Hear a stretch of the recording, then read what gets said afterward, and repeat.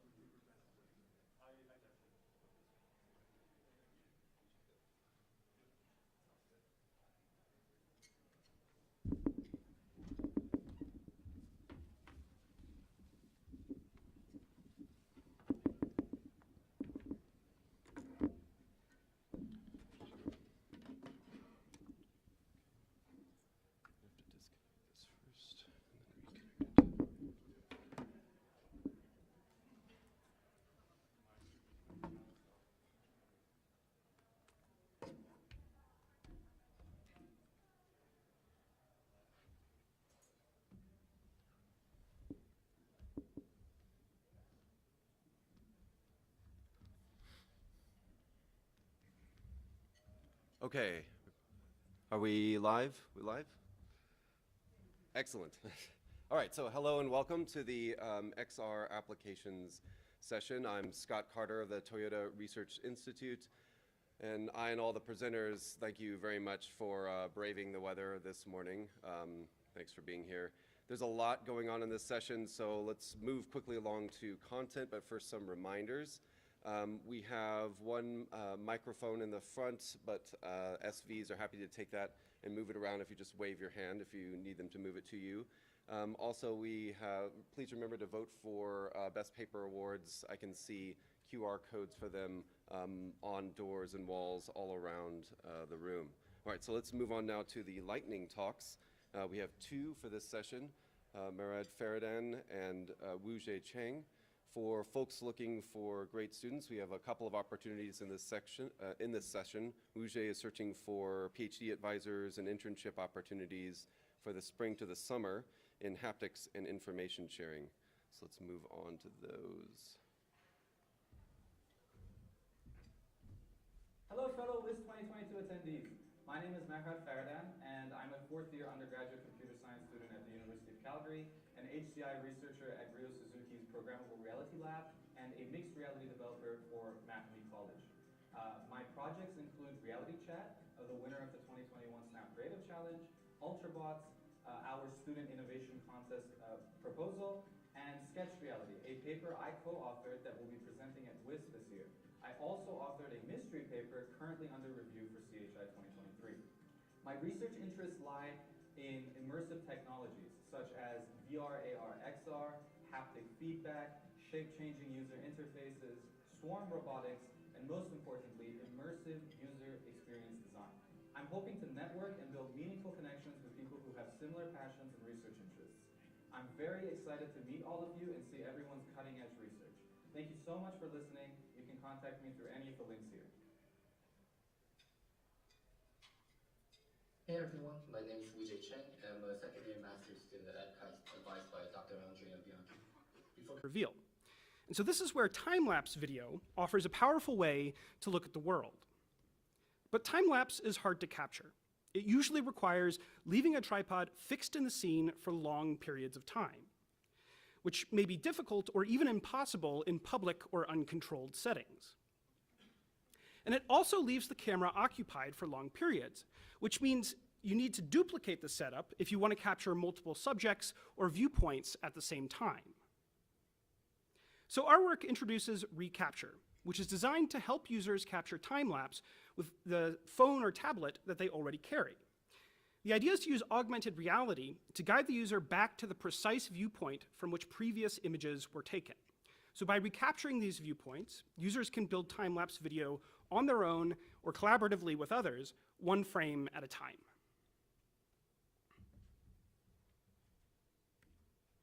So the central sub-problem that we're addressing here is rephotography, or the task of taking a photograph from the same perspective of some previous image. This is a 6 degree of freedom guidance problem, which is often much harder in practice than it seems. But this isn't new. Plenty of great work have explored rephotography and other closely related problems in the past, and we draw a lot of inspiration from this work in our own design. So there are two things that make our work different. The first is our focus on time-lapse. We are, to our knowledge, the first to explore handheld time-lapse capture, which brings some new challenges with it. The second thing that makes our work different is the scale and variety of use, which is really necessary for a lot of time-lapse applications. But to put this into perspective, where previous work has looked at maybe tens of recapture sessions, we have several thousand unique recapture sessions spanning over a year and well over 100 subjects. In fact, as a single user, I have over 5,000 captures just with my phone alone. So we're talking orders of magnitude more than essentially all previous work combined here. And a big part of our contribution is laying out the challenges and design considerations that arise with this kind of use. So we found two challenges that really make time-lapse different. The first is robustness and versatility. So what's really hard here is that the subjects of time-lapse can change a lot over the course of a time-lapse, but most guidance strategies rely on tracking things that remain the same.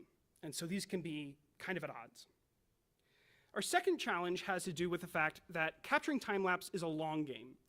It requires regular use over an extended period of time, so it works best when capture is integrated into a routine, which makes convenience a really important consideration, because every bit of inconvenience deters regular use, and regular use leads to some of the best results. So let me give you an example. So this is a flower patch outside of the public library that's across the street from my apartment. And when they first planted these, they weren't fully bloomed yet. Oh, sorry, here. So I started capturing a time lapse. And you can really see how much they change every day. So regular capture here really gives you a lot of detail. So here they are on May 8th, which was Mother's Day. And where things get really interesting was I woke up the next morning and saw this. And what I love about this is that it tells a story. So in this case, about somebody who doesn't have much respect for public property, but they love their mother. And I find that so interesting because it's the kind of thing that you never would have noticed if you weren't taking these regular photos and able to align them and see the details and know when those details happened. So we have a mix of sort of technical challenges on the one hand and usability design on the other, which is what makes this problem interesting. And so now I'll hand things off to Ruyan, who again is an amazing undergraduate who is applying for PhD programs next year.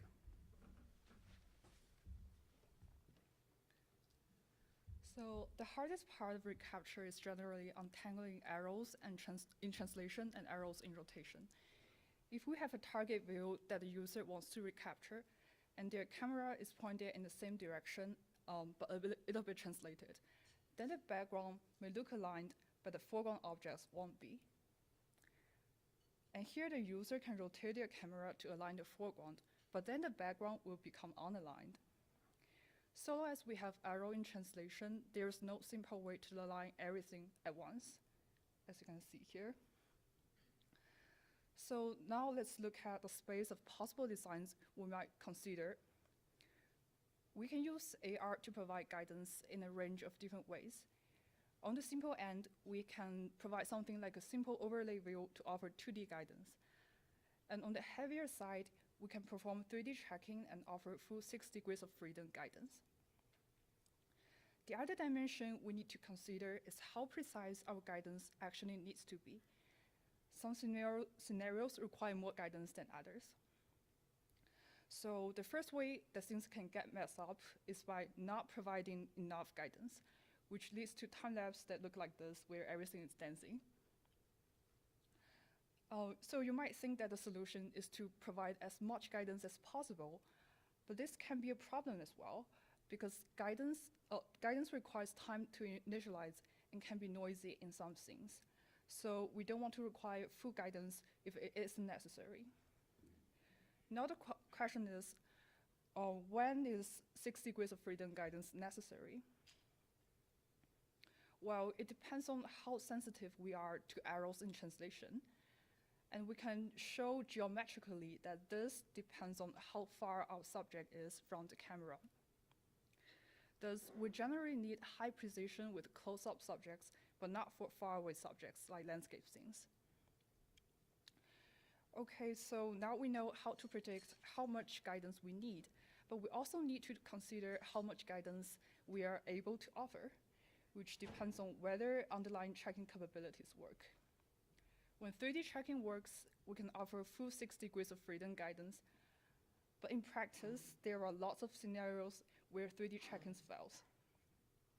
So when tracking fails, we are left with using simple 2D guidance, whether we like it or not. And it turns out that one of the best predictors of whether tracking will work is also subject distance. But in this case, tracking tends to work best for close subjects when recapture is harder for humans. In our proposed solution, we first covered the 2D guidance side with overlay mode. It simply puts an overlay of the reference view on top of the camera view. It is the most efficient and robust mode, which encourages frequent use of the app. And here's a sample result captured with the overlay mode over a year of capture. And if we zoom in, you can see that the buildings, the construction is going out in the background. On the other side of the guidance spectrum, we offer 3D mode, which provides decomposed 6 degrees of freedom feedback in terms of rotation and translation in each axis. And the system automatically takes the image for the user when all 6 degrees of freedom are aligned. One of the advantages of 3D mode is that we can capture a subject from multiple views with high precision.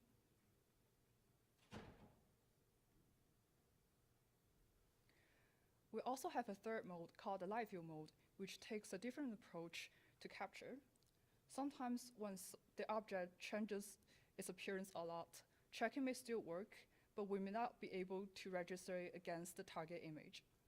In this case, instead of capturing the target directly, we can densely sample images around where we think that the target may be, and use those images to reconstruct the target offline. So live view mode is designed to help users capture this dense data with the visualization of coverage. This also let us apply image-based rendering techniques to reconstruct time-lapse in 3D. And for more information, please see our paper. In the paper, you will also find details of our user study, which validates this picture of design space and our multi-interface design.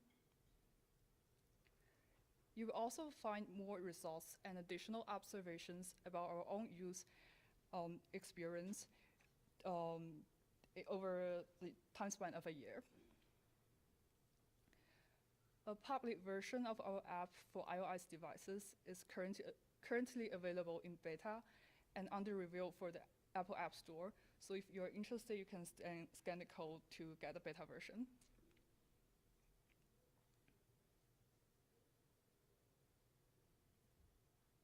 That's the end of my presentation. Thank you, and we're happy to take questions.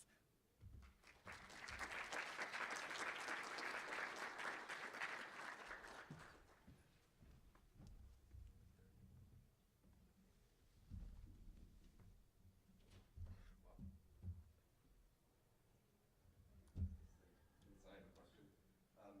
So time lapses, combine lots of photos together into a video, but could you also consider injecting an actual video into the time lapse itself, like have somebody sit and take a video and then maybe do sub-selection of salient keyframes and inject that into the final time lapse video? Do you think that would work? Would that be useful? What do you mean by having somebody? Well, so a lot of photos are very static, but there might be some event that's happening. So, for example, if you caught the guy who was cutting the flower off, and you actually took a video of that, could you inject that in by doing some sub-sampling, so you would see him just doing a few actions because it's more salient? Yeah, that sounds very interesting to me. Yeah, I think it's definitely doable if we select the first frame of the video and then align that along with the others. Hey, Jackie from Stanford University. Great work. I guided time-lapse videos. Thank you. And I wonder, so do you align all the new frames with the first frame so that it will be more stable,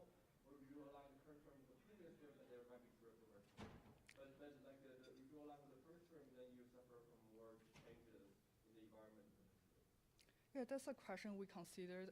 So the current version aligns everything with the first frame, and we did try with the previous frame, but that will cause accumulated error over time. Yeah, cool, thanks.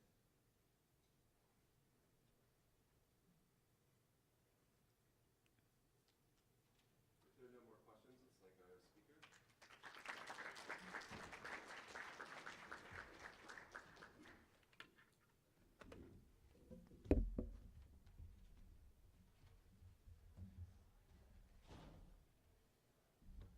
Okay, so the next talk, ready to go, great, is ARDW. Go ahead and come up.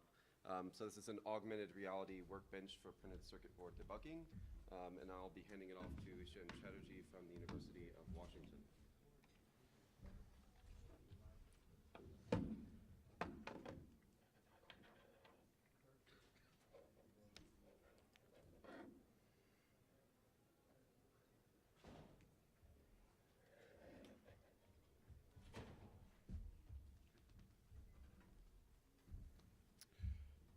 Awesome, thank you for the introduction, Scott, and good morning, everyone. So printed circuit boards are one of those base components of any piece of electronics equipment. This laptop that I'm presenting on, the projector for the slideshow, the car you drove in on today, all have many, many circuit boards, and this is a multi-trillion-dollar industry. And not only do more and more devices contain circuit boards, but the boards are increasingly complex. To illustrate this, on the top is a thermostat from 15 years ago, and on the bottom there is 2 out of the 4 PCBs that are in a thermostat nowadays. But despite this increase in complexity, during the development process, the tools available to electrical engineers to debug printed circuit boards, like these ones, have actually remained largely unchanged. And that is, we find that it's still very much a manual process. So in prior work published at DIS, we interviewed 11 electrical engineers on their usual tools and workflows. We observed engineers typically had the PCB on the workbench or lab bench in front of them.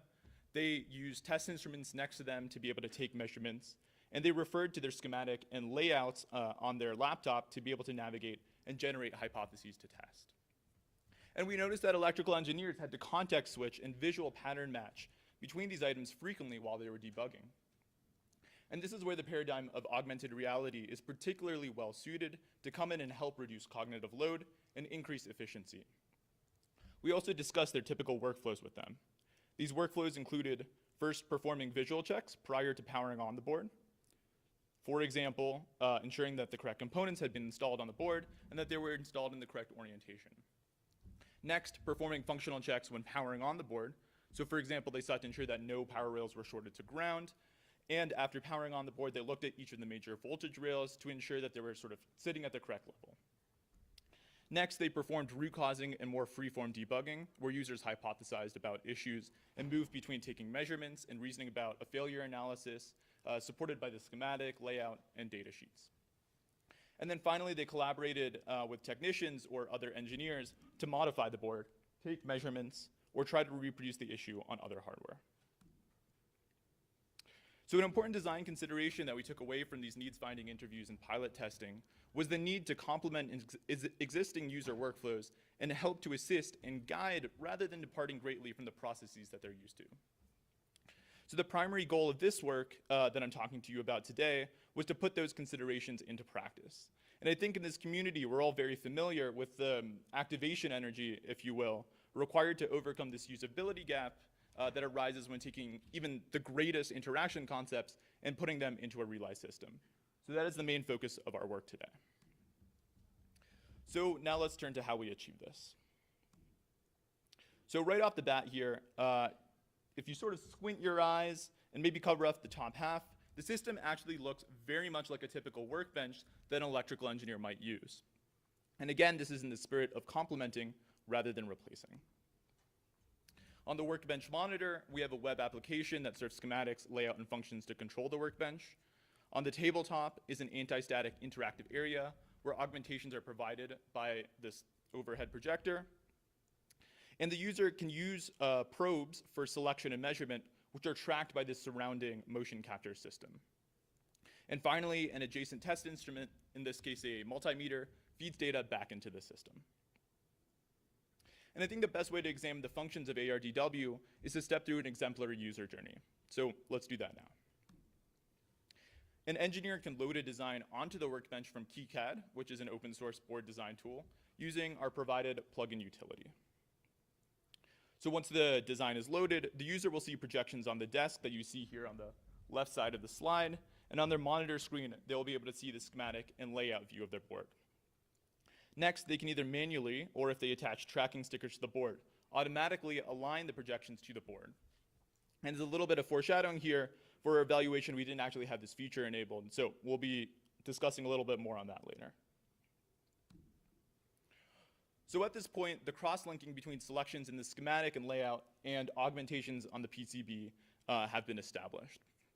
And users can simply click on a component, pin, or net on the screen, and that highlight appears on the board right in front of them. The other thing they can do is they can use their probe to be able to select items on the board, and since the system knows the location of the probe on the board, we can have those items highlighted back on the schematic and layout views, and you can see that happening here.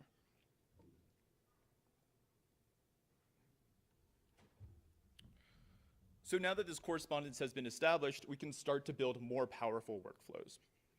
So for example, if the user wants to perform a visual inspection and ensure that each component has the correct orientation, we can display all the pin ones on the board itself.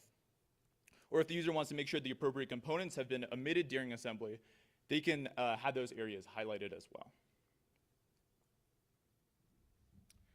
Another powerful workflow is to help users record voltage measurements during bring up or while testing hypotheses. So on the sidebar there, users can input measurement locations that they wish to take and add test bounds. So now they've gone through and added a number of measurements, and those corresponding probe points can be highlighted on the board itself. So here, all of the locations that they can access ground are highlighted in purple, and all the locations that they can access 3.3 volts net is highlighted in green.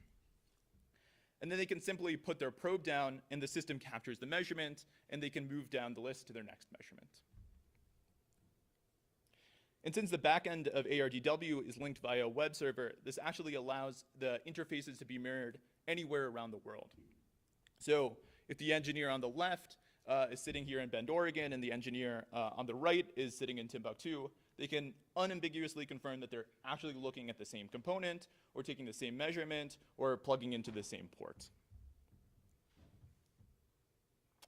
So to evaluate our system, we brought in 10 electrical engineers with experience across industry and academia. We conduct a few usability tests across a set of directed and free-form debugging tasks. And for the quantitative task time and effort data, I'd encourage you to look at the paper. In this presentation, I'm going to be summarizing the qualitative feedback here because it's probably most illuminating and instructive for future work. So what worked well? Across all the tasks, participants noted that reducing context switching, specifically the need to look between design files and the board, made their debugging experience easier, faster, and increased their confidence. This was especially true in scenarios with particularly dense or large boards. They also appreciated the directness of the probe interaction. They could put their probe down on an area on the board and get information instantly. And finally, the features that we built into the on-screen web interface, like automatic cross-linking and a clean zoomable canvas, were all well appreciated. On the flip side, one of the challenges our system faced was that augmented highlights were imprecise at very fine scales. And while we could reliably illuminate 0402 components, 0201 packages were challenging. And this probably could be alleviated with better projection optics and a sturdier mount. Another challenge was the imprecision of probe tip localization at fine scales. And there were a few reasons for this, but the main one was that as users probed the board tended to shift slightly, which would cause the hitbox, or even worse, the wrong hitbox, a no hitbox or the wrong hitbox to be triggered. So following the user study, we enabled board tracking by attaching stickers to the board surface and brought a couple participants back to be able to examine whether that helped alleviate these issues. We got very positive feedback in those sessions, and they were able to reliably select items as small as 0201 components. And finally, if this were to be a deployable system, I believe the motion tracking rig could be replaced with a cheaper tracking system. The board has a lot of high-frequency visual features, so a dedicated engineering effort could probably make an optical camera work.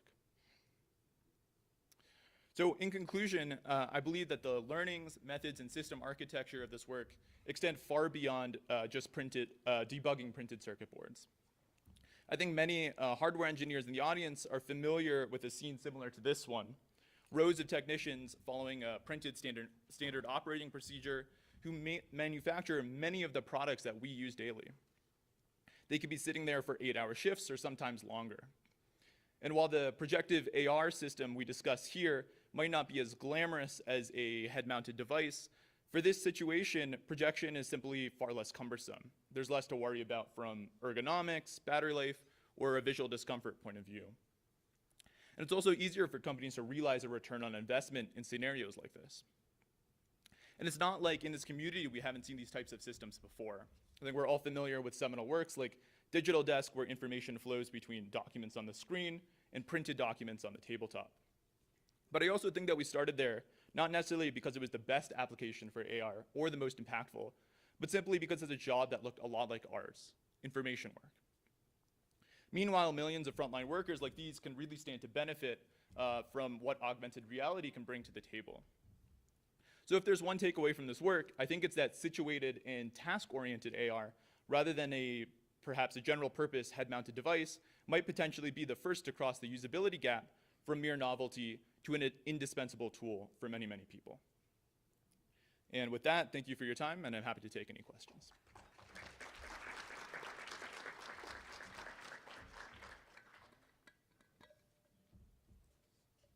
Well, thank you very much. I'm Joe Darwell from the Hasselblad Institute. I really like your work. I have a little bit of question about your system when it comes to mass production. Because when it comes to ordering PCB, in my personal experience, it's like it's mostly building like 20 or 30 pieces at the same time. Trying to, I would like to know when it comes to like building or testing like 30 PCBs in your system. Yeah, that's a good question. Let's see, I might have a slide for that here.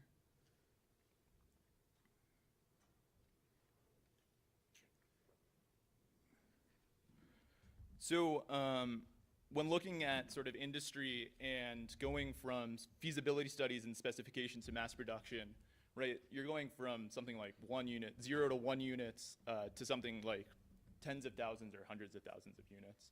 So in our case, and maybe research, if I understood your question correctly, and correct me if I'm wrong, in research, we typically deal with maybe tens of units or a few units. But already, as you start to go from the prototyping stage into things like EVT, you're already getting up to tens or hundreds of units, and this validation is also typically fairly manual.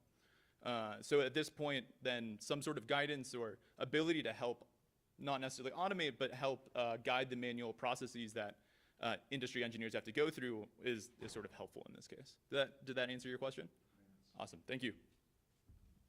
Very cool work. Great work at the University of Chicago. I'm wondering, you know, I'm totally with you. I actually love the probe interaction. I thought that was super cool.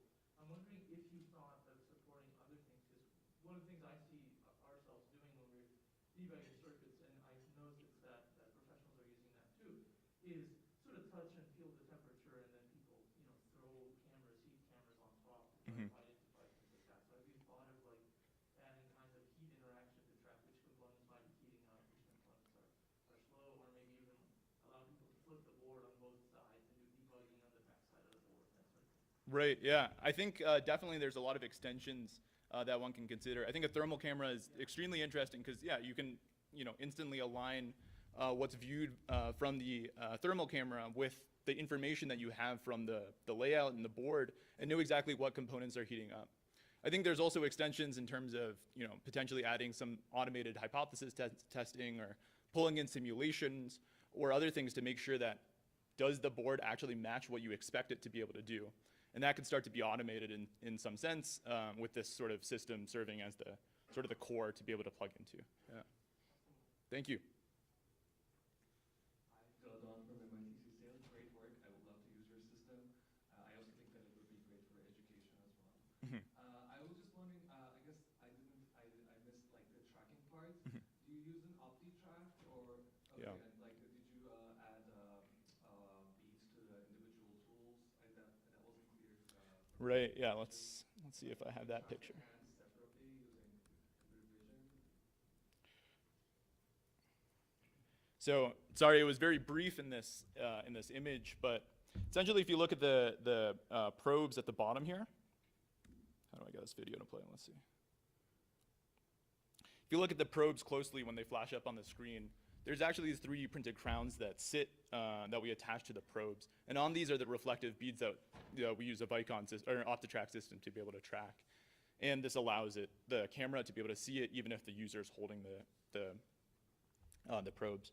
Oh, it looks like we cut it out of this because it's only the right side of the screen. But maybe you can see it just down there.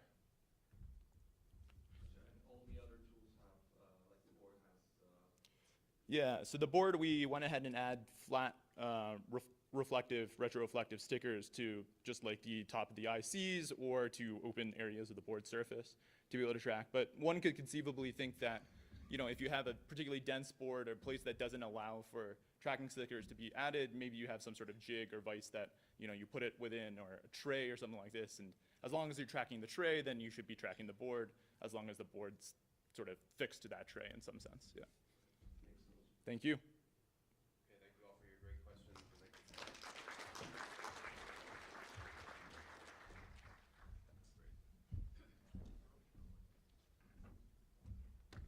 Right, so moving right along, next we have detecting input recognition errors and user errors using gaze dynamics in virtual reality.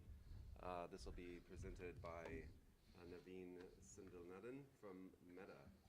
And just a reminder, we also have SVs monitoring Discord channels if you have questions there. We'll try to work them in and, of course, find the speakers in the breaks. Great.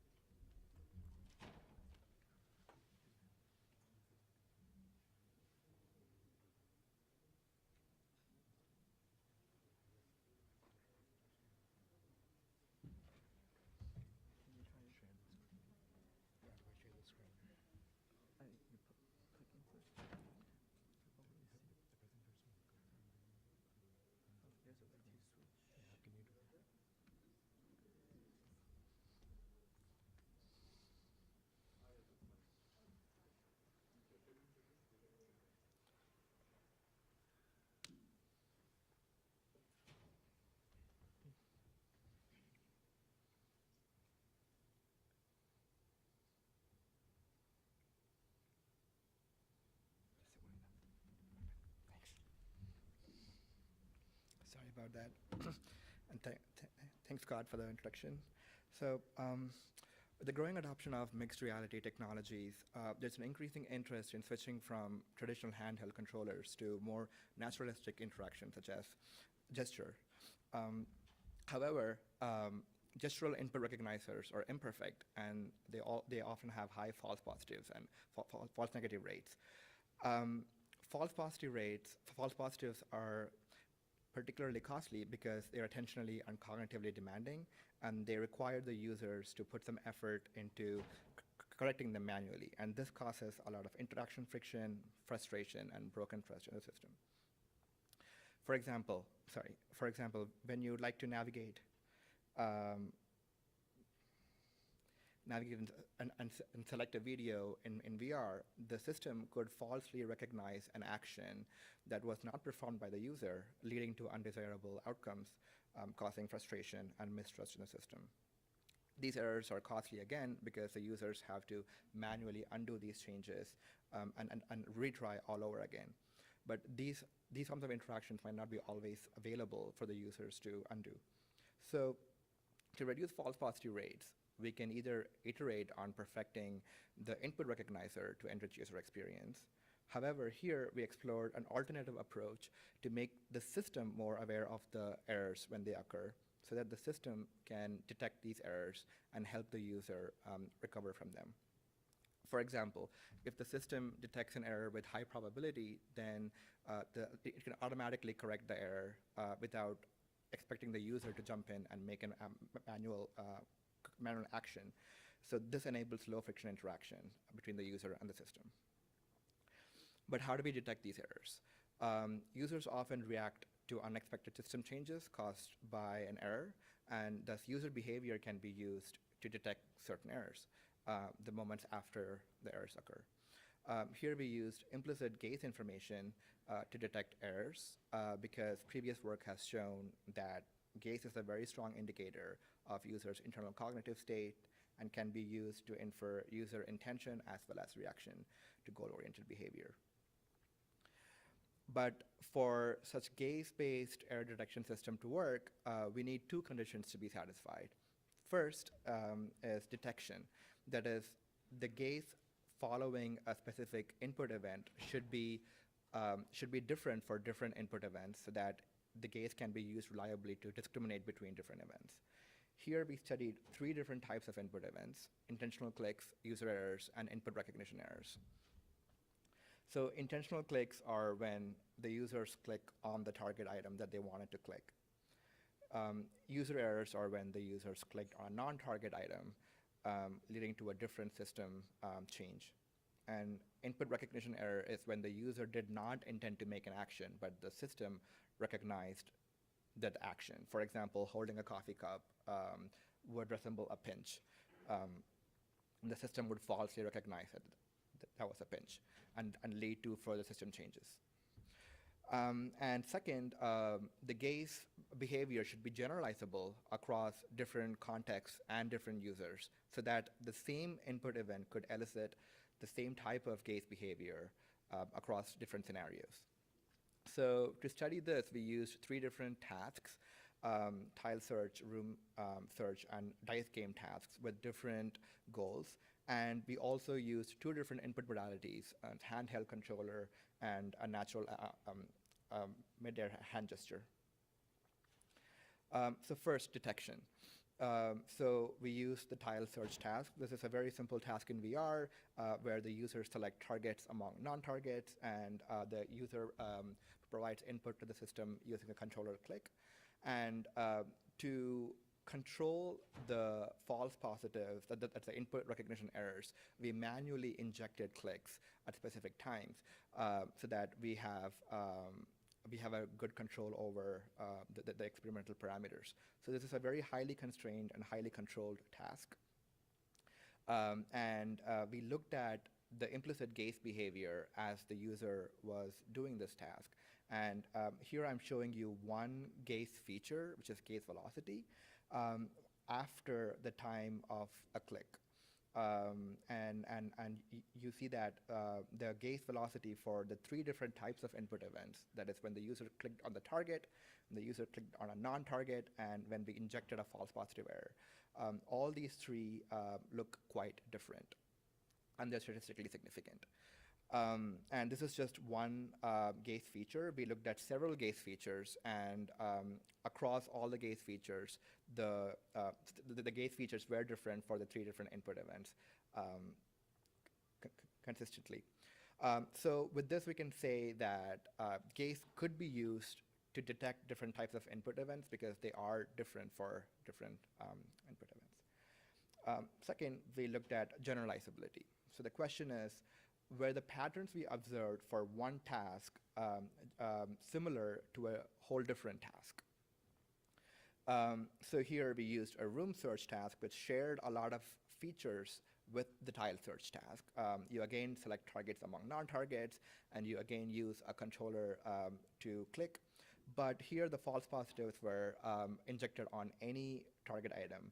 Previously, in the tile search task, the false positives were injected only for non-target items. I forgot to mention that, sorry. And the user is free to navigate, so it feels a little bit more naturalistic. And this is a relatively less constrained task compared to the tile search task.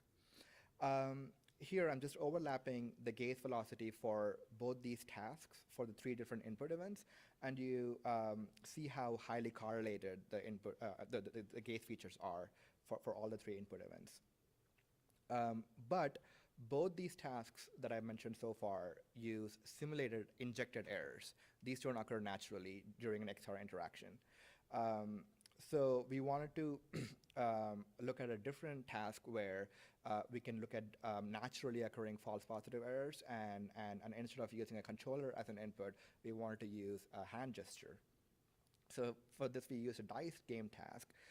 Here, the user select targets using a mid-air gesture, a pinch gesture, and this is a Yahtzee game. And we had a ground truth system, which is basically an electro ring that the user wears on the index and the thumb finger. So anytime the user pinches, we know for sure that the user pinched, made a pinch selection. So we can denote. We can annotate the sequence, and we can identify false positive clicks.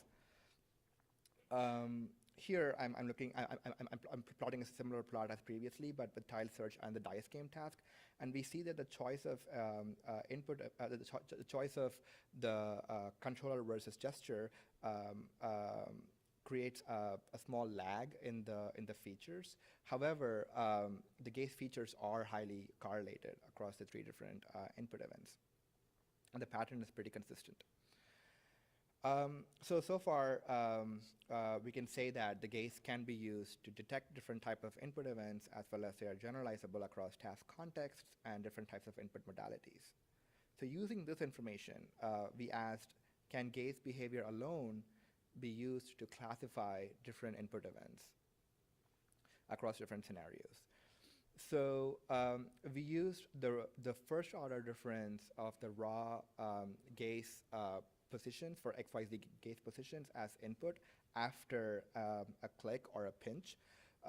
And we ran it through a TCN model, a 3-layer temporal convolutional neural network, to train the model to detect these 3 types of input events.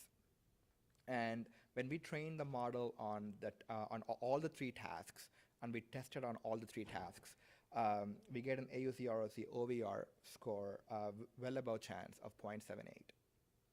And when we used the same model trained on all the 3 tasks and tested it on individual tasks, we again see a really good score of 0.75, 0.7, and 0.82 for individual tasks. And this is the confusion matrix for the 3 different input events, and it again performs well above chance. Here the chance level is 0.33. Yeah, so just to summarize, we can say that the gaze-based system has potential to be used in real-world applications because it can be used to detect different types of input events, as well as they're generalizable across different tasks and contexts. Yeah, that I would like to take some questions. Thank you.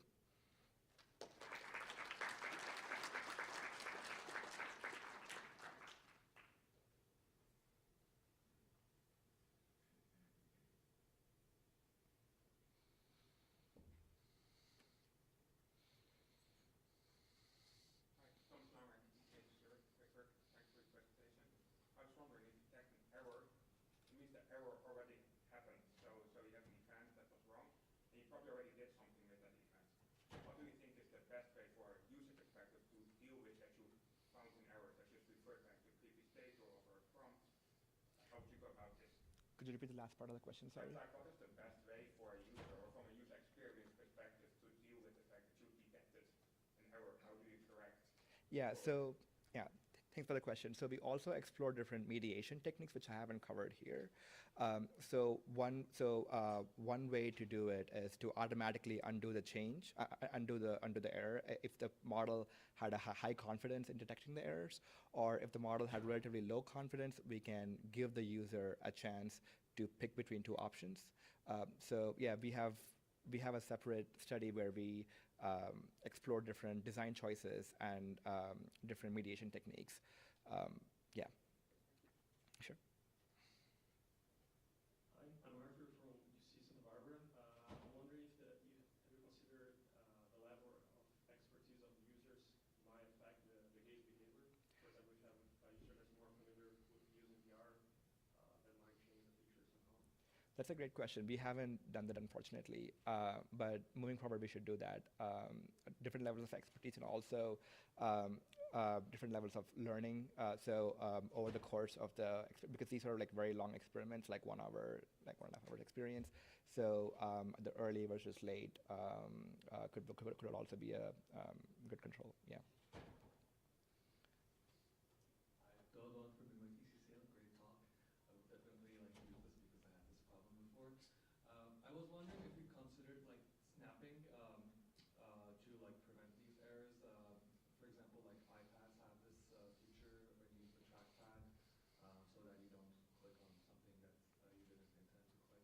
Yeah, that's a great question. So here we only explored selection errors. So that is more for targeting errors, which we are working on right now as well. So yeah, that'll be a great mediation technique for the targeting errors. Yeah. Thank you. For the questions, it's like our speaker.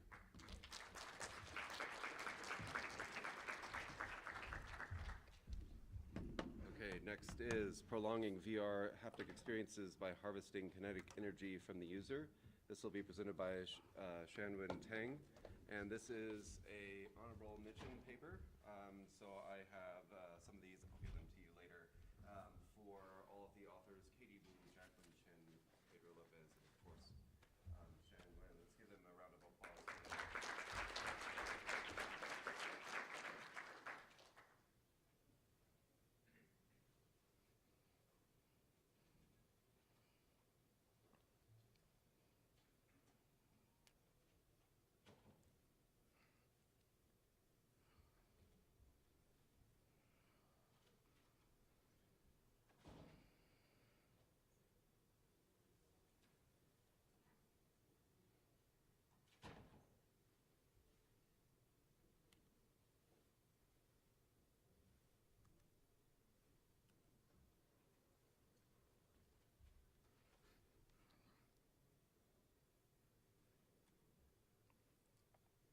Okay.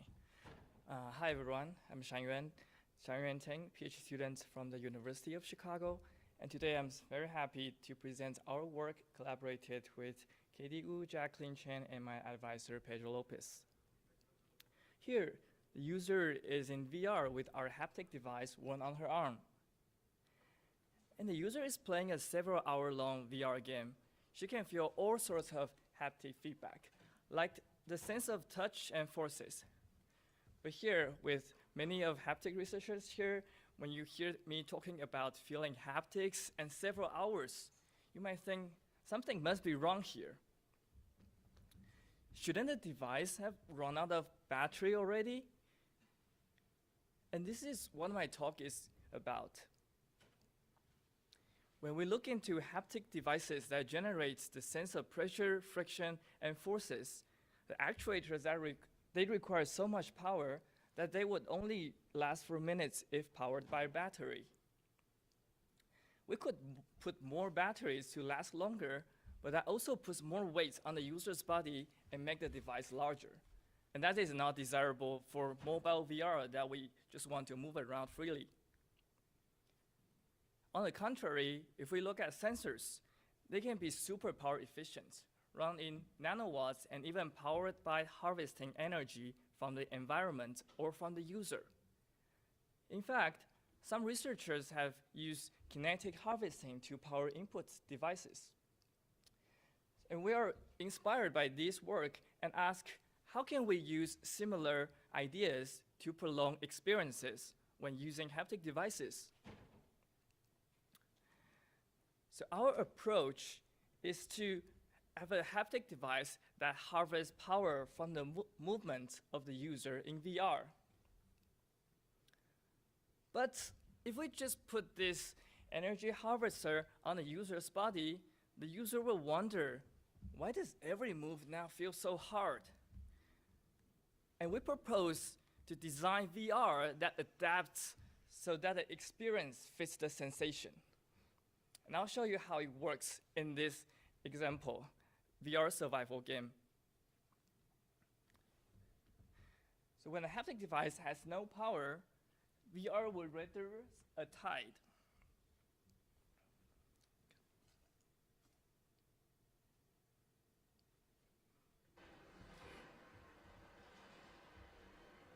And after the wave have flushed over the island, the user starts swimming for their survival. And when the user swims, she feels a resistive force offered by our device, which at the same time, the device harvests energy from the user's movements. After 1 minute, our haptic device has enough power and the VR can adapt again. This time, VR renders this island for the user to explore. Our device contains a custom clutch that can disconnect the user's arm to the energy harvester. When it unclutches, the user will not feel resistive force anymore. Now, VR has the power and can render other haptic interactions. For example, when the user punches the palm tree, a vibration motor in her palm will vibrate, using the power just previously harvested from the user. Now the user picks up the coconut and brings it to the rock in order to smash it for hydration. And our device provides a sense of pushback by electrically stimulates on the user's muscle. The VR can always go back to harvesting interactions when needed, and this can go on and on. So here we show this rich haptics power ad infinitum by designing VR that dynamically changes to conceal the fact that the device sometimes needs to harvest energy from the user. Let me tell you how we made this. I'll briefly show you some key challenges here. First, all haptics are powered by a connected harvester instead of charging a battery ahead. We use a DC motor that harvests elbow movements into electricity. And this electricity is then stored into various supercapacitors and electrolytic capacitors. They can charge up much faster than lithium batteries. With this, we can boot up a Bluetooth-enabled microcontroller with 1 minute of harvesting. And these capacitors also power other haptic actuators. With 1 ton of movements harvested, they can power 1 or more times of haptic actuation. We will open source the schematics on our lab website if you want to build your own harvesting haptics device. The second challenge is how to switch off the kinetic harvester when we don't need it. The key is to design a kind of clutch that can connect the harvester on demand. We designed this clutch utilizing an electropermanent magnet to minimize power consumption. When the gear is engaged, the elbow movement is connecting to the harvester. Thus, the device will harvest energy from the user's movements.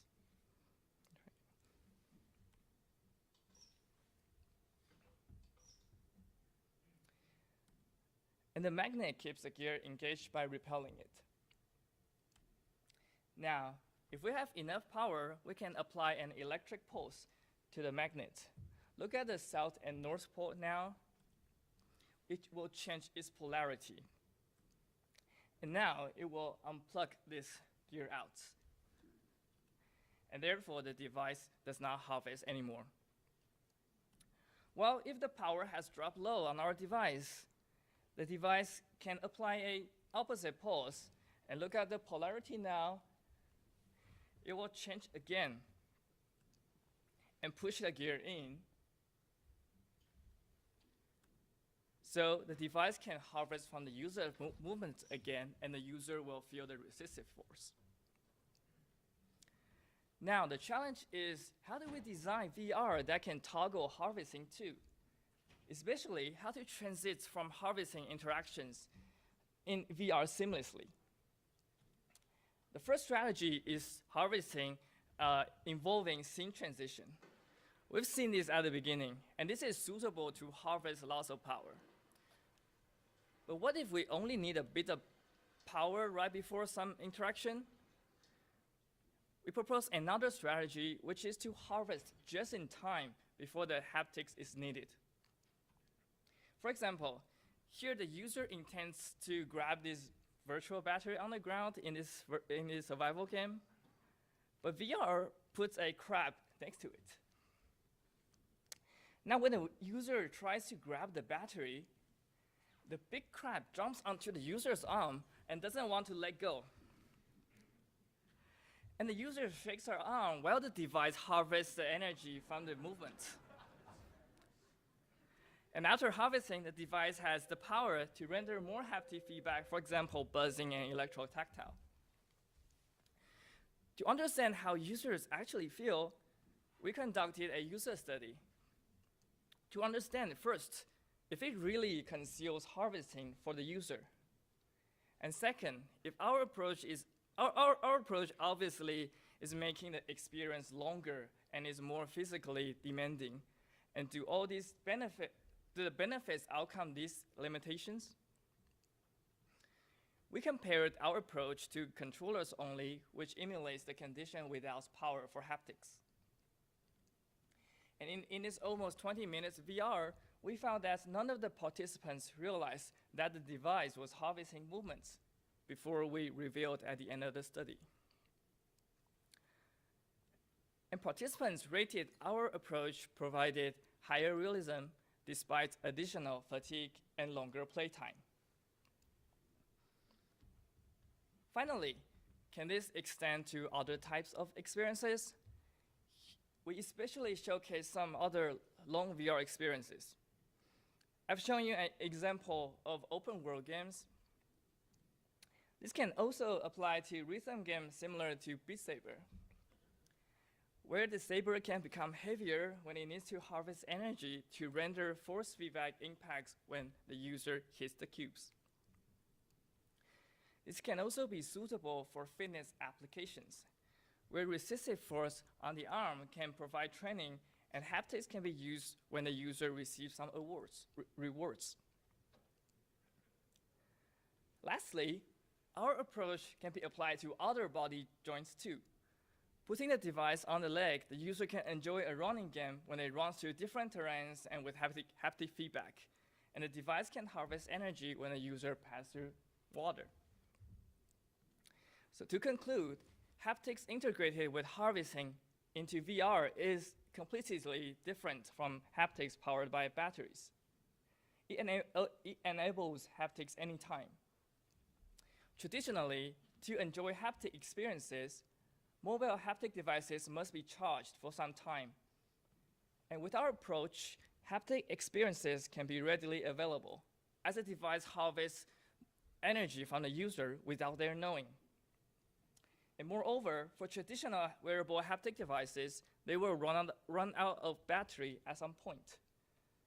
And with our approach, haptic experience can be prolonged while the user makes the device alive again through their movement. Now, let me tell you why I'm so interested in this. So in fact, this is part of my PhD thesis topic, which I'm currently exploring. That is how to integrate rich haptics into our life. Both personal computing and more immersive media like VR or AR, they advance towards mobile, but haptics are just no more than vibrations. I examined the roadblocks that prevent rich haptics from entering our life, and found that first they all abstract all our everyday tasks. And that led to my past research, Touch and Fold, which is a haptic device that folds away when you interact with everyday objects. This increases the mobility of haptic devices. Now, the other problem is that haptic devices are all tethered to large power sources and cannot support long time of use. And this is what I explored in this project. By combining energy harvesting to increase the availability of haptic devices. And altogether, I hope to fit rich haptics into our everyday life. With that, I want to give big thanks to my co-authors. Katie Wu, who's here with us in VR all the time, and she's also here in person.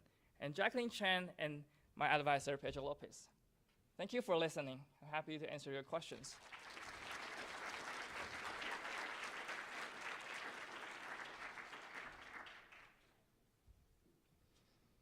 Thank you for a great talk. I'm Takuya from the University of Tokyo. It really changed how I view like haptic devices and like without increasing them would just like really like increase burden for maintaining them. It really changed my mind for that. My question is like there's a lot of VR devices, like all of the like headset and controllers and all of these feedback devices and these stuff. And like I was wondering like if we design like the VR interaction in a certain way, like swimming all the time or whatever, like until what we'll be able to like maintain? Like, would we be able to maintain controllers or like VR headset, or like I wouldn't know the energy order that can be maintained through like these VR realistic situations. Yeah, very good point. So we choose to harvest kinetic energy from the user's movement because that actually can provide a large source of energy. And as a first prototype that we made, we can provide like, around 0.1 watts of power, and that could power some haptic actuators. But in fact, our movement actually provides several watts of power. So if we optimize this energy harvester's efficiency or add more like reducing gears to make it harvest more power, then I feel it could be possible to also power other devices. Well, for example, eventually we want to power the headsets too. Yeah, thank you. That's quite a lot, and I'm really excited to start. Thank you. Thank you, Shane. This is Andre from KAIST. So a question. Did you perhaps investigate when you designed the device when actually users do need power at most? So typical example, I reach out my VR headset and it's off. Like I forgot to charge it, or it's been unused for a few days, so it's not charged to get started with. So in your case, for example, you might end up always with the training phase of a similar scenario in which you need to charge it first. So I was just wondering, when you motivated this scenario, did you figure it out when actually charging is needed? Like not in between, but do you need it, for example, at first, even before when you just start? You're asking when? Like from the user point of view, Yeah. when does most likely need to be charged the haptic experience? At first, for example, because they're already without battery? I see. So in our design, it depends on the current power on the device. If the power is already run out, then the VR has to respond to let the user charge. But if still has some power, then VR can render something and prepare for some harvesting events later on. So it really depends on, the idea is to check the power first and then decide what kind of interactions is suitable to run. Thank you. Hi, Sung-Yuan. Hi. I'm Sue from UCLA, and I really like this work. Like you can enable a longer experience without breaking the immersion. So my question is, who came up with the idea of the pink rod? Okay, just kidding. So I'm trying to ask about the energy efficiency. So we noticed that we have to swim to gain the power. And I wonder, for example, in the survival game, how frequently do I need to swim to keep the power? Right. Actually, we intentionally to design the energy storage to be small because we want to investigate what happened when the device run out of power. And in our study, the user charge up the device within 1 minute and then explore 5 minutes of interaction on an island, and then they will roll again to another island. That's impressive. Thank you. Let's thank our speaker. Sorry for that.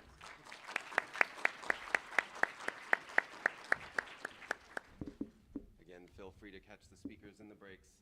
Next, we're moving on to Mimic, an in situ recording and reuse of demonstrations to support robot teleoperation. Karthik Mahadevan is going to give the talk. Take it away. That's good. Hi, everyone. My name is Karthik, and I'm a PhD student at the University of Toronto. And today I'll be presenting the work I did in collaboration with Yan Chen, Maya Chakmak, Anthony Tang, and Toby Grossman. So robot teleoperation is commonly used in scenarios in many domains where, for instance, like manufacturing and healthcare, where full autonomy isn't necessarily possible to achieve at this point. However, prior work, because of this kind of challenge, prior work has investigated how we can build better interfaces, more usable interfaces to make it easier for teleoperators to complete these more productive tasks. Now, one of the biggest challenges with teleoperation today is that controlling these high degree of freedom robot arms with low degree of freedom interfaces, such as a game controller, is a challenging task. Another observation that's kind of important to notice here is that most teleoperation tasks today involve some level of complexity, of course, but also some level of repetition. So for example, if you look at this image here, if we replace the objects that the robot is trying to pick up here with a varying amount of objects with different shapes and sizes, the task becomes a lot more complex. However, there's repetition involved because the robot has to do the same thing over and over. So we take inspiration from the domain of end-user robot programming, which emerges as a viable method to program robots on the fly, using a variety of different approaches, for instance, visual block-based programming, tangible programming, as well as in situ augmented reality on tabletops or for mobile robots on the ground. We noticed that despite the popularity of end-user programming for robots, typically they're used in contexts where the robot is pre-programmed ahead of time, and usually in co-located settings where the user and the robot are next to each other. We haven't really seen it being used in teleoperation, where the user has to provide live input all the time, and there is potential to be using it in this context. So the goal of our work is to make the teleoperator's job easier by enabling periods of automated behavior mixed with direct control. So we distilled this high-level goal into some specific design goals, which you can see in the paper, and that led us to build our system, which we call Mimic. And this system blends end-user programming, end-user robot programming with direct control to aid teleoperators to perform these complex and repetitive robot movements. And the key insight here is that we are targeting the deliberate activation of automation by the user, so they have the agency to trigger this automation at any time, as opposed to the robot kind of doing it on its own. So the pipeline for Mimic looks as follows. There's kind of three major steps involved. And the first step involves the user demonstrating at any moment during a task a robot trajectory using whatever interface they have available, for instance, a game controller. Once they've done this, they can take the demonstration that they've just provided, they can make changes to it, they can parameterize this, and then save it to a database, which prompts learning of the underlying characteristics of that movement. And this is typically done with a single demonstration. Later on, they can employ this template that they've saved to perform the same action in different situations, just using activation by themselves. But in combination, they can also provide input through the interface they have available, for instance, the game controller here. So the context that we kind of used to study this was grocery bagging, because we've recently seen some work looking at how we can use VR to teleoperate robots to do stocking of items in a grocery store or even bagging. And one of the kind of interesting parts of this type of scenario is that there's a lot of complexity coming from different sources. So for instance, grabbing objects of different shapes and sizes. If you have to scan these objects, you need to find the barcode, which could be in different locations. Knowing where to place the items once they're scanned. So for instance, maybe perishables need to be placed in a specific bag, versus cleaning supplies would be in another bag. So there's a lot of complexity involved, but there's also repetition because the user has to do the same thing over and over. So in the first kind of step of this pipeline, the user would basically use the interface they have available. They can start recording a demonstration just by pressing a button. Here, the user is recording a template to grab a bottle from the top. And once they've kind of started the recording, the system in the background is recording joint information about the robot. So for example, the positions and velocities of each joint. Once the user is done recording the demonstration, the system will take the joint trajectory that they've just provided and kind of distribute this or decompose it into meaningful segments using a segmentation algorithm. And this is visualized in the dots that you see on the user screen. At this point, the user can modify the trajectory to their liking. So for instance, maybe they want to split the segments that the system has proposed, or they want to merge some segments together, or maybe they want to remove some unwanted input. For example, maybe the robot was idling or the user was waiting for something to happen. So once they're satisfied, they can parameterize this template using one of two movement patterns that we have available here, a pick or a place, which covers most of the teleoperation tasks that people do today, but there are other ones, for instance, shaking an item or stirring or using tools, which we don't cover here. So once the user, for instance, if they're trying to record a pick template, they need to specify the object types that are that the system will use when it's trying to pick up these objects. If it's a place template, the user can specify locations where the object will be dropped off. So once they hit the save button, the system in the background, we're using a model-based behavioral cloning method, and we're able to use a single demonstration to model the characteristics of that movement. Although you can always provide more demonstrations if you'd like. So the way that this is actually working in the background is we're employing a method called dynamic movement primitives, where the idea is that we're trying to take the user's imitated trajectory, we're trying to take the trajectory that the user's provided. We're using a forcing function made of Gaussians, and we're just trying to learn the weights of those Gaussians so that we can replicate the trajectory as closely as possible across the different degrees of freedom. So for example, in the position XYZ and the orientation XYZW. And these weights can be learned through some sort of regression method. And once the weights are learned, we can save these and store it in a database. Later on, the user can employ these templates using one of two approaches. The first one is through macros, where the user can select a template they've already saved before. They can make changes to that template. For instance, maybe I want to create a pick template to pick up all the bottles of maybe bottles and cans. So I can select those items that I want to apply the template to. And then I can assign it to a button on my controller, for instance, the A, B, X, and Y buttons. And then the user can press that button at any time, and the movement that they've kind of recorded originally can be applied to all objects in that space that apply to that macro, and they no longer have to apply manual control using the interface. They can also go one step further and create programs which combine these individual templates. For instance, maybe I want to pick and place objects into a specific bag as part of my grocery bagging task. In that scenario, I can create this program, and I can create multiple programs using this approach. And each of these programs is composed of up to 2 templates, but in theory, our system can support a number of templates. So at this point, the system can decide at any point if there is a possibility to perform a program. It can execute it on its own. And the most important thing to note in both the macros and programs case is that the user can intervene at any point simply by moving the controller. In the case of macros, it means you're going to cancel the movement. In the case of programs, it means the current execution pauses until the user is done. And so here we're effectively blending the direct control and some sort of automation. And in the background, what we're doing when we're actually using the templates is that the template that the user wants to use, we're taking the learned weights, and all we're doing is we're taking the we're assigning arbitrary start and end positions depending on where the robot is located, where it's trying to go. And we're just creating a new trajectory for each degree of freedom and translating it back into robot trajectory, a smooth robot trajectory that it can actually execute. With this in place, we can do a lot of different interesting things. For instance, we can auto-complete a task. So let's say I want to take these cans on the left image, and I want to place them all in a box. I can simply perform or create a template on the fly, and then I can press a button to activate that macro and just quickly complete this task without having to do the low-level control. So we evaluated our system through a direct comparison of the direct control approach where there is no automation. We compared it to macros where there's deliberate automation triggered by the user, and a more automated approach, which is programs. And both in macros and programs, the user can still apply input on their own.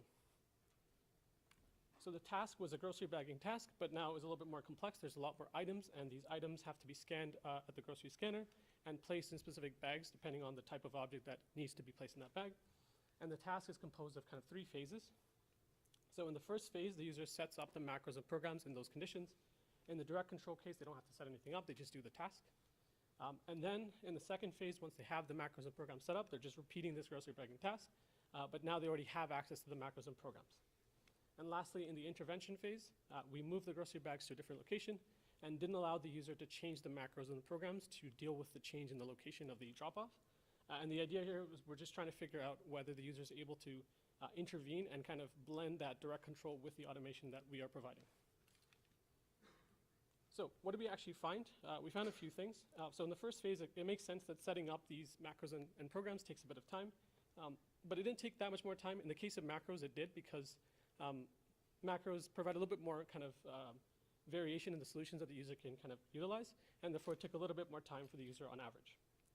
So once that was over in the second phase, we can clearly see the advantage of using this automated approach using macros and programs performed a lot better than the direct control case, which is what we want. when there's minimal intervention required. Of course, this is an ideal scenario. Now, in the last scenario, we have the intervention where the user has to take over at the very end in order to place the objects in the correct locations. And there we found that the performance of macros and programs is almost close to the direct control case, which is great because the user doesn't have to do the low-level control anymore, but they're still able to achieve similar performance. We did notice one important thing, though, that sometimes users made errors. So for instance, in the case of, there's kind of two types of errors they made. The first error is that the user would forget to take over because they're kind of used to the automation doing the work. And in that case, the robot just places the object in the wrong location. Other times, the user would take over for the robot and just place the object in the wrong location because they're not grounded in the task anymore. In terms of like qualitative experience, people found that using macros and programs was fairly easy, and the overall experience using the system was pretty good. So in terms of future work, we have a few different kind of interesting things we want to explore. One of the most important things is that we've grounded this in a simulation environment, where we are currently implementing this in our lab robot to see whether the performance kind of gains will still hold up. The other thing is that currently for the evaluation task, the user was given a set of templates, and all they had to do was create the macros and programs and execute the task. But in reality, users might create different templates with different lengths and different types of complexity of movement. That could affect the task performance, so that's something we want to explore. The other most important challenge, I think, is the transitioning between automation and direct control, which we found was a bit of a challenge sometimes for users. So that's something we want to create better models for and support. So for instance, maybe rewinding a movement if the robot fails when it's using a macro or a program, so the user can kind of quickly correct the robot. And also providing some sort of visualization aids to make it easier for the robot or for the user to know what the robot's doing. And lastly, we want to expand macros to support things like conditionals. So for instance, maybe one of the limitations we have is that we only have 4 macro slots available in the current iteration. Ideally, if you have hundreds of macros, you don't want to have to keep adding them and removing them. So having some way of intelligently detecting when a macro might be available to use or presenting specific macros to the user when they're appropriate based on the task context would be something we want to explore. So with that, I just want to thank everyone. The main takeaway here is that macros provide an appropriate balance between direct control and full automation, and takeover is still a challenge we need to address. So thank you very much, and happy to take questions now.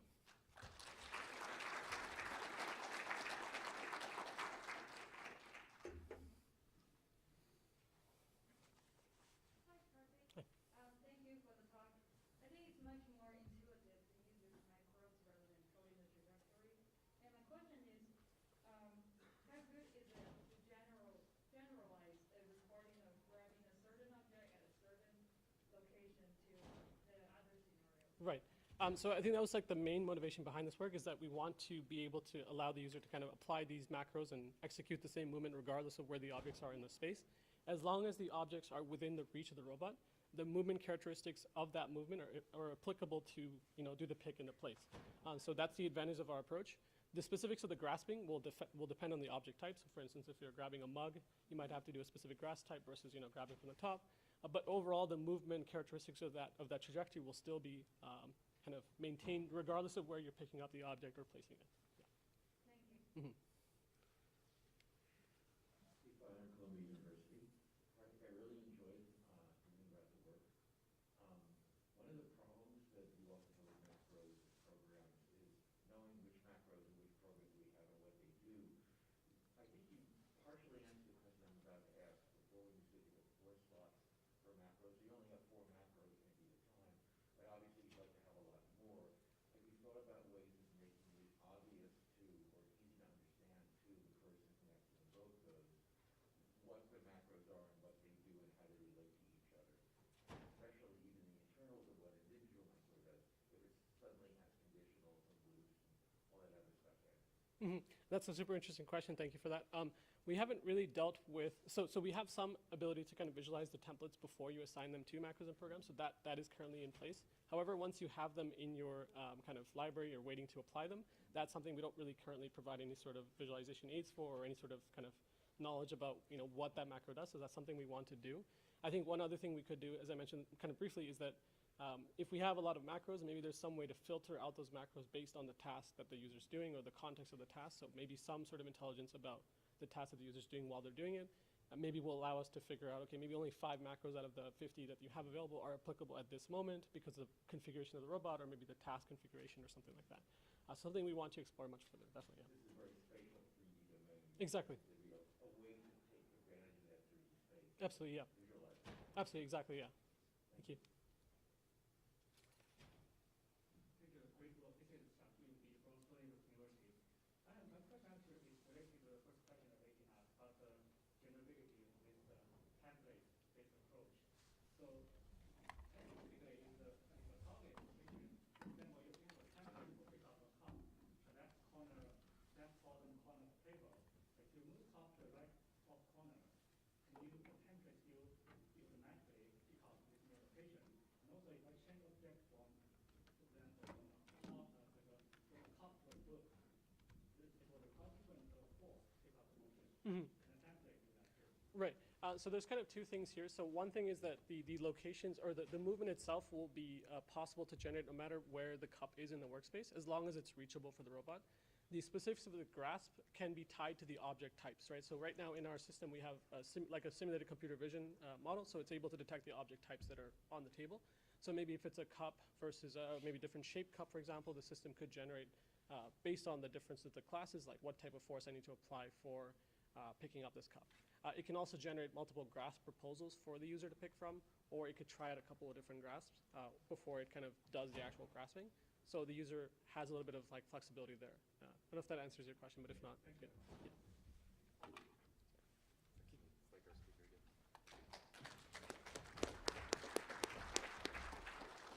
Okay, last talk of the session. Thank you for sticking with us. This is AR Annotate, an augmented reality interface for collecting custom data set of 3D hand-object interaction pose estimation. Shun Qian is going to give the presentation, and I understand that Shun is looking for a full-time job a little bit later in summer 2023, so keep that in mind during the presentation and take it away. Thank you for the introduction, Scott. Okay, good morning, everyone. I'm Xin. Today I'm going to present our work, Annotate, an augmented reality interface for collecting custom data set of 3D hand-object interaction pose estimation. And this work was completed with my collaborators, Fengming, Xiyun, Tianyi, and my advisor, Dr. Karthik Ramani from C-Design Lab at Purdue University. Okay, let's get started. With the developments of vision-based hand and object pose estimation, HCI researchers have proposed various end-to-end applications that leverage the outputs of 3D hand-object interaction neural networks. For example, tangible user interfaces that are aware of hand interactions with objects, adaptive AR tutorials that can adjust the tutoring elements based on the machine operations, and human activity-aware daily assistance and augmentations. Most of these works actually even include some of my previous works have performed the conceptual proof of the interaction novelties using either pre-trained models with limited objects or algorithms that synthesize the hand-object interactions in the virtual domain. As more and more promising applications are being proposed, we envision the large-scale deployment of such hand-object interaction-based applications in the future. But when it comes to the in-the-field usage, it's not feasible to just implement some pre-trained models with general benchmark data sets. As we can see here, on the left, the object detection may fail if the user is interacting with an object that was not included in the training data set.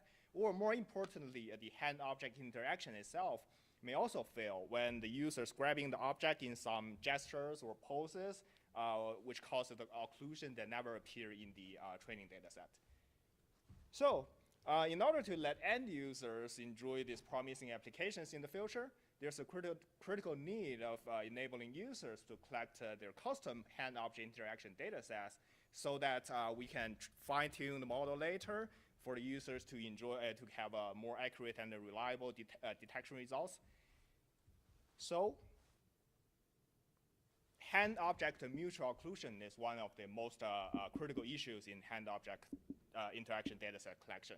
Some computer vision researchers have built several multi-camera systems to collect benchmark data sets in a concurrent manner where the input images and the labels are perceived from like these multiple camera setting around the users.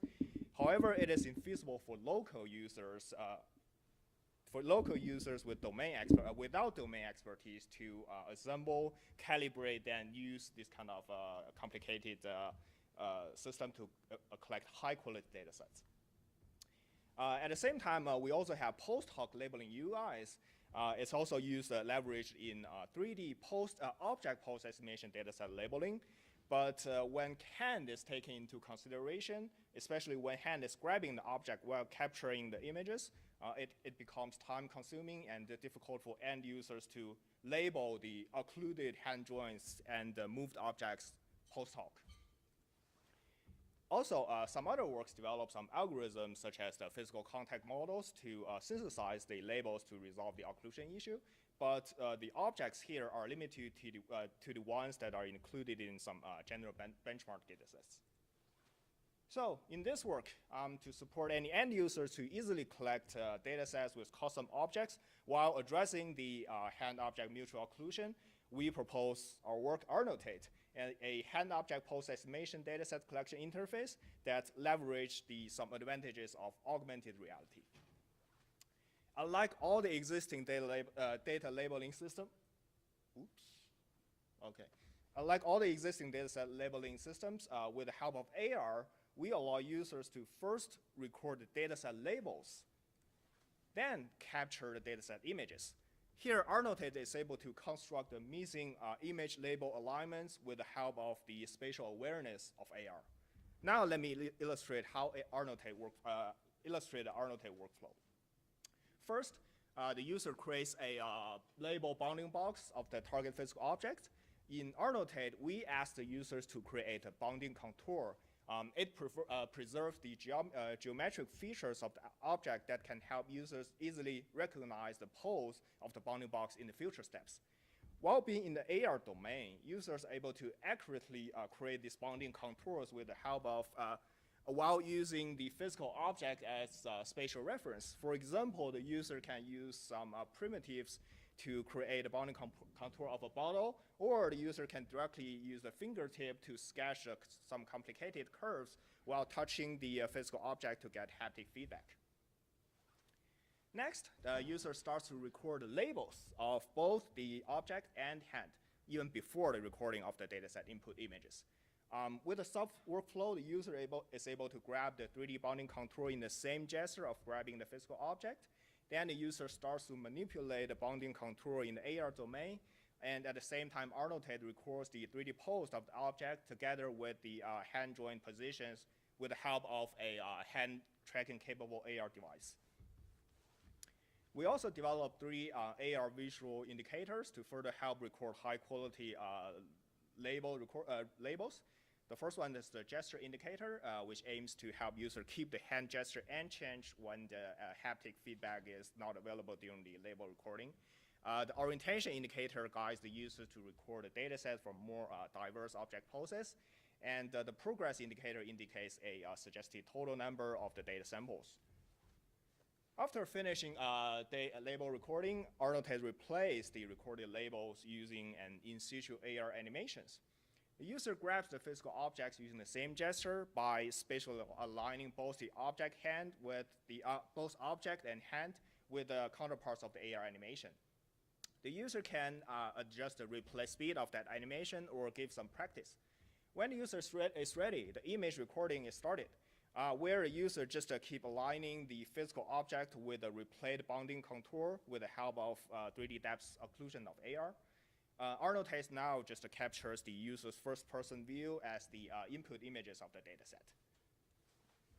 Following the guidance of prior works in virtual object manipulation in 3D, we also developed 3 mathematical algorithms to improve the quality of the dataset. A smoothing algorithm that reduces the sudden direction changes in the recorded animation so that user can follow the animation more fluently.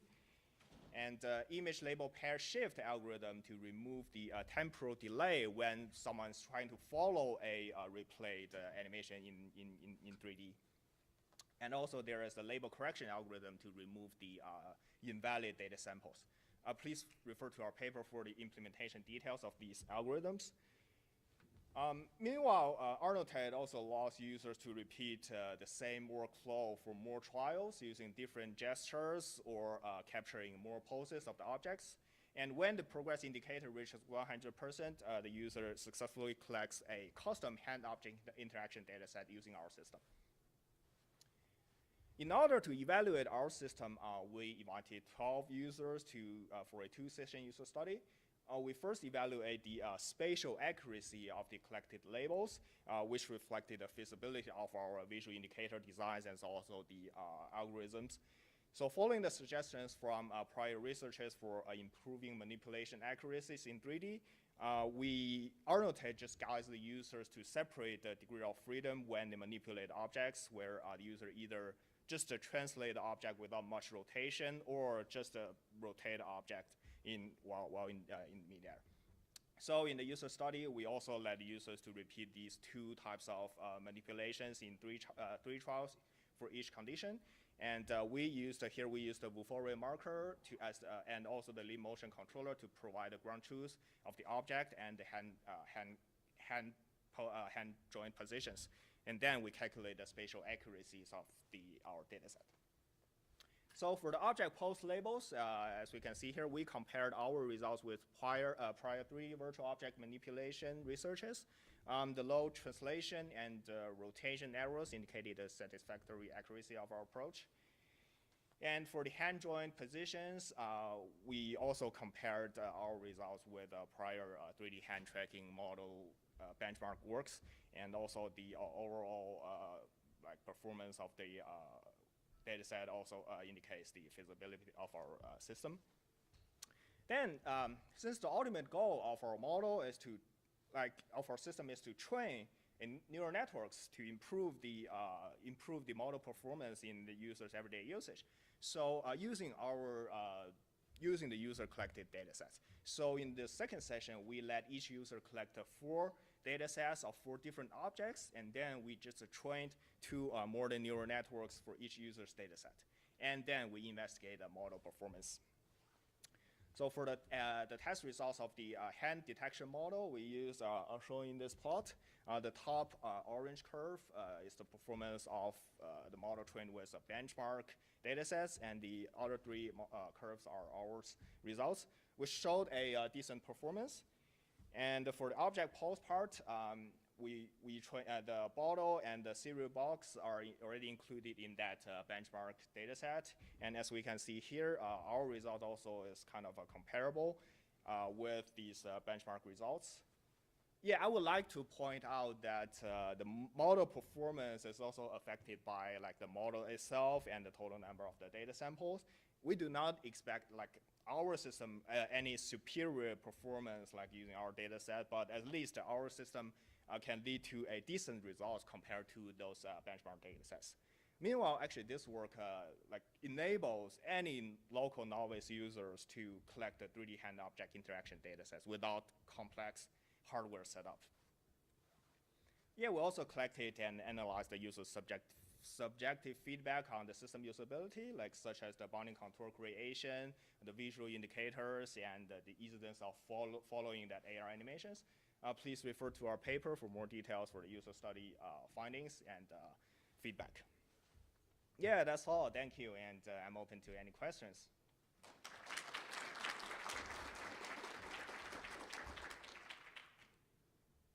Hi, Steve. Hi, Theo. I really like this work. I can see that building the 3D models in AR is very intuitive and efficient. So I'm wondering, after all, we need to model the 3D objects in real life. But after we get the 3D model, can we automate all kinds of grasping gesture and movement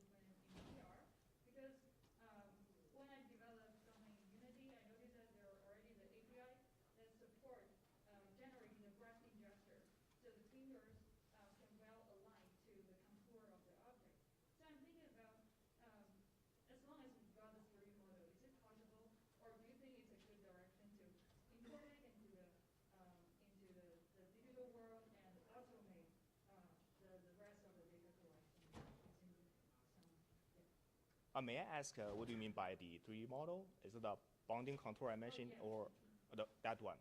yeah, Okay, okay. rigidity? Okay, yeah, thank you for the questions. Yeah, that's pretty good. We've considered about that as our one of our future work too. For example, some users in the user study mentioned that it is quite difficult for them to create some very complicated the bounding contour of the complicated objects, and sometimes they are not confident about whether they create a high quality 3D model. So maybe it's a very good idea to directly import from some other open source or online resources into our system and directly use it. And then at the same time, for the grabbing part, we also right now we just implemented a kind of fixed transform between the hand fingertips and the bounding contour. But you're correct. Actually, there are many other works focusing on for example, the physical-based contact model to let you easily grab the virtual objects using your free hand. Yeah, we will also integrate that into our system in the future. Yeah, I think the simulation can help release the burden from users even more. I agree. Yeah, thank you. Hello, my name is Joey from Tokyo. Hi. I have one comment and one question. Comment here is I have an idea. For example, you are using one limitation is that, as you mentioned in the previous question, that user need to manipulate the 3D bounding box so that they can construct this model. I wonder probably you can, for example, using some kind of 3D reconstruction kind of scanning algorithm so that the user just scan around and then you can create something like a 3D model.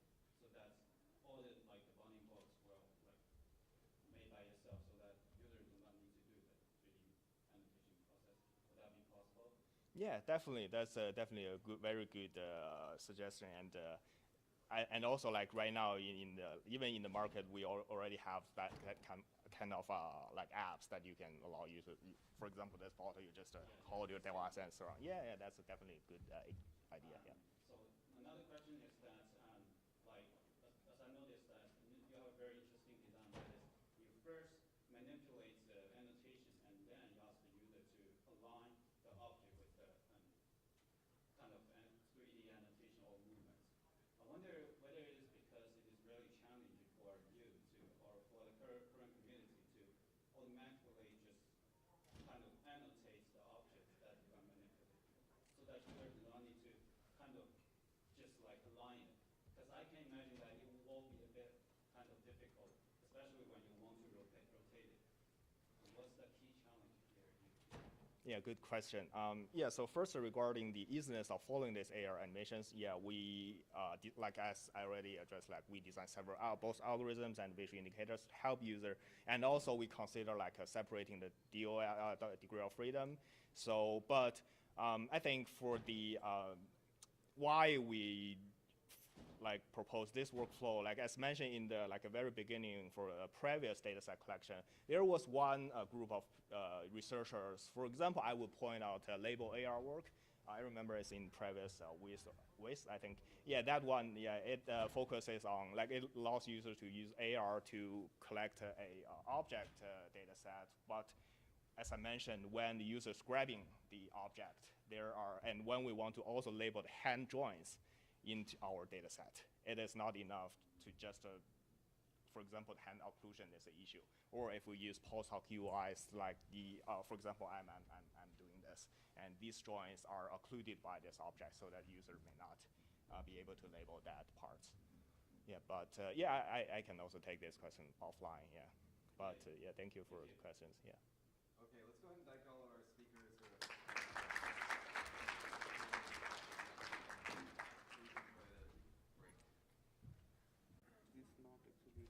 No, it is sending audio.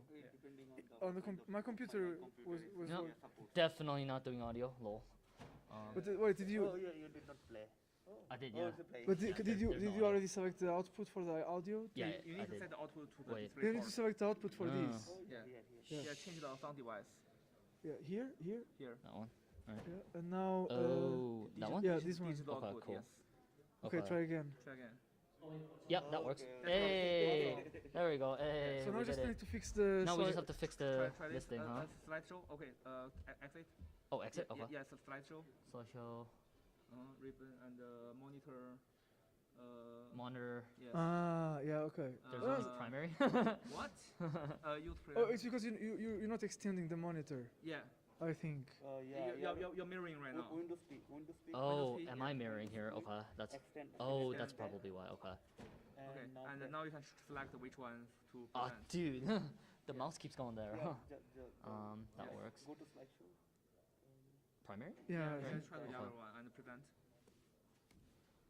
Hey, that Oh. works. Hey, yay, we did it. Hey. Okay, Yeah, next we speaker. did it. The session Yay. starts now or? Yeah, it's set now, but no one's here. Yeah, no one's here yet, so Can we like delay for 5 minutes? maybe, And have someone to call people back. Otherwise, it's like useless. Actually, last session ended late. Yeah.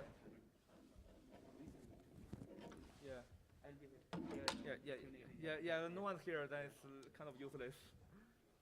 And for the question, actually, We can't delay by too much because there's a lightning talk after. A vision talk after this. Oh, okay. 12:30. So Okay. Let's just begin. I mean, our session is supposed to be till 12, right? So I think Yeah. yeah, we have that's 4 why talks. we couldn't really delay too much. Okay, yeah, that's So vision talk is 12:30. No, it's 12 to 12:30. What? Yeah, Okay. That's, Oh, that's really? 1 hour and a half, but we have full paper. You can Okay. take time. Okay. That's a lot of pressure on me. I'm the We won't last have one. Yeah. I mean, we have. But it's full. Yeah, it's full. Yeah, it's full. It's full. And for the question, Yeah, answer, Mark, actually okay. yesterday it's supposed to have the I had to bring the mic to the Okay. here. So Yeah. but today they are So- actually coming here. Yeah. Shall we start right now? Oh, yeah, sure, you can. Test. Yeah, Yeah. Are we live right now? Okay. Good morning, everyone. Welcome to the magical session XR2 case of ASM Waste 2022. And my name is Ruofei Du, and I lead research and development in XR prototyping and interactive graphics at Google Labs. And today, we are going to have a great lightning talk and 4 amazing talks in virtual reality, augmented reality, mixed reality, and extended reality. And as a reminder, you can raise your hand after each talk, and SV will bring the microphone to you. And for attendees online, you can also post your question in the Discord, and we will try to read it as much as we could. And yeah, due to the limited time, and also as a reminder, please vote the Best Talk Award by scanning the QR code at the entrance. Again, welcome to the magical session XR2 case. And let's first watch a lighting video by Karthik Mahadevan from the University of Toronto. Let the show begin. Hi everyone, my name is Karthik, and I'm a 4th-year PhD student at the University of Toronto, where I'm advised by Dr. Toby Grossman and Dr. Anthony Tang. My research interests broadly lie in human-robot interaction. In my PhD, I focused on how we can design natural interfaces and interaction techniques to support human collaboration with robots. Recently, I've investigated co-located collaboration, proposing a design space of explicit and implicit techniques to enable ad hoc task allocation between humans and robots. This year at UIST, I'll be presenting Mimic, a system that allows teleoperators to record repetitive robot movements and reuse them in new situations to improve task performance and reduce workload. Outside of research, my hobbies include going for long bike rides and singing. I'm super excited to attend UIST for the first time and would love to connect with you to chat about research. Thank you. Thank you.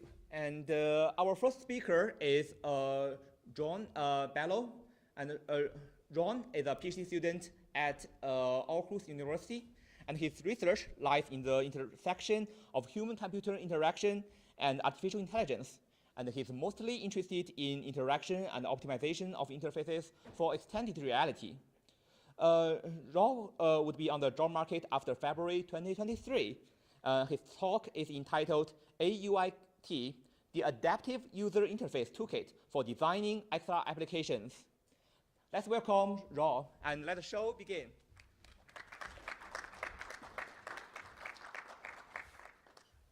Hi, I'm João Bel, and I'll be presenting AUIT, the Adaptive User Interfaces Toolkit for designing extended reality applications.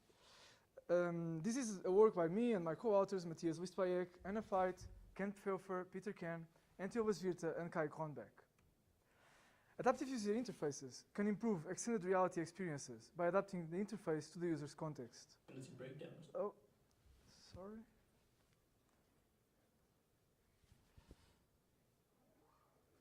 It's not supposed to. Yeah, I'm trying to do that. Sorry.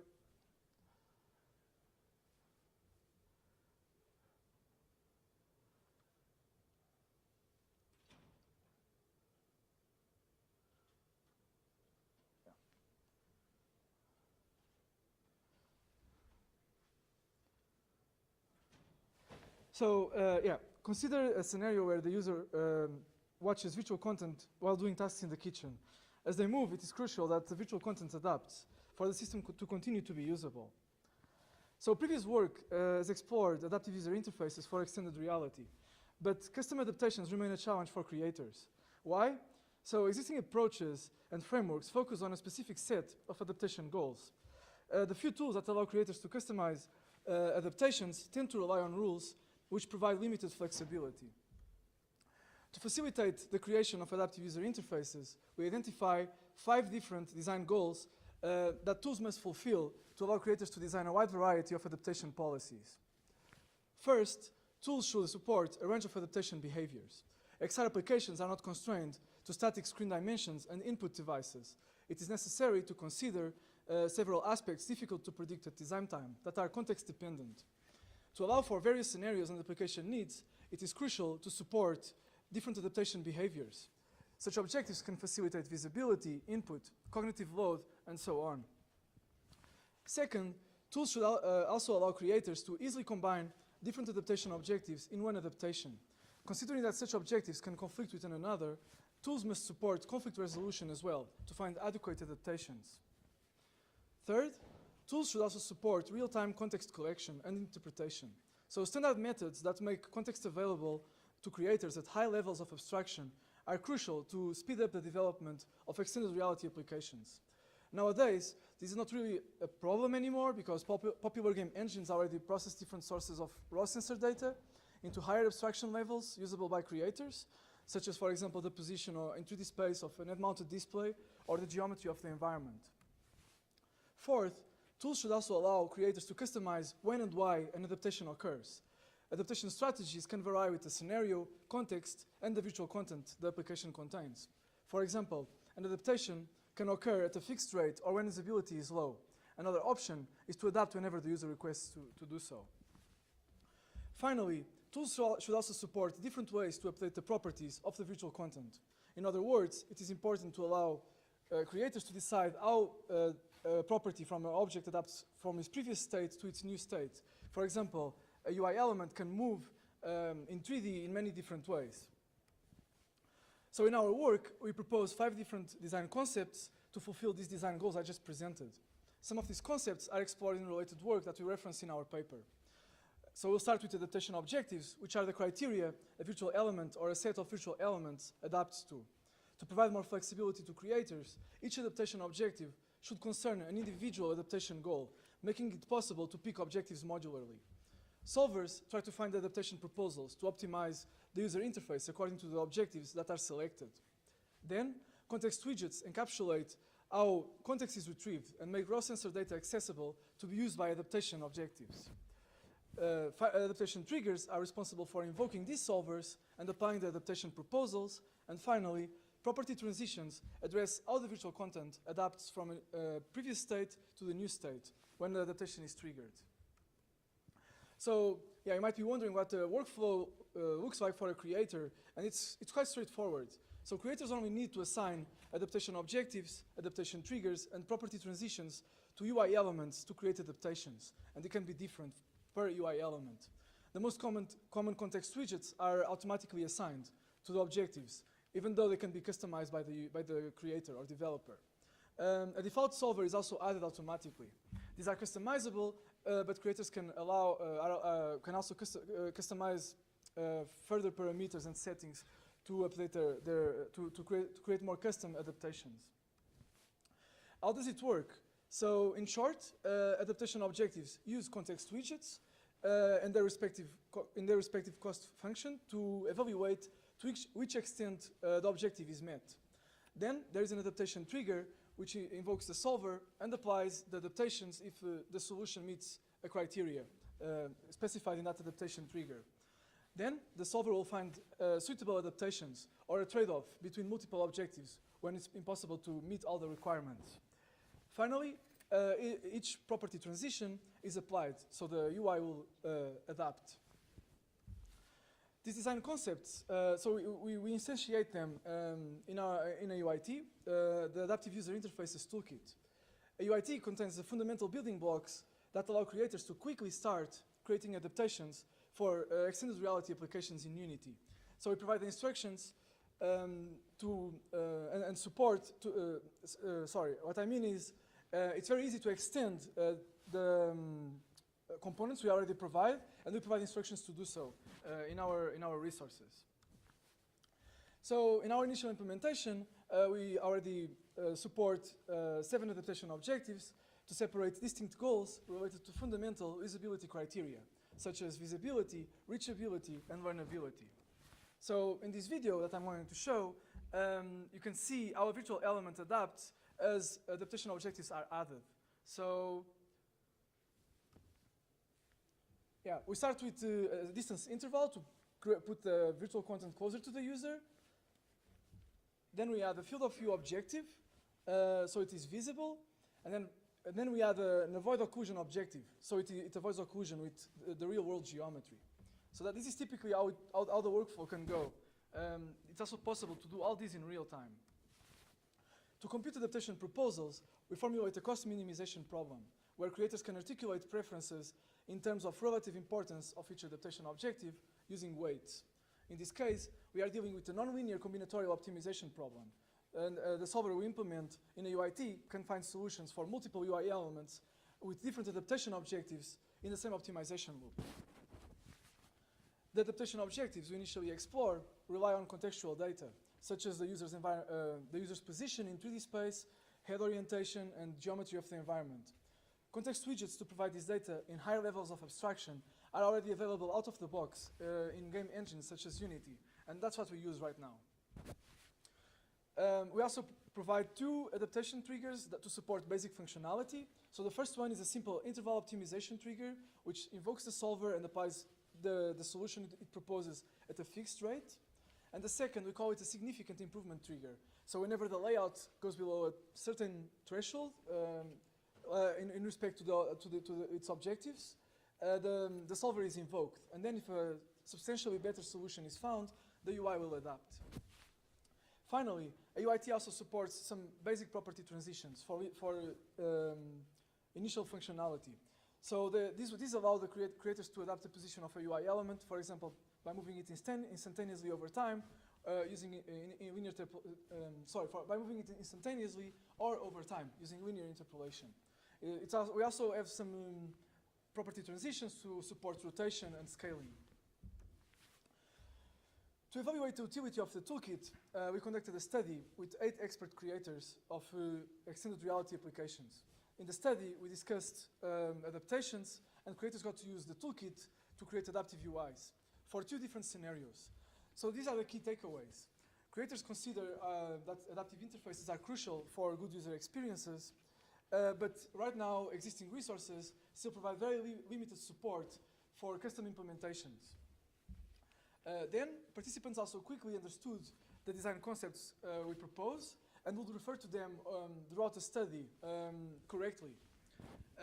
They also reported that it was easy to combine and configure adaptation objectives. And the adaptations created in the study were also rated to be of high quality by the creators. So in this small video I'm showing, we have a comparison of an adaptation created by a participant in our study to the right, and how it compares to an adaptation from a tool with limited support for multiple objectives. So we can see that there are issues that, even though in a naive adaptation, the UI still follows the user, it doesn't consider several other objectives such as occlusion and so on. Yeah, to conclude, I just presented the UIT, a toolkit to design adaptive user interfaces for extended reality.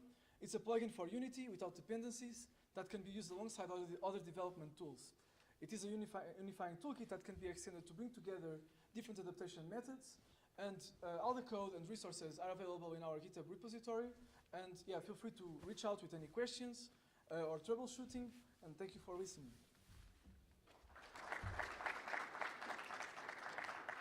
Thank you, Joel, for the awesome work. Any questions from the audience? Hello, Simon Chen here from University of Washington. Very great talk, fascinating. First of all, I wonder what is the overhead for adopting this toolkit in application? From the demo that you just displayed, I think there's some slightly delay, right? So would you say that, is there a way how, or yeah, can we overcome this overhead? Oh, yeah, that's a good question. So the overhead, of course, depends on which adaptation objectives are being used, because this runs in real time, right? And the cost computation as a computational cost, and the optimization approach as well. But it's customizable by the creator. So we have these adaptation triggers that invoke the solver. So for example, in this case, the rate was not very high, so it was not adapting very often, right? But it's possible to make it adapt more often, and for example, be satisfied with like lower quality solutions as well, right? So there's of course a trade-off here between the quality of the solution and the adaptation rate and the overhead on performance. But yeah, right now it's already possible, as you see, to run in real time. Yeah.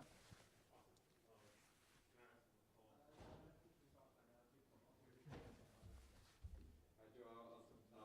Really cool work that we did for our CMU. So one part of the context-aware part is the adaptation policies, right? Mm-hmm. The other part are all the different contexts with tasks and the environments and like how many users. So I wonder how you envision this to be integrated. The content creator can not only test the different adaptation functions, but also those are different for kind of the vast space of context that we have.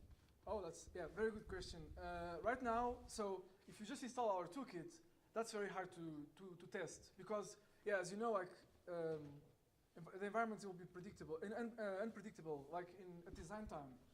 So what you saw right in these videos, we had a simulation of a real-world kitchen, and it will be possible to somehow test it in such simulated environments.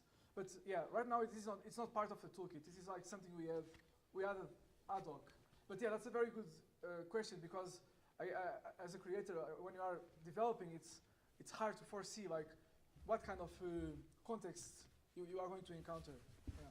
Awesome, thank you. Thank you. Thank you. And due to the time limitation, let's keep the discussion offline. And do we have Chunguan Wang here? Oh, our next speaker is Chunguan Wang, and Chunguan is a PhD student from National Yangming Jiaotong University, and her research mainly focuses on cross-reality interaction. Chunguan is going to graduate within a year, and she's looking for a postdoc position or internship in industry.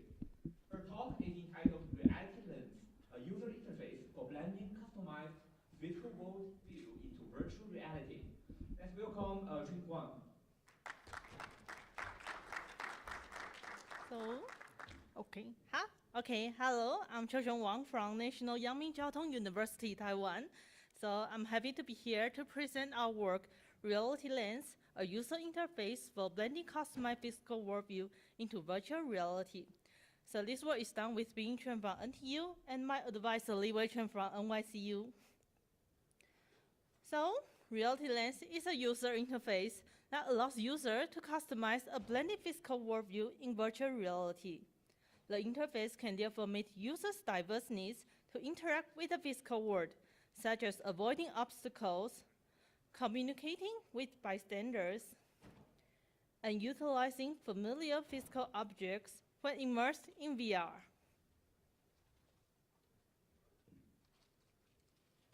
So speaking of our motivation, VR provides users with an immersive experience, yet with the cost of losing physical world awareness. Today's techniques, such as the Oculus pass-through function, allows users to access the physical world view. But this requires users to pause their VR experience and break their presence. Therefore, to avoid interrupting the user experience, previous research suggests blending situated physical world view into the virtual environment. This technique has therefore been applied to meet different VR users' needs, such as enhancing users' physical world awareness, preventing users from collision, providing the access to nearby objects, and enabling the communication with bystanders. However, even if there is a high diversity of users' needs, current solutions are mostly designed for specific use cases. There is still little understanding of users' overall needs and a solution to support users' customized requirements to interact with the physical world. So we recruited VR experienced users and conducted a study to understand their needs. Based on the findings, we presented the interface design consideration. First of all, since users' quest for physical world content is diverse, the interface should provide the flexibility to adjust the size of a reality lens. All participants stated that a reality lens should only be feasible in VR when it is needed, or it will occlude the virtual environment and reduce users' VR presence. Last but not the least, the interface should cover use cases that can be prepared before starting the VR application, but also accidental events during the experience. So here, we propose Reality Lens, a user interface that supports users deploying and customizing a reality lens. In the configuration mode, the user can see the physical world, and the lens is shaped as a virtual sphere. When returning back to VR, it will appear as a reality lens. In the configuration mode, the user can create and adjust the reality lens size and shape with a frame element. To cover users' needs, we propose different placing positions, which can be considered as user-centric or environment-centric. A user-centric lens is controlled by the user's body movement and can be further categorized as view anchor or body anchor lens. A view anchor lens is attached to the user's field of view, and therefore is always available in the user's view. A body anchor lens is placed on the user body. Compared to the view anchor lens, it provides a higher degree of freedom to control its position. The environment-centric lens is placed according to the physical world environment. It can be considered as world anchor or object anchor. A world anchor lens is attached to a physical region to capture objects within this area. An object anchor lens is attached to a specific target and will follow it during the experience. So the reality lens availability defines how the lens is triggered to appear in VR. The user can select one of the three modes with a context menu. A always-on lens is constantly present in VR, so the physical world content is always available to the user. A user-triggered lens will only appear when the user turns it on intentionally. Lastly, an event-triggered lens appears when a specific event meets.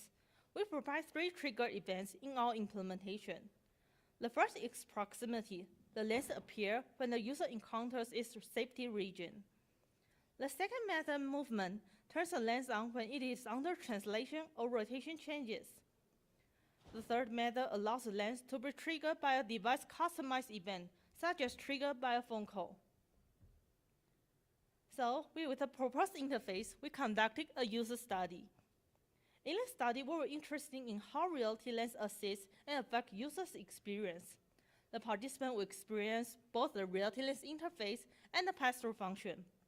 Their presence and subjective feedback were then collected for analysis. Two applications were included in the text to represent stationary and dynamic VR activities. In addition to the main text in VR, participants also encounter different event texts that require them to interact with the physical world. The first application requires participants to type in text in VR. The event text includes, first, drink water,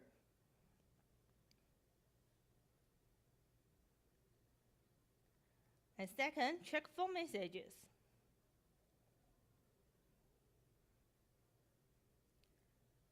Third, answer bystanders' greetings. And last, hang up the phone call.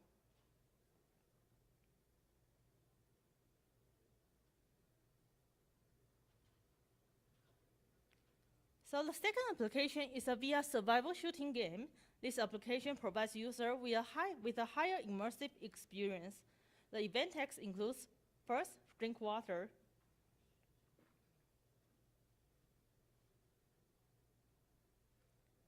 Second, check the clock time. Third, answer bystanders' greetings. And last, avoid collision with a moving robot vacuum, which aims to simulate the wandering pets and children. So here's our result. Overall, participants consider Reality Lens provided a more continuous experience, so they felt more immersed in VR. However, some participants also reported that they feel distracted when the lens appeared in their view, but this distraction also enhanced their physical world awareness during their VR experience. For the lens placements, most participants use an environment-centric lens since they consider it is the most intuitive solution. The object-anchored lens was mostly applied to interactive or moving objects, such as a smartphone or the moving robot vacuum, while the word-anchored lens was mostly applied to static objects or to a certain physical world region. For instance, a lens on the desktop can be used to capture the keyboard as well as checking phone messages. On the other hand, while the user-centric one was less frequently used, it was considered as a universal solution for both prepared and accidental events. The view-anchored lens was viewed as an extension of the gap beneath the HMD, and therefore was used by some experienced VR users. The body-anchored lens was considered a convenient and user-controllable lens. Some participants placed it on the non-dominant hand and raised it when it was needed. As for availability, participants considered the always-on lens convenient since it did not require them to turn it on. But they also mentioned that this type of lens should be carefully used or it may occlude the VR content. As for user-triggered lens, it is reported forgetful when they are environment-centric, since recalling the lens in the environment increases their cognitive load. But some participants consider this type a good way to control the user-centric lens since it has the benefit of using the body as a centralized storage. Lastly, the event-triggered lens was another convenient way to monitor a target during the task, such as monitoring the phone call or the robot vacuum. Overall, regarding the effectiveness, Reality Lens provides participants with a fluent workflow since they can access the physical object without interrupting the VR experience. However, although with a more continuous experience, participants also mentioned that Reality Lens increases their effort to take care of both physical and virtual world events. When it comes to a more intensive VR application, those who have less VR experience had to pay more attention to handle the VR text. Therefore, they may prefer the pass-through function to help them separate the two worlds event in this case. So there is still some room for improvement and future extension. The current interface relies on a lot of manual work, and this can be reduced with some degree of system automation. For instance, the system can suggest places to deploy reality lenses by scanning the environment and image recognition. Also, some blending technique can also enhance the user immersion by painting the reality lens coherent with the virtual environment. Reality lens can help VR users communicate with bystanders. Future work can further extend the support to the bystanders' active participation. This direction of research can also be found in previous studies. So here I'll sum up my presentation with our contribution. In this work, we present Reality Lens, a user interface that supports users to access physical world information through a reality lens when immersed in VR. We first conducted a study to understand VR users' needs and present the interface that allows the user to customize the reality lens size, placement, and availability. Reality lens can therefore support different physical world interaction usages. Finally, our study evaluates reality lens effectiveness, and we also explore participant behavior with it. So that's the end of my presentation. So by the way, I'm going to graduate with a PhD degree within a year. I'm looking for a postdoc or internship position. So if you are interested in my works, feel free to contact me. Thank you for listening, and I'm happy to take any questions.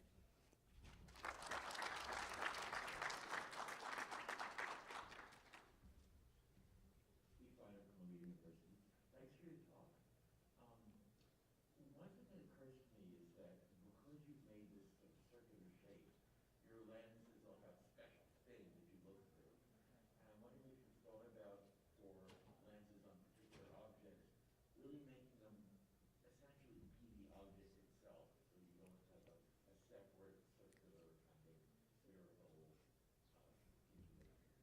Okay, so thanks for your question. That's a really good one.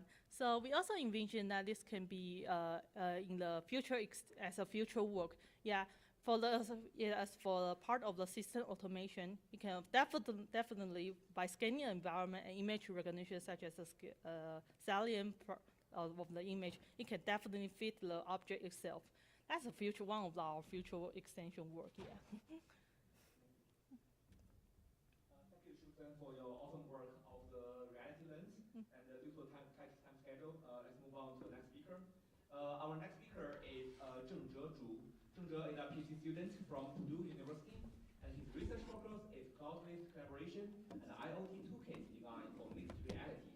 He's looking for an internship for summer 2023, and he's going to present Mac AR Space, an authoring system enabling bidirectional binding of augmented reality with toys in real time.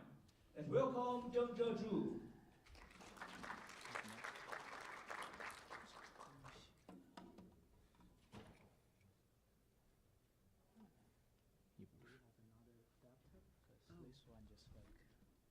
Can you Windows key?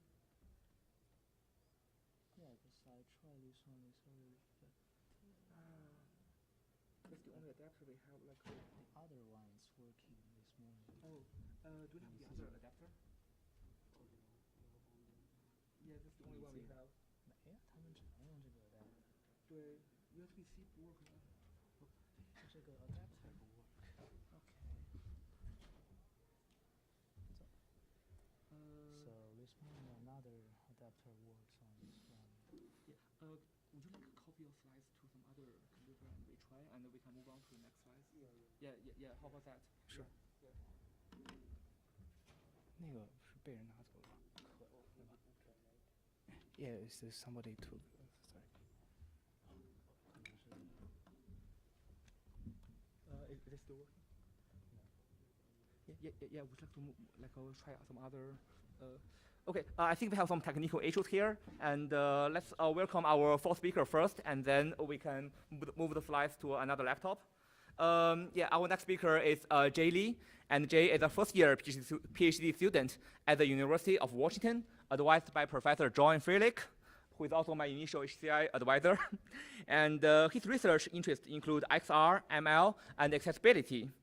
Especially, he designs context-aware, personalized AR systems to support everyday tasks. This is Jay's first in-person talk and the first with talk. And he told me he's very nervous, but I believe you can do a great job.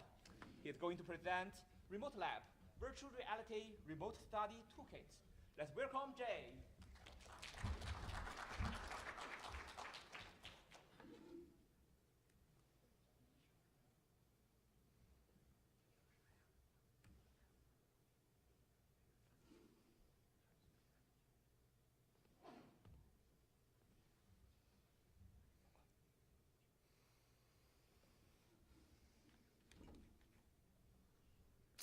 Hello, everyone. Okay. Yeah, so just, okay, great. Okay, so hi, I'm Jay. I'm a first-year PhD student at the University of Washington, advised by Professor John Freilich. Today, and I am quite excited to talk to you about Remote Lab, a toolkit that we designed to facilitate authoring and conducting remote virtual reality user studies. This work was done in collaboration with Rahul Natarajan, Sebastian Rodriguez, Peyote Panda, and Dale Ovek. So before we dive into the toolkit, let's take a look at the following scenario. Enter researcher A. A is an HCI researcher who wants to conduct a user study involving a virtual reality headset. Now enter participant B, who was invited to A's lab for an in-person user study. In an in-person user study, it is easy to record a participant's behavioral data, such as whether they grabbed an object or not, as well as where that object is and how they're moving that object, observe participants' virtual and physical environments, and assist participants through any roadblocks that they may face.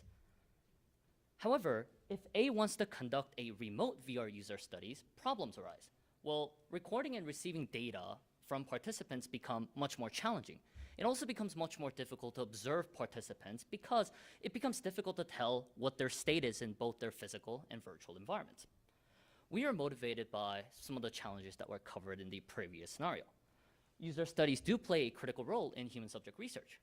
And this is also true for VR researchers, but then they are also oftentimes constrained into conducting in-person user studies because there's a general sort of dependence on novel equipment that people haven't tried before, but also some of the challenges that were covered in the previous slide. However, running remote VR experiments is becoming increasingly important, and this is because of the ongoing pandemic, but also just the general need to collect data from a diverse set of participants, and not just the ones that can come into the lab for an in-person user study. So then the question becomes, how can we best support researchers who seek to conduct remote VR user studies? We present Remote Lab as a potential solution to this problem. Remote Lab is a toolkit for the Unity game engine that facilitates the process of setting up and conducting remote VR user studies. Using Remote Lab, researchers can observe remote participants, collect and transfer participant behavior data, such as what objects they grabbed, how they're moving the object, and later replay the collected data for post-experiment analysis. Remote Lab is meant to be integrated into sort of existing Unity-based research projects. However, to achieve this workflow, some setup is necessary. But don't worry, Remote Lab has something called the Remote Lab panel, which allows researchers to gain access to core features of Remote Lab in a single, easy-to-use panel with a bunch of buttons on it. Remote Lab's core features include viewing a list of game objects that are being tracked by Remote Lab. And what we mean by track, this is the object moving? Is the object rotating? Is the object increasing in scale? Was there a UI interaction? All of these things is what we refer to by being tracked by Remote Lab. And it shows you a nice list of things that are being tracked by Remote Lab. You can also add Remote Lab managers, and each of the managers are responsible for some core feature of Remote Lab, such as collecting data, transferring data, replaying data, etc. You can also add recordable components to game objects. And what this achieves is it allows Remote Lab to sort of track that object. And the way you do that is just to attach something called a recordable script, and that object will be tracked by Remote Lab automatically. You can also add custom questionnaires, which researchers can try to create a sort of a custom questionnaire from scratch, or they can pick and choose from a list of available templates, including a Likert scale. And finally, researchers are given a couple of experiment actions, such as starting and stopping an experiment, as well as building an experiment for distribution to participants. Once the researcher completes authoring the experiment using Remote Lab, they can start using Remote Lab's core functionalities. Researchers can observe participants in a virtual environment from various points of view. For instance, a researcher can switch from an omnipotent camera view to the participant point of view, as you saw on the left side of me, right side of you. The researcher can also jump into the virtual environment and interact with participants as a VR player. And in this scenario, you see a researcher sort of guiding a participant through how to interact with the questionnaire using the provided pointer. While using Remote Lab, the researcher also has the ability to observe participants' physical environments. And this is so that they can warn participants about hazards in the real world, such as tripping hazards. So there's actually a trigger button, so don't move in that direction. So that would be me guiding a participant away from a potential chair because I have access to their physical environment. The Remote Lab panel also provides additional functionalities while the experiment is running. It no longer supports some of the authoring features, but instead it provides features so that you can have better control over the experiment. The researchers can first view a list of participants that joined the experiment.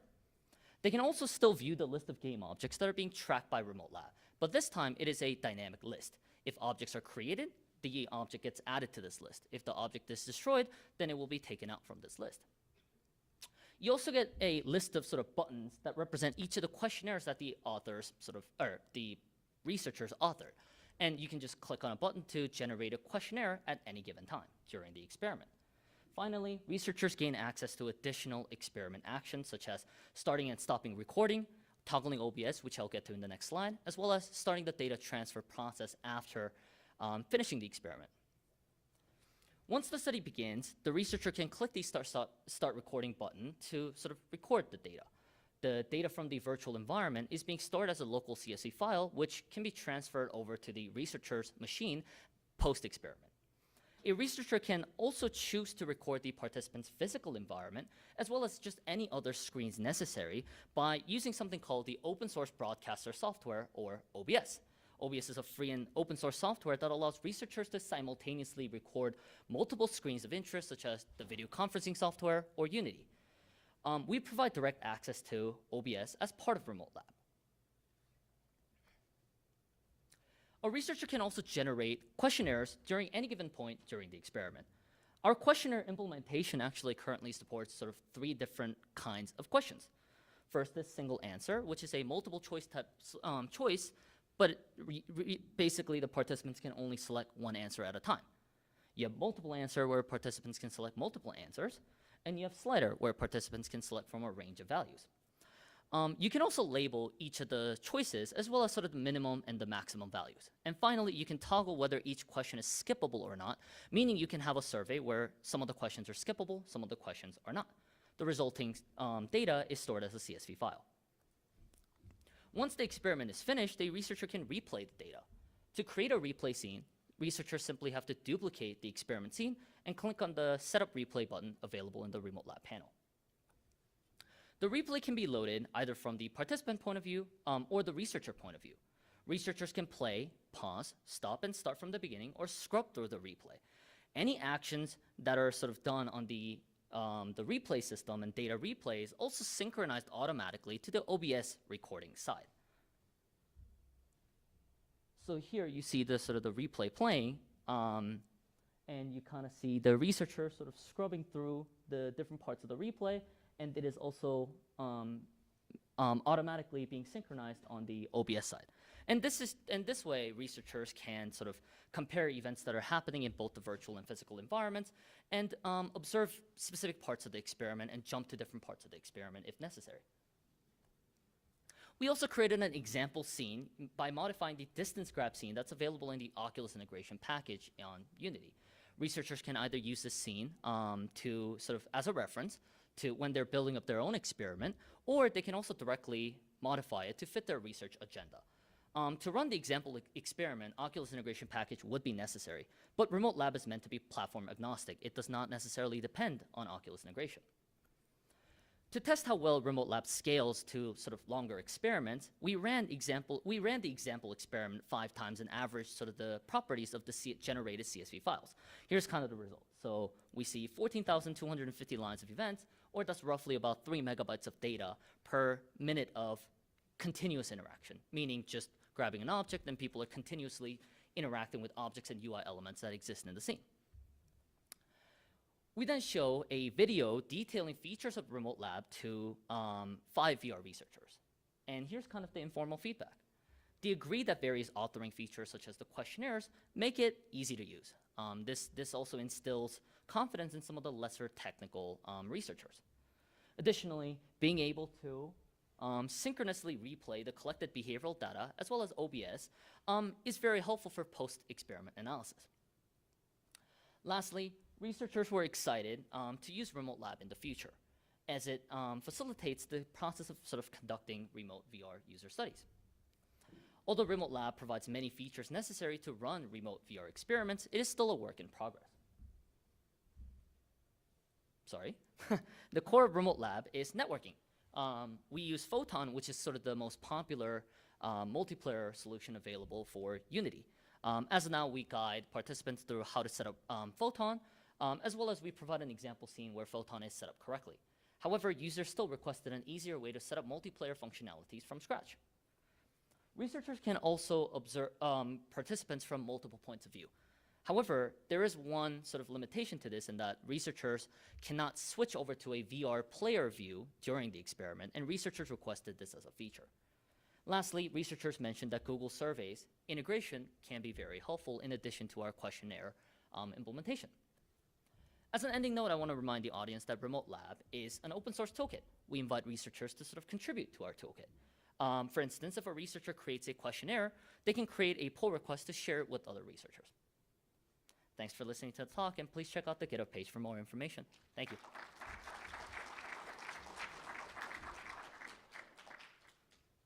Hey. Hey, yeah.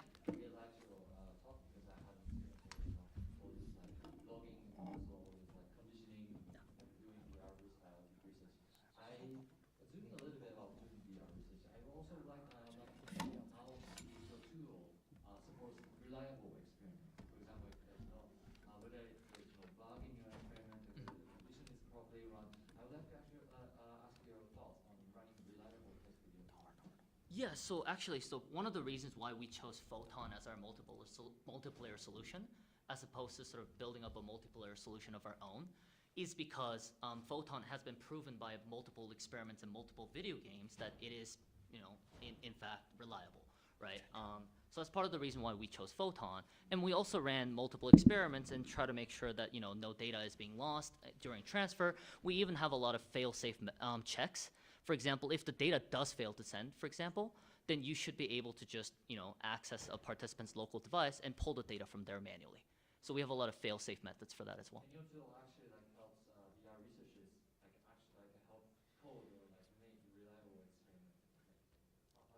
How does that work? Yeah. So because we are dependent on some of the more popular packages, right? And in addition to sort of having some of these fail-safe checks, right? I think those things do contribute to sort of designing a more reliable experiment for VR researchers. Thank you so much. Yeah. Of course. Yeah. Thank you. Thank you. And thank you, Jay, for your team's awesome work in Remote Lab. Our final talk is Mac AR Space, authoring system enabling bidirectional binding of AR with toys in real time. And let's welcome Zheng Zhu. Hello. Hello. Yes, thank you very much. Hi everyone, I'm Zheng Zhu from C Design Lab at Purdue University. Today I'm very excited to present our work, Makerspace, an authoring system enabling bidirectional binding of AR with toys in real time. This work is in collaboration with Ziyi Liu here and also Tianyi Wang, Yoyo Zhang, Xun Qian, Anna Witzwiller, and is guided by my professor Karthik Ramani. The earliest record of toys can be traced back to ancient Greece, where the toy yo-yo was made from wood. Ever since then, toys' evolution has been largely driven by humans' pursuit of a more playful experience. Recently, many in the toy industry have embraced augmented reality to enrich toys with features from both virtual and physical worlds. Interactions between AR toys can take many forms. From a higher level, this interaction can be categorized into two directions. On the one hand, physical toys can serve as tangible user interfaces to animate AR content. On the other hand, AR content can physically affect the movement of toys, which makes the experience more realistic and immersive with the power of visual illusion. For example, for the famous Mario Kart Live game, so a virtual bomb can be thrown out to stop opponent's car. So most of these AR toys has been largely made by professionals, where it is still hard for end users to empower their DIY toys with AR capability. Therefore, it is the goal of this paper to make AR authoring for toys more accessible. The most common strategy for AR authoring for end users is to bind different sources of input, such as location, body, pose, and gestures to output AR animations. Along similar line, some works has utilized the tangible object as input to animate AR content, which captures only one direction of the physical-virtual interaction. In Makerspace, we went a step further by enabling the authoring of bidirectional interactions. The first step towards creating the authoring system is to understand the nature of these bidirectional physical-virtual interactions. Based on our analysis, this interaction follows the input-output model. The human's direct actions upon the physical or virtual object is regarded as input, whereas corresponding reactions from them are regarded as output. So this interaction is bidirectional, which means actions upon the physical object can trigger the reaction from the virtual object, or the other way around. We summarize the following taxonomy for input and output. In the input space, spatial placement is when the user moves an object from one place to another. Collision is a special addition to spatial placement where the user holds an object to directly hit another one. Manipulation is when user changes the object's internal status and layout without moving them spatially. Lastly, we have UI input, which includes all the buttons and knobs, which are traditional UI element. In the output space, global movement is when an object moves from one place to another spatially along a certain trajectory. Physics simulation is a special addition to global movement, except that its trajectory is determined by the laws of physics and cannot be explicitly defined. As opposed to global movement, local movement is when local movement is when part of the object moves relative to its main body. Lastly, we have the sensory output, which includes all the visual, sound, and haptic effects. The input can be connected to output either discretely, which means an output event will be activated as soon as the input occurs, or it could be connected continuously, which means there's a linear relationship between the input and output parameters. For the discrete connection, we register input as a specific status of the object. Or for the continuous connection, we register input as a series of input events. So in other words, the connection type is determined by how the input is registered. So to register human input as well as enabling physical output, as I mentioned before, a makerspace provides a collection of hardware modules. In other words, these modules can make common passive objects interact with AR content. To register UI input, we provide the knob module, the switch module, and the button module. To register manipulation input, we provide the linear actuator module, a rotation module. Note that for the spatial placement as well as the collision, they are registered using the fiduciary marker without the help of external hardware devices. For the output, we have the movement module to create global movement and physics simulation. We provide the buzzer and light module and the haptic module to create sensory output. Lastly, we will reuse the linear actuator module and the rotation module to create local movement output. The design detail of the rotation module and the linear actuator module is shown as follows. So note that there is an encoder that is connected directly to the servo. So the encoder can record the servo's rotated angle. Therefore, they can use to both register manipulation input as well as to create local movement output. Here, I will start to explain the authoring workflow of Makerspace using the example of authoring an AR version of Jack in the Box. When the user opens the box, a virtual ghost will gradually rise up from the box. So during the preparation stage, the user first needs to import the physical object into the scene by drawing a boundary around it so that the system will know its relative position to the fiduciary markers. Then the user needs to import the rotation module to the scene. Lastly, the user selects the virtual ghost from the library and anchors it to the box so that the virtual ghost will follow the box movement. The authoring is conducted by demonstrating the input and output behaviors respectively and connect them with each other. First, the user needs to select the correct input category, which is continuous manipulation. The input is continuous because, as you can see, there's a linear relationship between the opening angle of the box and the real-time location of the ghost. Then the user needs to demonstrate the initial and final opening angle of the box. For the output, which is local movement, the user needs to drag the virtual ghost along a certain trajectory.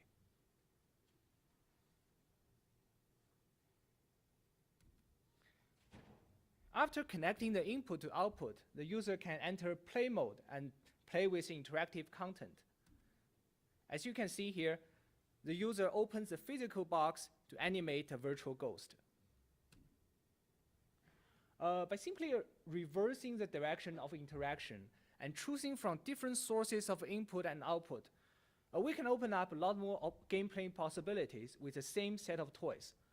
For example, in this case, with the exact same of box, exact same of rotation module, we can create a new game where the user needs to solve a virtual lock in order for the box to open by itself. The authoring process is very similar, except that in this case, note the input category is input is discrete, which means the user only need to demonstrate the final correct combination of the virtual lock. As you can see from the play mode, when the user put the lock into the previously set combination, the locks will open by itself, driven by the rotation module. To demonstrate the wide applicability of our design space and our authoring system, we showcase the following use case scenarios created by Makerspace. Note that each interaction within the within this use case is encoded by the input category, output category, as well as interaction type defined in our design space. A house with virtual characters can be adapted as a storytelling toy. When the family member gets back home at night, the door will automatically open, where a thief will trigger alarm with increasing frequency as he approaches the door. The door is opened by the rotation module, where the alarm is created by our buzzer and the light module. AR can also bring more realism to toys. For example, in this case, once the button is pressed, the water gun on the fire truck will spray virtual water that will put out the fire in the building. Similarly, a robot arm can be put into different poses to trigger different visual effects. In the meantime, the user can control the physical movement of the robot by interacting with its virtual twin. The virtual twin is represented by a black boxing glove. Also, common everyday objects can be adapted to be very entertaining. For example, a fox tapping on a hamburger to trigger holo effects. A cookie jar can have its bottom and top connected to both ends of linear actuator module, so that when the user opens the cookie jar, a virtual ghost will slowly rise up. For more details on the comprehensive list of our use cases, as well as detail on our user study, please refer to our papers for more details. Thank you.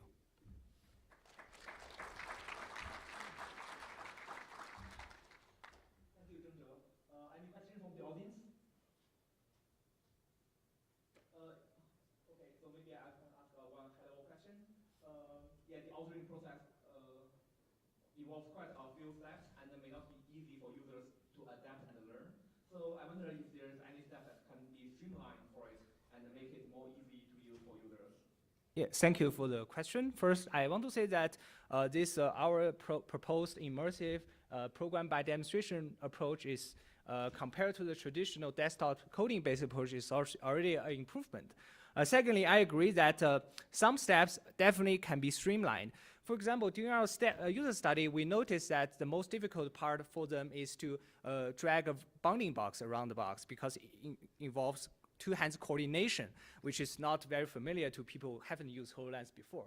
So I have noticed that very promising research in the computer vision area that can scan the geometry of the box in real time, so that once you just put it box here, so you can scan its geometry, the system will know it's here, so this process can be completely eliminated. So I think that's one of the steps can be streamlined in the future iteration of the project system. Yeah, finally, let's give a round of applause to all our 4 amazing speakers and their awesome work with 2022. And thank you everyone for coming to the session XR Toolkits. Please enjoy the vision talk and the rest of this.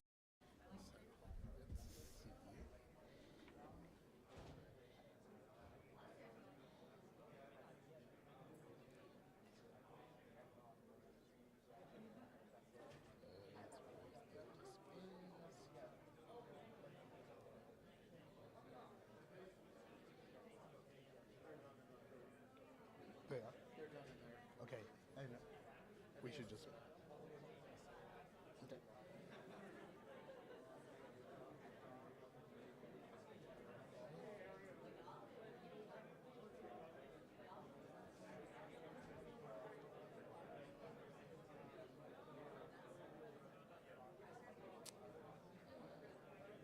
Sorry, bear with me a second, Barbara.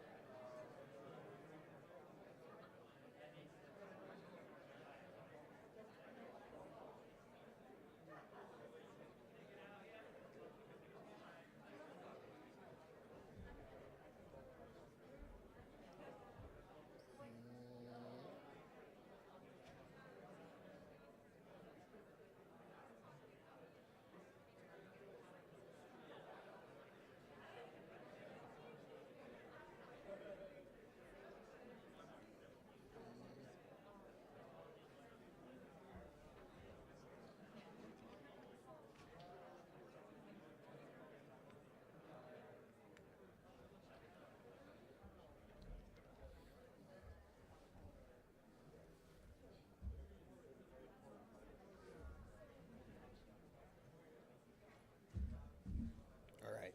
Hey, Jake. Can you grab Jake for a second? Yeah.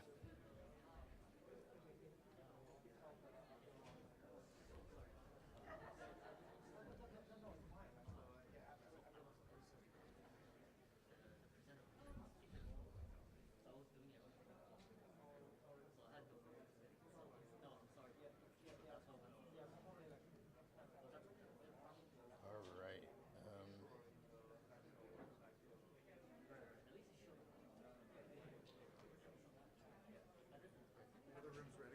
Okay. I don't know what's going on with the screen here, but it should be showing up there. It should be showing? Yeah. Okay, let me get. It Are they is. just same green? Okay. Let me find the guy. Yeah. He's having a hard time getting the image. But the other room is showing what you're showing, so that part's okay. We have an adapter issue for one of our speakers, and we took your laptop. Okay, we don't want to do that. Let's try this.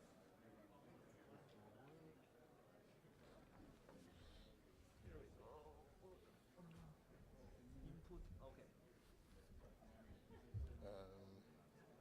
Okay, here. Okay. Send it, Okay.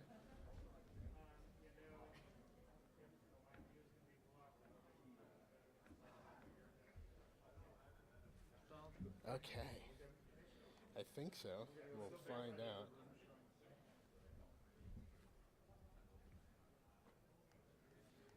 I can figure this out. All right. Good. All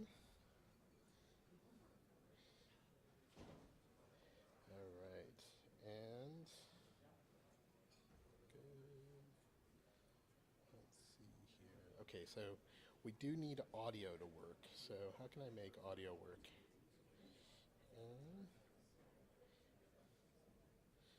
Let's see.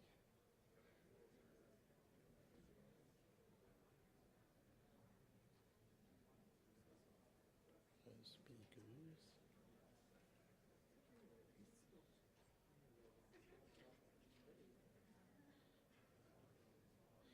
Okay, Barbara, say something. Maybe we can just check that the audio is working. Okay, okay. So you are not being fed through the main speakers.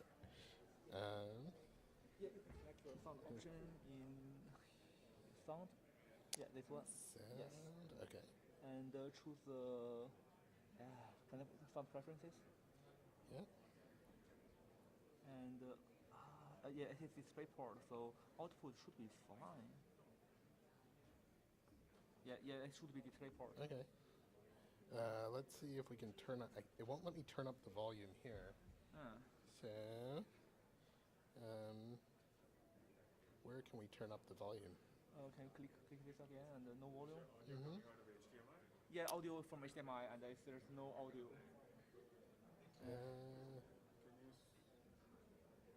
Would you like to try? Check the Zoom settings.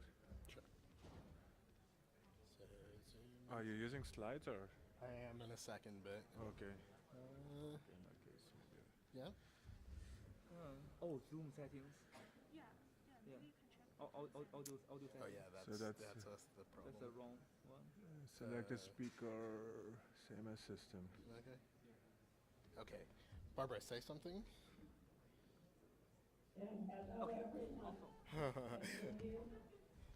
Yes, I think we have you. I think so. Can we turn it up a slight bit, Cash? Do you know how to turn up the volume in the room? Okay. We can all hear you, Barbara. So so give me one more minute, and I'll set everything up to go. If you want, you could. Well, I'll just do an introduction where everyone can see you. Let's see if that's gonna work.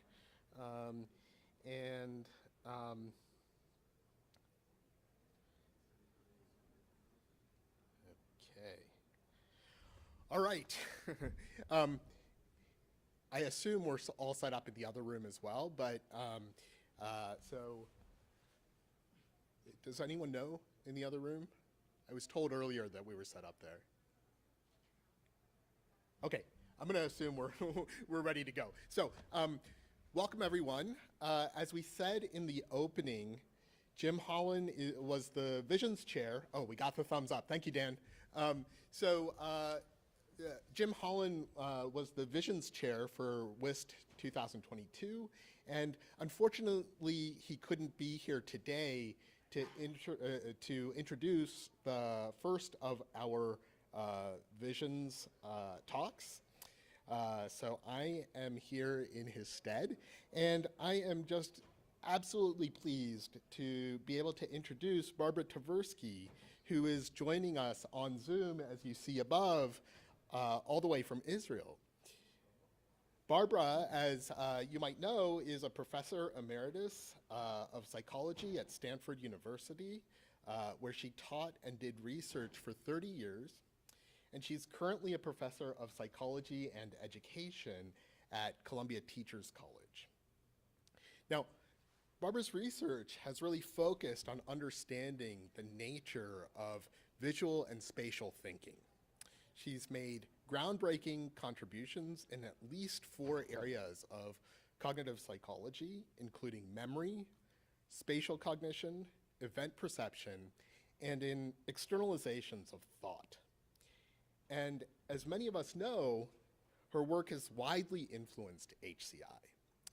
So I want to keep this introduction short, but as I said, I'm really delighted that she's here with us today. And please join me in welcoming Barbara to UIST 2022.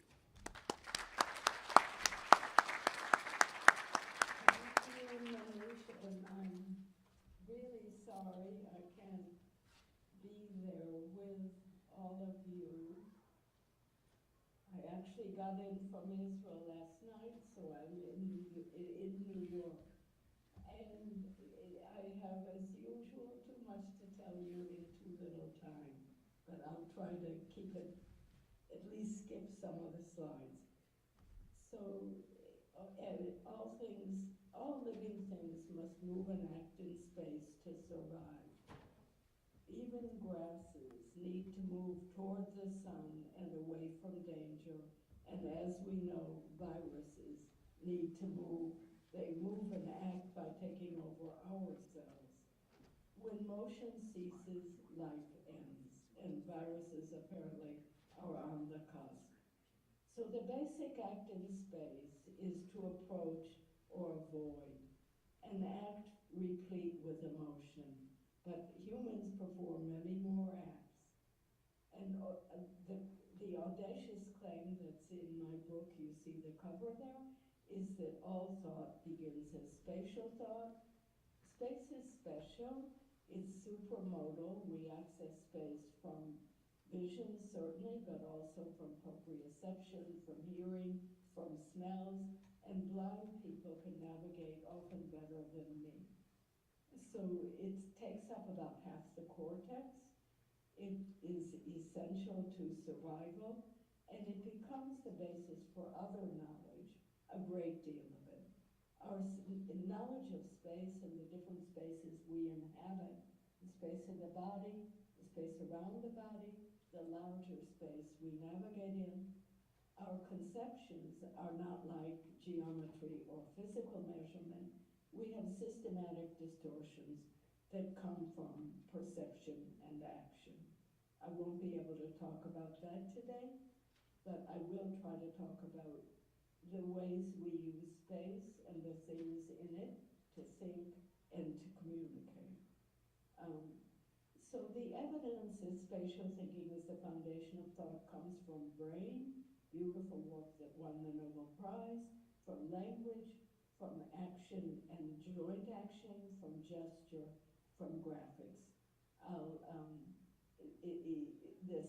As for brain, the same brain structures that represent places in spatial relations turn out to, in humans, represent people, events, and ideas in temporal, social, and conceptual relations. So I'm going to skip over that.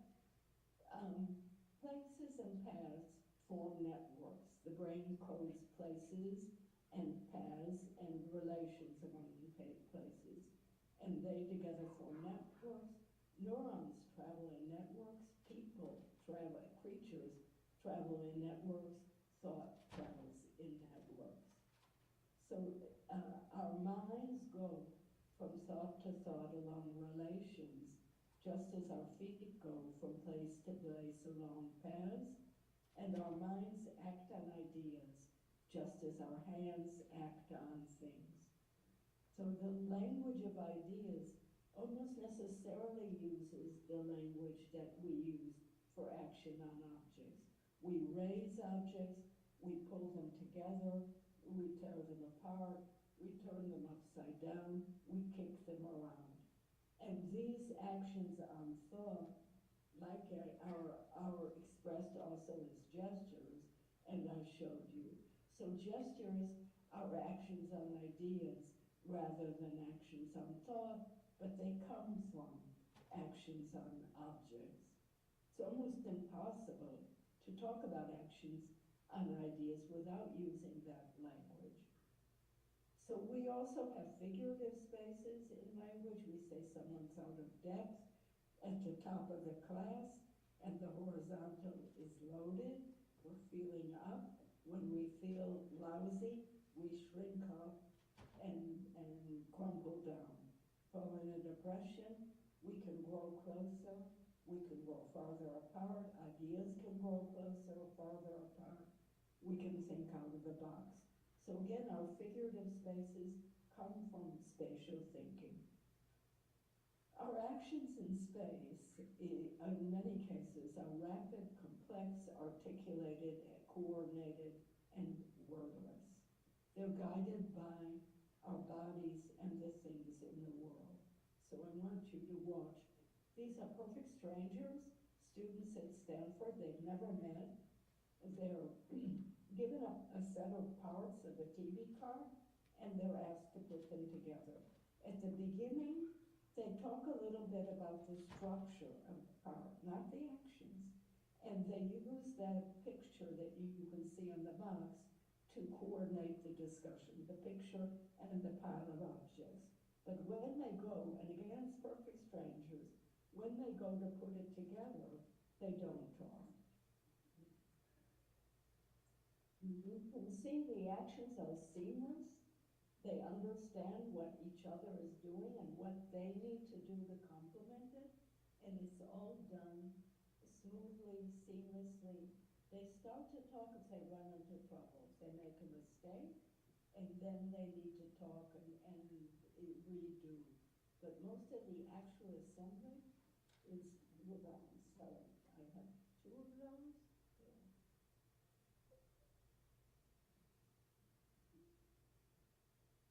And we've analyzed those actions in great detail and looked at the means of coordination of the actions.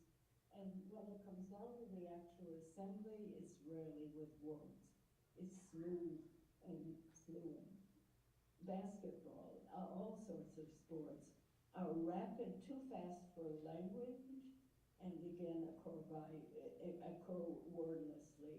And players have to keep track of their own team, the other team, the ball. It's kind of amazing how they do it. Of course, there's a lot of practice, and language is used in the practice, but the action per se isn't with words. Think of how we walk down crowded streets, and we rarely collide, even though, again, we're negotiating, using our bodies, head movements, and so forth. And we always beware of the people whose face is in front of their device. So we put this, I've had the pleasure of working with many of you, and particularly with Manisha's group and Pat Hanrahan's group at Stanford, and with Steve Feiner's group at Columbia, and in an effort to make interactions, say, with more complicated objects like an engine that has small parts that you need to find and fix, to get you to those parts. Feiner's group, Mengusukan, Carmen Eusebio, Ada, Steve, and I played a small role, have enveloped people in a kind of cone, a paraflustrum, that first guides the body to the right part of the engine, then guides the head, the eyes, and it all becomes as seamless as putting together that TV car. So our actions communicate, often unintentionally. We look at the things we're thinking about. Babies use that to understand adults. Adults use it to understand babies. Other primates don't necessarily follow eye gaze, but human primates do. So before we act on something, our eyes turn toward it, our bodies turn toward it, in particular our shoulders, our hands or our feet. Magicians use that to deceive us. So this is again work I helped on with Tina Becchio's group in Geneva. They showed people videos of hands reaching for objects before the hand touched the bottle. And people could tell from that motion of the hand toward the bottle whether the person was going to drink from the bottle, pour from the bottle, or hand the bottle to somebody else. What the features are, we don't know, but the engineers could use the kinematics of the reach to predict which action would take place, and humans could as well.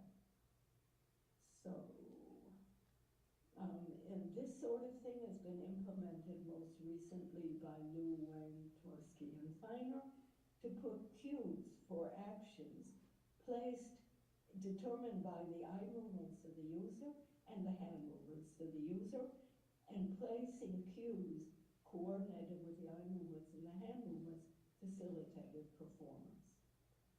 Okay, action is so important in our lives that when we see action of others, we take their perspective, left and right, rather than our own. And I'm going to skip the data for that, but it's all published. So action is really important. Action induces perspective taking of the other rather than ourselves. It's a phenomenon that has been replicated many times in many ways. Why might we do that? One reason is to understand the action, so we might be able to do it ourselves. Another is to respond to the action. Is somebody throwing something toward us so we catch it, or throwing it at us to hurt us and we need to duck?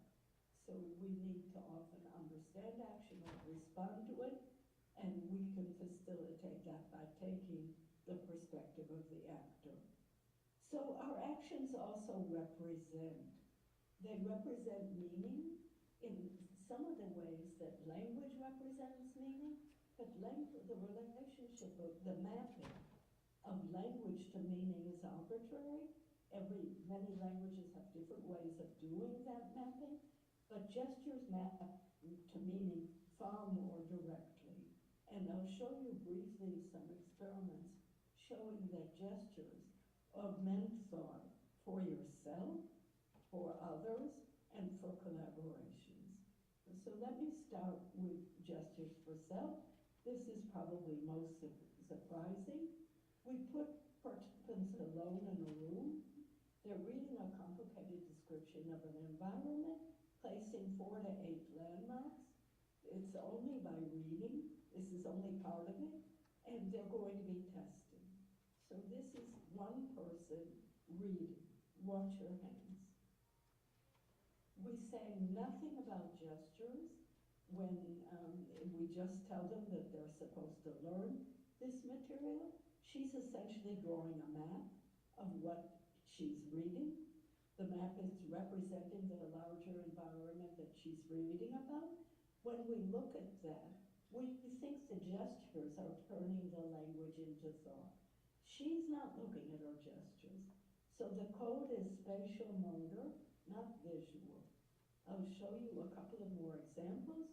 We've tried this now with many kinds of text. About 70% of the people reading about environments make maps with their hands. When they do it, they remember better. And if we tell them to sit on their hands, they remember worse. So here's someone reading how a car brake works. Again, complicated. He's reading. You can vaguely see text on the screen. And he's gesturing. He's making a model, sometimes small, like now, sometimes large, like now. So he'll try it a couple of times. Many people do that, make different models each time, and that's not a gesture. And they check their models against rereading. One more example, this is a woman learning a schedule of 4 different events, different things happening at each time for each event.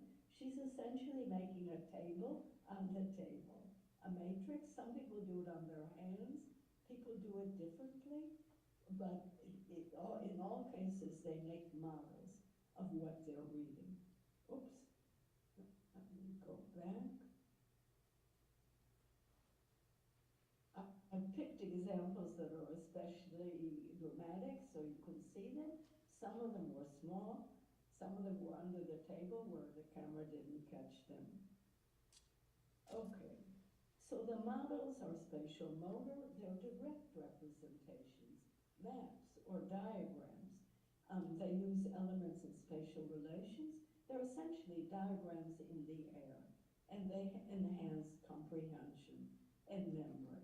We find similar phenomena in teaching and explaining things to other people. We're not the only ones. Many people have done this. Susan Goldenmeadow and her group have been the pioneers, and they work mostly with children, showing that children express in gestures things that they're not expressing in speech. So you need the gestures to understand the children, and that gestures can help them think in many cases. One example, this is Conan Tversky. We were interested in teaching how a car engine works. It's complicated for people. Understanding the structure is relatively easy, even for low spatials. Understanding action is hard. And here the gestures are going to deepen the understanding of action. So we had 2 different videos. with a rudimentary diagram. The videos had the same verbal script, and it was sufficient to pass the verbal test. You didn't need the gestures. So they have the same verbal script, but in one case they have gestures indicating action, like the carburetor goes up and down, or there's an explosion, and in others they indicated the structure, so the cylinder of the carburetor. And again, we expected positive effects from the structural gestures, from the action gestures, because action is hard and structure is relatively easy. So I don't have videos of that, just the results. We had a verbal test, and people answered the action questions more questions correctly when they saw the action gestures. Again, the information was only in the verbal script, so they got extra information from it deepened their understanding of the action, so they did better on the action questions. But what was more impressive was their diagrams and their video explanations of the car engine. We asked them to do that after they'd seen our video several times. So they made visual explanations, and then they recorded an explanation, which of course used gestures, for someone else to understand the car engine. Their gestures in those videos were invented. They weren't imitations of what they saw, for the most part, so they came from within. They had more action gestures for those who had seen more action gestures, way more than what they had seen. They also had more structural gestures than the people that saw structural gestures. Interestingly, when in their video explanations, they used more action words.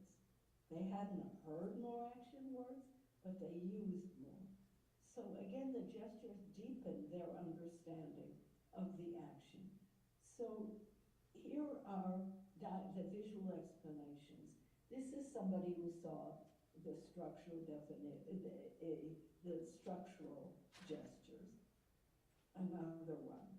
So the visual explanations are quite different, but if you saw structural gestures, you essentially gave labeled parts. Here's someone who saw action. They do step by step of the action. They show these explosions and the air bubbles getting mixed with the fluid. They use huge numbers of arrows. We counted arrows, and there are a huge number of them, and we counted these action effects. And getting the stages correctly, more of them got the stages correctly with the action gestures. Here's another. These are really fun because they're so different, but they can be coded. Okay, so viewing action gestures deepened the knowledge of action. More action was expressed in the diagrams, the visual explanation, in their gestures, in their words. So the gestures were conveying important information not conveyed in the words. And this is one of many studies that have shown that. Gestures help collaborations. This is pairs of students finding a rescue route after a hypothetical earthquake. And most of their eyes are focused on each other's gestures. The speech is actually annotating the gestures, not vice versa. And they're annotating each other's gestures. When they are allowed to gesture on the same map, they produce better maps. The language is too ambiguous. I'll get rid of that. The language is ambiguous, and the gestures can disambiguate the language.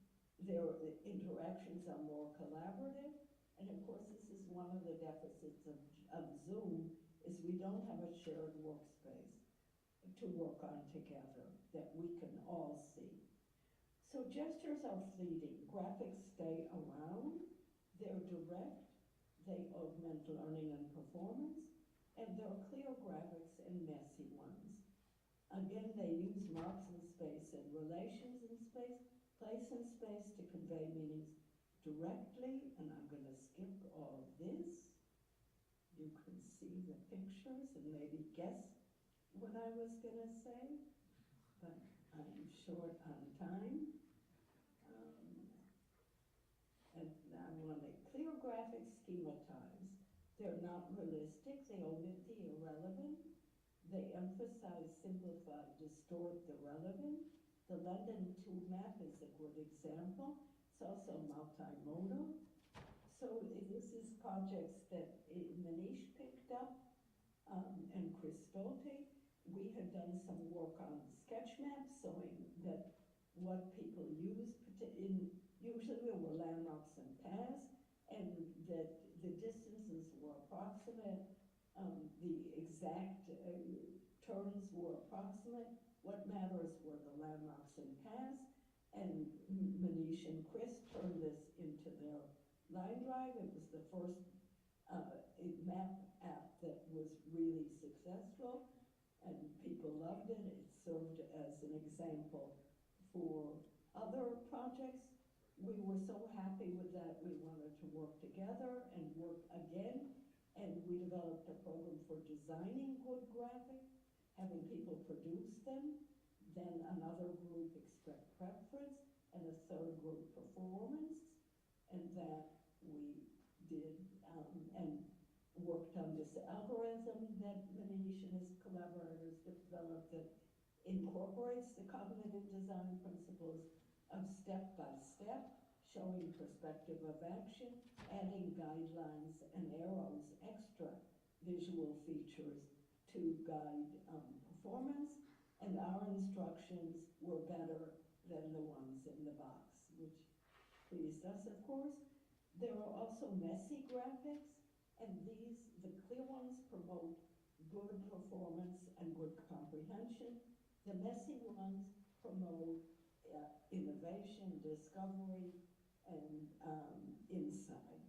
This is Leonardo. This is our work with architects who make discoveries in their own sketches. They make sketches for one reason and discover things they hadn't intended. It's very productive for innovation, and experienced architects are better at it than inexperienced.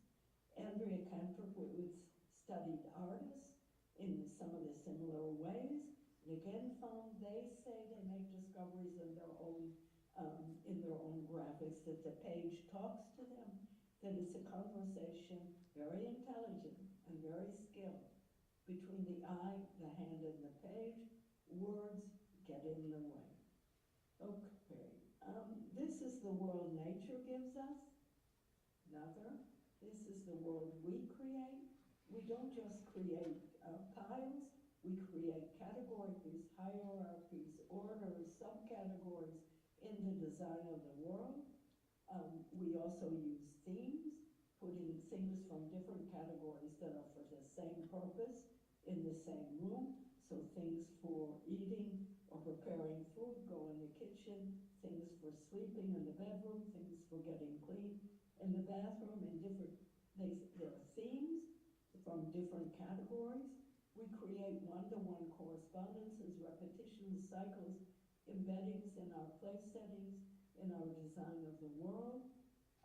We then use those abstractions that our actions have created to create visualizations that intentionally communicate. Those designs of the world communicate, and probably implicitly, unintentionally, but they allow us to understand all kinds of things, to buy things in the supermarket, to cook in each other's kitchens, to navigate the streets, and so forth. Think of how different our world is from the world of hunter-gatherers. Another example of putting rows and columns and categories and temporal orders into time schedules. Skip. So I'll bring you to the end with a concept that we've invented. It's an ugly word, Latin words aren't particularly graceful. So it's fraction, it's a contraction of action, space, and abstraction. And the idea is that actions in space create abstractions. I just showed many of them. Those actions get truncated and schematized into gestures, which are actions on ideas. And those abstractions that we created in the world get schematized into diagrams that communicate. And then we go one step further and diagram the world. So the world we live in says where people can go, bikes can go, scooters can go, if only they went where they were supposed to. Cars can go where they can stop, where they can turn, where buses can go, where people can walk, and so forth.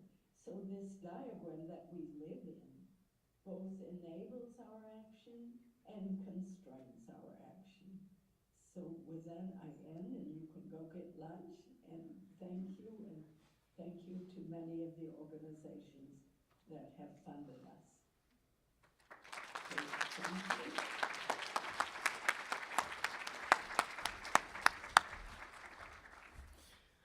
All right, so I think we have time for one or two questions if people have some questions. Barbara, can you stay with us? I had lunch. Okay. I'm happy to wait, and yeah. Any questions?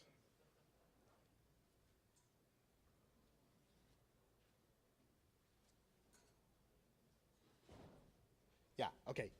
David,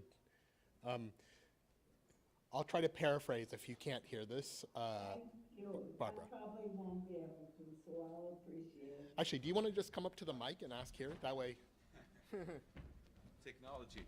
Yeah. And if others have questions, please come up to the side of the stage. Hi, thank you so much for the fantastic talk, David Lindeborg, Carnegie Mellon. I was wondering if you had found a correspondence between the complexity of the gestures and how well users actually perform certain tasks, and if there's like a direct correlation that people kind of who perform better or make more complex gestures or any other kind of correlation there.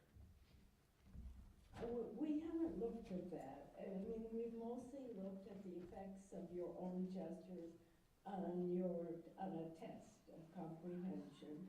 And we did try to code the gestures for their form. What do the models look like? We could do that with the maps, but things like the schedules or even the car brake got too complicated to score each and every gesture.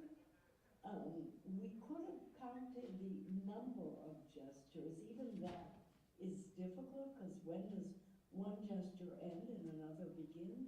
They're often quite fluid. There are some lovely examples of gestures changing meaning in the middle. Really beautiful examples. It's something you can't do with language, but you can do with this other form of communication. So no, we haven't looked at either the complexity or the accuracy.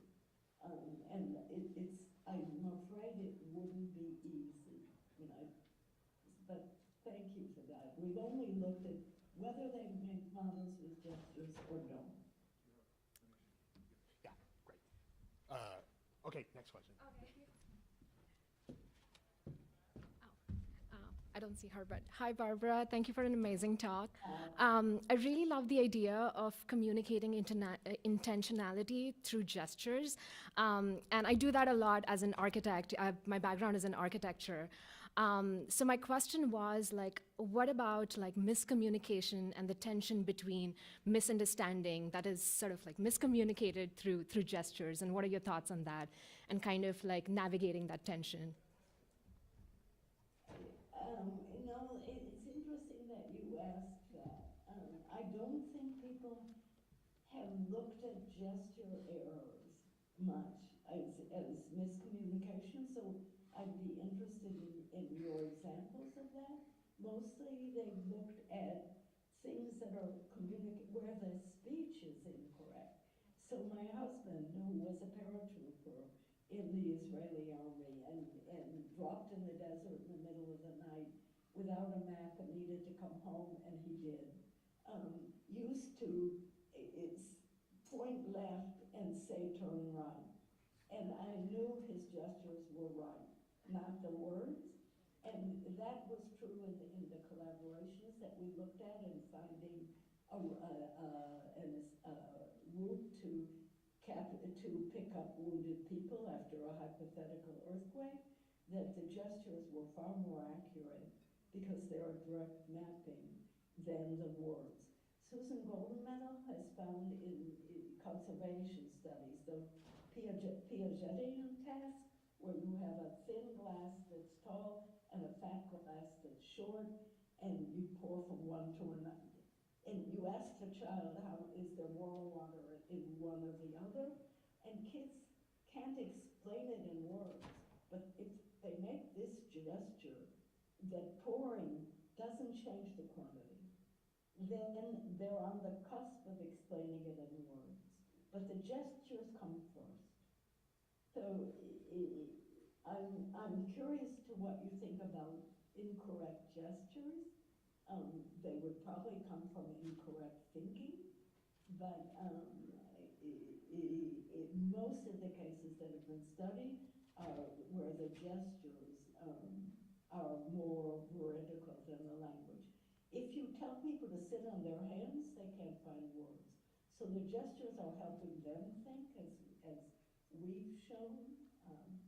Yeah, okay. Thanks. Anything else? Yeah, one last question. Hi, Barbara. Thank you for that wonderful talk. I wanted to ask you, by the way, I'm Kristen Williams, Emory University. I wanted to ask you about how much you think we as designers should be using this data that we have about how people actually behave to constrain what they do in the designed environment. So, one of the findings that you talked about was how architects use messy gestures to explore and uncover. And so I'm just wondering if we start to characterize these precise gestures as like user interaction techniques, are we constraining what's possible? Like how should we be thinking about translating those findings into designed artifacts? So, you guys are the experts there, not me. And I have had the pleasure of working with a number of groups who've had good ideas for translating the cognitive and perceptual psychology into design. But here again, I want to say that those clear gestures and clear diagrams are great if you want to navigate the underground system, or if you want to understand how something works or behaves. But you want the messy ones to encourage innovation and creative thinking. So it's like everything. There's an advantage and disadvantage. And designers or architects have resisted the CAD/CAM programs because they rectify things too quickly, and then they can't think out of the box. Whereas with sketches, they can play and move things around and redesign. Nothing is too set. So they like that play with sketches, or some of them do, and many architects that I know complain that CAD/CAM is taught too much, and that people need to start learning or to learn to sketch. I'm not sure if that got to your question, but as with everything, it depends on what your design objectives are. What are you designing for? Great. I think we have one last question. Yes. Okay, great. Oh, wait. No, we have more than one last question. Hi, Barbara. Thank you for your lovely presentation. At the conference here, we see some examples of types of machines that can actually help us to move. And I'm wondering if you can comment on whether you think these kind of guided movements, or like having machines help people to gesture, can help them to learn a concept. So, I mean, that's really interesting, and there have been a number of studies, I'm not completely up in the literature, where they tell people to gesture, and it doesn't always work. I mean, those gestures come from your understanding, or you're trying to understand what it is that you want to say. say or what it is that you want to think. And just telling people to gesture doesn't really help. Now, those are short experiments, and it could be that seeing videos of people gesturing and attending to the way people gesture could make you a better gesturer. And that would help other people learn. I mean, I think teachers get very good at that, especially teachers of students who don't speak the same language the teachers are speaking, that they end up making bigger gestures, more gestures for explaining and teaching. So I think we can learn, but it's not just telling people to gesture more. And those are ideas. I haven't tested them. Okay, thank you so much. Is that getting at your question? Yes, yes, thank you. Thank you. Hi, Barbara. I'm TJ from Adobe. I really loved your talk, especially the part about words getting in the way. That seems to be my problem in life all the time. Language barrier with lots of people that I communicate and work with. One thing you mentioned was words getting in the way and language can be a problem, but for like deaf people specifically, they've completely taken language and put it 100% into gestures. So I'm wondering, is there any research you've done in that space? And is there anything like us who don't use gestures that much or who don't know sign language, what could we unlock if we just learned how to gesture more or as effectively as they do? No, I mean, it's an interesting idea, and I haven't done that. And I don't know who's doing it. It's, there's, research keeps going, right? But bringing up sign is a real language. And it, in addition, can use gestures. And Karen Emery, who's in San Diego, has been the main person studying the way sign uses space to communicate. And I've collaborated with her a couple of times on that. And it's very interesting to see how this is American Sign Language. There are many sign languages that differ in their characteristics, and I don't know much about them. American Sign Language, by the way, comes from French Sign Language, so it's more similar to French than to British Sign Language, which is completely different. So, or almost different. So sign does use space and actions in space, gestures in space, but they become highly codified. So there's a real syntax and so forth.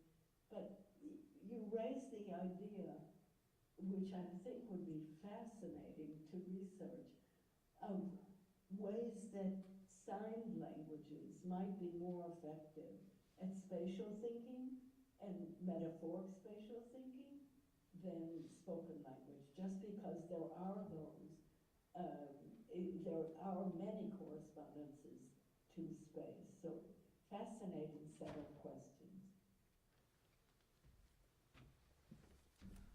Hi, Barbara. Nice to meet you. Thank you for your talk, and I really enjoyed reading your book, Mind in Motion. I wanted to ask you, similar to one of the questions posed earlier. So there has been an advent of technology which actuates your body, moves in specific ways.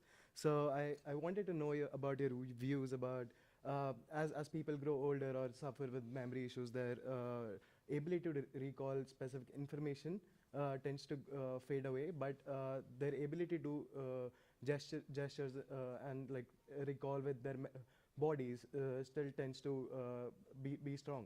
So is there a way, like what are your views on how can technology help close that loop and translate the body of the memory of the mind into the memory of the body? So I'm not sure I understand the question. Partly, I need to see your face. And so sorry, but I didn't completely understand. Oh, sorry. Am I visible now? Right.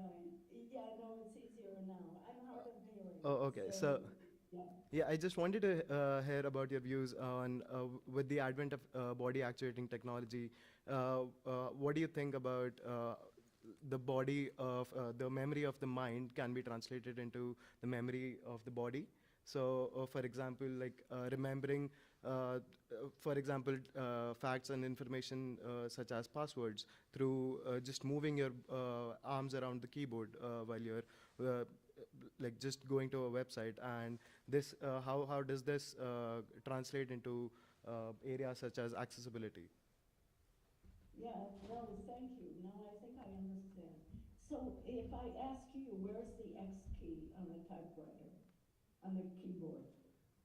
Yeah, Where's the X? I think if I would have been. You use your fingers. So that memory is in your body. And I think if you're a pianist or a violinist or a basketball player, all that memory is in your body. It might have once been articulable, but it's now in your body and in your actions.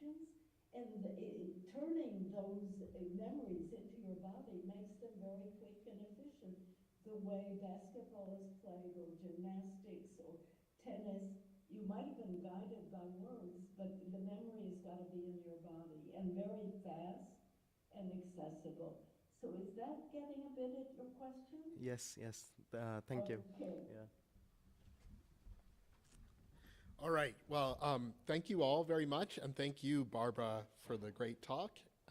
And that concludes the vision session for today. Thank you for wonderful questions and for listening. Sorry I can't be there. All right.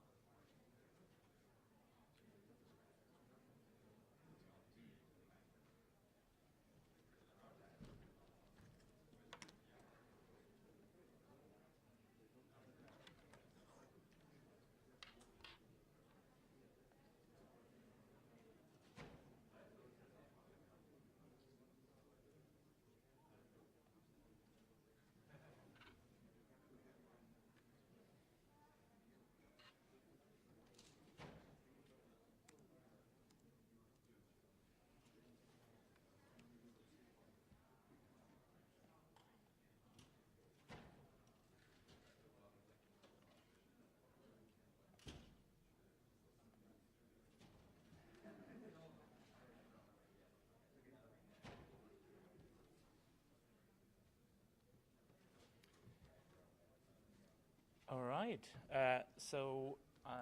we're gonna get started with the session. Welcome to the session. My name is Frederick Brody. I work at Autodesk Research and I'll be chairing the session. We got a really exciting lineup ahead of presentations. I can't wait to see them all. But before we get started, just a reminder that there's the vote for the best talk. You find the URL on the doors. So please do cast your votes for any of today's of the speakers of the session. And for questions for Q&A after the presentations, please come up to the microphone. If you'd rather prefer to stay seated, please raise your hands and I'll send our student volunteer over to you with the microphone. Before we get started, we got two great lightning talks, and as a reminder, so we got two lightning talks, one by Vimal Molin, who's looking for PhD positions, and one by Romain Niet, who is looking for an internship. So we'll get started with those. My name is Romain Niet, a third-year PhD student at the University of Chicago, advised by Pedro Lopez. My research focuses on wearable haptics. In particular, how can we enjoy full-body haptics while keeping the hardware at body scale? For instance, at UIST 21, I presented Dextrams, a force feedback glove capable of moving all my fingers in a small form factor by combining electrical muscle stimulation and a brake-based exoskeleton. I was really excited to show this work remotely last year and felt truly humbled that we got the audience Best and More award. But now that we're back in person, I brought Dextrams with me, so please come talk to me during the poster session. I will also be presenting two demos, one with my colleague Yujie Tao on how to integrate real-world distraction into virtual reality, and another one with my colleague Jun Ishida on improving haptic learning by connecting two users using fully passive exoskeleton. I'm currently looking for an internship next summer, and hope to connect with other fellow researchers for potential collaboration or just to learn about your work. Please reach out by email or Twitter. Thank you for listening, and I wish you a great conference. Hi, I'm Vimal. I'm a research associate at the Future Interfaces Group at Carnegie Mellon University, where I'm advised by Chris Harrison and Mayam Goyal. This is actually my first in-person WIST, and I'm super excited to be introducing myself to the community today. My research focuses on creating new ways for users to interact with the world, using sensing and machine learning. I'm particularly interested in using sensors found in devices we already own, like phones and watches, to enable new capabilities like health sensing, live logging, and context-aware interactions. One such work that I presented at UbiCom earlier this year was Samosa. Samosa is a system for sensing daily activities using motion and subsampled audio from a smartwatch in a privacy-sensitive and low-power manner. Catch me around the conference and I'd love to show you a demo. I'm also actively looking for PhD positions starting fall next year. If you're recruiting students or are interested in my research, I would love to chat with you. See you around the conference. All right, and so do reach out to both of the lightning talk speakers if you have internship positions or PhD positions. We'll move over to our first talk, which is phrase gesture typing on smartphones, which is presented by Zhi Zhu, and it's co-authored by Yankang Meng, Xiaojun Bi, and Xingdong Yan. And just as pointing out, Zhi will be on the job market this year, so do reach out if you're hiring. So please take it away. Thanks for the introduction, and hello everyone. My name is Jor, and I'm a last year PhD student from Dartmouth College. Today I'm going to present our work named Phrase Gesture Typing on Smartphones. This is in collaboration with Yankang, Xiaojun from Stony Brook University, and my PhD advisor Xingdong, who just moved to Simon Fraser University this year. Today's gesture typing keyboards usually require users to swipe the gesture word by word, so users need to engage and disengage the touch screen frequently. Users to type a short phrase by swiping a single gesture. After each word, users can swipe toward the next word immediately. The motivation behind this word is quite simple. Phrase level input and decoding has been widely investigated for touch typing. VelociType is among the first to explore phrase level decoding without any delimiters, and proves that phrase context can be leveraged for better decoding under noisy input. Phrase flow discussed and resolved the interface design challenges for phrase level decoding. In current commercial keyboards, SwiftKey from Microsoft allows users to keep swiping by crossing over the space key as the delimiters. Though a phrase in a single gesture is possible, it's still not ideal from 2 points. First, gestures are decoded word by word, so what you typed later cannot help the decoding of the earlier words. Second, by crossing over the space key after each word, a longer gesture is required and will definitely slow down the input speed. What we are looking for in this work is to have non-delimiters gestures and phrase level decoding for better prediction. Here comes our first challenge. We want to design and build a decoder working on phrases that have variable number of words without any user-specified delimiters. We used a transformer-based neural decoder to leverage the strong capabilities of recent large language models. Our task can be taken as a sequence-to-sequence problem. The input is the gesture user swiped, and the output is the decoded text. From this view, we don't need to worry about how to segment a phrase gesture into pieces of word gestures. We used an encoder-decoder mechanism with both of them to be BERT. As large language model usually accept tokens as input, we transform the sequence of touch points in the gesture into the sequence of nearest keys and set all of them as special tokens to the neural decoder. Within the power of large language model, we don't need to worry about the missing of delimiters anymore, but here comes another challenge. Training such a huge model usually requires tremendous data, and it's not feasible for us to collect from participants. So the question is, how to do it without any public available large data set? Our solution is we adopted a gesture simulation approach proposed by Quinn and Zhai that used a minimum jerk model to synthesize our phrase gestures. We randomly sampled 5 million words and phrases from Yelp review dataset. Each sample contains up to 5 words, and samples are evenly distributed across different number of words.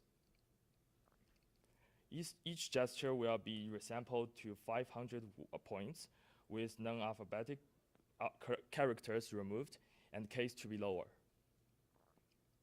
As you can probably imagine, we make tons of mistakes in our daily typing. That's also something we want to simulate in our dataset, so the dataset can better represent human typing behavior. We include omission, insertion, and substitution errors with a 5% probability. Now we have the model and the data.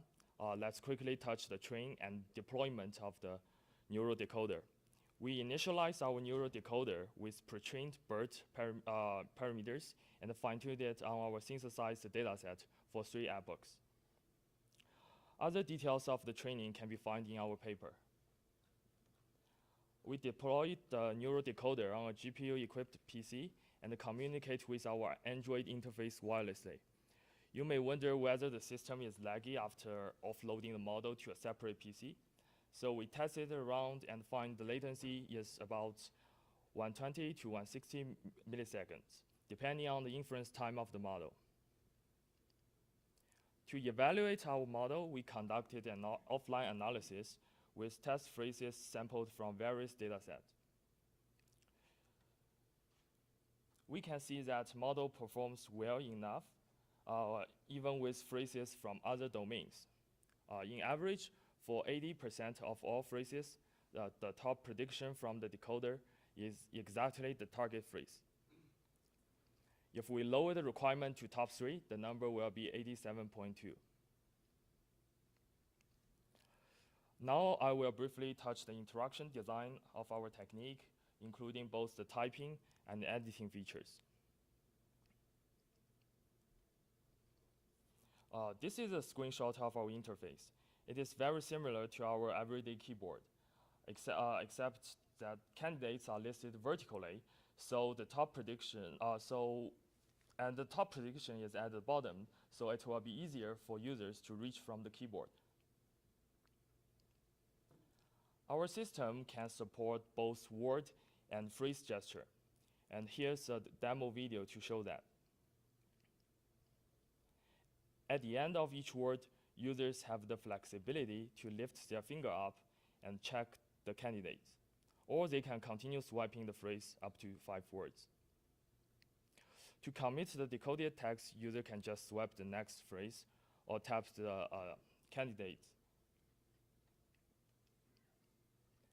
Editing is always something critical for phrase input. If only a word in the middle of a phrase is wrong, we want to enable a smooth experience for users to correct that exact word.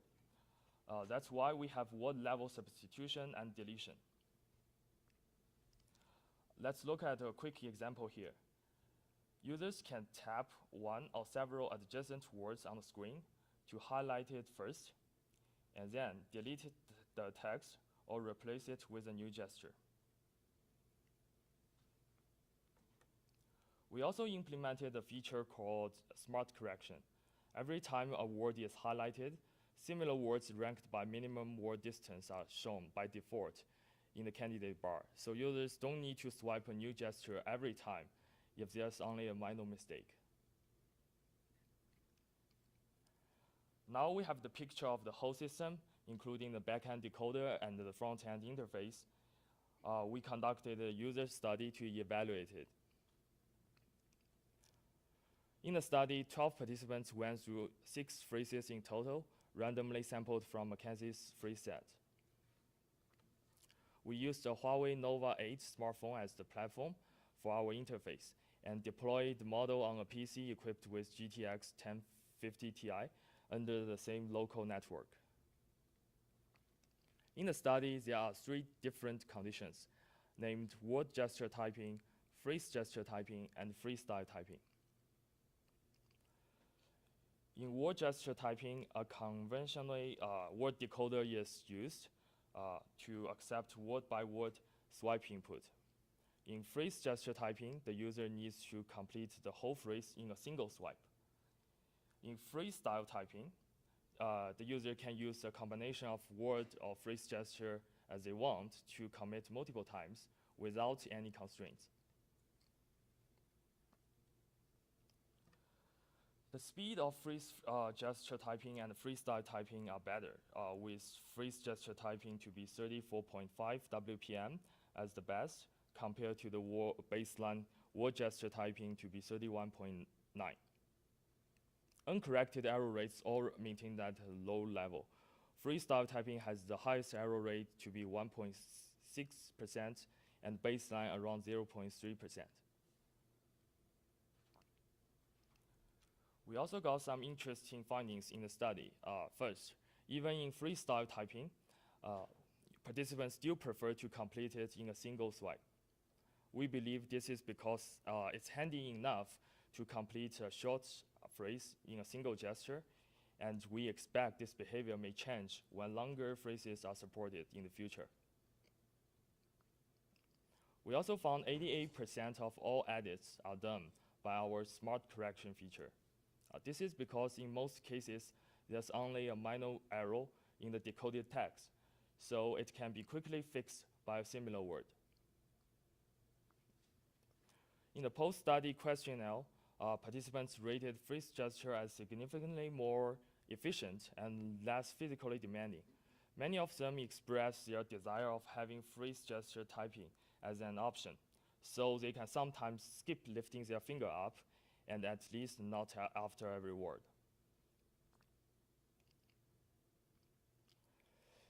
Here are a few directions we want to try in the future.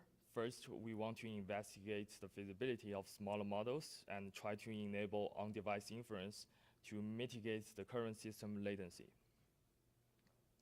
We also want to support longer phrases in the future from both the decoding side and the interface design.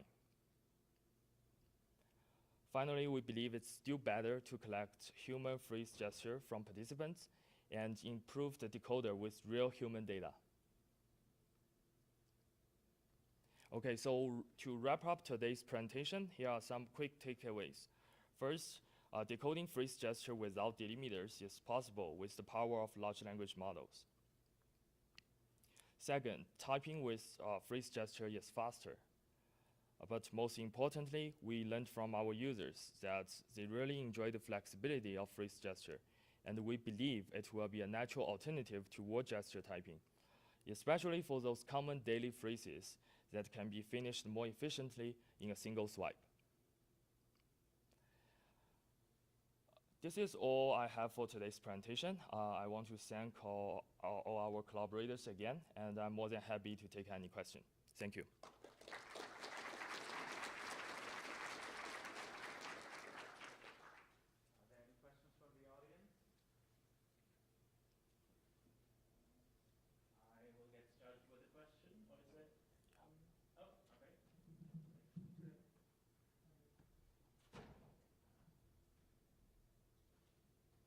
Hi, great talk. Akar Vyapinat Research at Meta. You talked about you introducing substitution, insertion, deletion errors. Did you also introduce noises in the traces that you were generating through the minimum jerk model? Yes, because when using a minimum jerk model to synthesize these gestures, there's a concept named via points, which you can take as key points in the gesture. And we include some noise into that via points, so the gesture will vary varies a lot. So I think this is the noise in the we include in the training gestures. Hi, this is Chang Xiao from Adobe Research. So very nice talk. I was wondering how does the touchscreen sampling rate affect the performance? You're mentioning you're using a 240 Hz touchscreen sampling rate alone, which is actually a very high sampling rate to my knowledge. I wonder if like 6 Hz or 120 Hz, does that gonna affect the accuracy? Yeah, so the touch sampling rate is high, but for the model input, we resample it to 500 points for each gesture, and we believe if we include the number of points in the gesture, I think this will definitely help with the decoding. Yeah, so as the first step of proof of concept, we think 500 points is enough for now. Yeah. All right, thank you. Let's thank Xie again as a reminder to And our next presentation is by Nathan DeBrio, who will be presenting together with co-author Chris Harrison from Carnegie Mellon University. And the paper is titled Disco Band, Multi-View Depth Sensing Smartwatch Strap for Hand, Arm, and Environment Tracking. Take it away, Nathan. Thanks, Frederick. Hi, everyone. My name is Nathan DeVrio. I'm a PhD student from Carnegie Mellon University, and today I'd like to present my work that I did in collaboration with my advisor, Chris Harrison, on Disco Band, a multi-view depth sensing smartwatch strap for hand, body, and environment tracking. So hand and arm tracking are useful in a variety of different interaction contexts, ranging from on-the-go gestural interaction to tracking the hands in VR, to activity recognition, and even physical rehabilitation. Such applications, along with some of the shortcomings with existing approaches, are what motivated us to create our system, Disco Band. Now, Disco Band is a sensing strap worn on the wrist that we envision being a feature of future smartwatches. Using a collection of depth sensors positioned around the wrist, Disco Band captures a continuous estimate of both the wearer's hand and arm pose. Now, I'll explain how that works later, but first I want to give you some background from recent hand tracking research to motivate our goals and approach. A fundamental theme in hand tracking is that users don't actually want things on their hands. As a result of this, the majority of all modern techniques are based around indirect or remote sensing. In recent work, 3 major categories of indirect sensing have been biosensing, range finding, and camera-based techniques. On this slide, I just want to quickly highlight some examples of past projects within each of these categories, many of which came from within the UIST community, which inspired Disco Band. Now, while all of these projects helped to make great strides in hand tracking, after combing through the literature, we identified these 5 high-level properties for hand tracking systems and found that, on average, each sensing category traded off different properties for its technique. So, for example, biosensing and range finding tend to have low occlusion, low profile, and be privacy preserving, while high-resolution cameras tend to have a much more informative signal and an easier calibration process. Using camera-based systems as our baseline, since in many cases they're the most popular and powerful approach, we wanted to maintain the advantages of cameras while improving upon the three properties of occlusion, privacy preservation, and profile. So we took these problems, which we eventually made into our design goals, and developed the disco band sensing strap. So our system is significantly thinner than camera-based systems. It has a very low occlusion by sensing from all sides of the wrist, and is privacy sensitive by only capturing low resolution depth data. So this depth data is captured by the core component of disco band, which is the VL53L5, a mini depth camera developed by ST Microelectronics. So these sensors use IR time of flight to generate 8x8 depth images shown on this slide, and they actually only measure 3 millimeters in height. I have one here in my finger so you can see just how small they are. While this is an ST component, many other companies are now getting into this business of these mini depth cameras, and we believe that the L5 is really just indicative of a new class of sensors that are now becoming commonplace. We take 16 of these sensors and place them into two sensing rings, one of which is parallel to the arm to sense hand pose, shown here in red, and another one which is on the flat part of the band, oriented outwards, shown in green, that we use to sense the arm and also the local environment. In order to process the raw depth data coming out of the band, we transform it and render it as a 3D point cloud. Here's a clip of what that point cloud data looks like from the 8 front-facing sensors while tracking a hand gesture. Now, before moving on, I want to share a more detailed look at the hardware that we use for our proof of concept prototype. So up on top in the center, we have a rigid PCB which contains the brains of our system and a 9 degree of freedom IMU. On either side of that, we have 2 flexible wings which contain the depth sensors of our system. Now, the task of reading data from all 16 sensors with just a single microcontroller was non-trivial and actually necessitated that we communicate with 3 independent data buses over DMA, along with a lot of other tricks in our firmware. I'd also like to emphasize that unlike many other systems, disco band can be entirely self-contained, only operating on battery power and communicating wirelessly over Bluetooth. However, in the future, we envision that Bluetooth may not even be necessary by designing our system directly into a smartwatch. So here we have some mock-ups of what disco band might look like if incorporated into a smartwatch of the future. Now, although the point cloud data format is useful for us humans to see object shapes and boundaries, we wanted a more descriptive and stable representation for our model. So for hand pose tracking, we did this by taking the 3D point cloud and voxelizing it, then taking images of this voxelized point cloud from 3 views, mainly from this direction, and this direction. So these virtual voxel images act as better features because based on the form of the hand, we can always expect that certain pixels will be activated when doing a pose, like when I stick my thumb out. In this clip, you can see our live hand pose prediction in action. So we predict 21 key points for the hand, corresponding to the wrist and the 4 joints on each finger. Notice that in addition to sensing just coarse hand pose, we can also track movements of individual fingers. Now, for the arm pose case, what we're really trying to image is the torso within that outward-facing point cloud. So instead of voxelization, we use a sequential technique where we take that point cloud, filter out points that are close to the wrist, then run a clustering algorithm and find the nearest cluster and take the distance and 3D angle to that cluster, and then combine that with IMU data from our band to featurize arm pose. Here you can see our arm pose prediction. So we predict the position of 6 upper body key points. However, the 2 most important ones are the elbow and wrist joints, because that's where the bulk of the movement is occurring. In this clip, you can see our system is able to successfully track arm pose through a variety of different continuous motions. Now, to evaluate disco band, we conducted 2 user studies similar in structure for hand and arm pose tracking respectively. So in each study, we had 10 participants perform a series of 10 poses in a random order and repeat this process for a total of 10 rounds. Now, importantly, unlike a lot of other studies that just focus on recognizing discrete gestures, we actually continuously collected data from our participants as they move between the 10 terminal poses in each study, which I have up here on this slide. So for example, if I was doing the arm study and I moved from this pose to this pose, we actually continuously collect data as you move throughout these poses. So for a random ordering of 10 poses, there are actually 90 possible pairwise transitions that we could record throughout the study. These are our study results for the hand pose prediction. So as mentioned before, we predict 21 key points for the hand and found in the best case, which occurred for within session, our mean per joint positional error was 11.69 millimeters.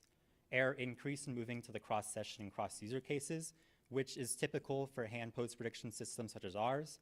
However, we believe that the relatively small increase in error from the cross-session to cross-user case, which is not typical, indicates that Discoband is more robust operating across multiple users.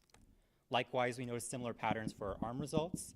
Looking at just the wrist and elbow joints, we had a mean per joint positional error of 8.83 centimeters for within session, and an almost zero increase in error from going from cross-session to cross-user.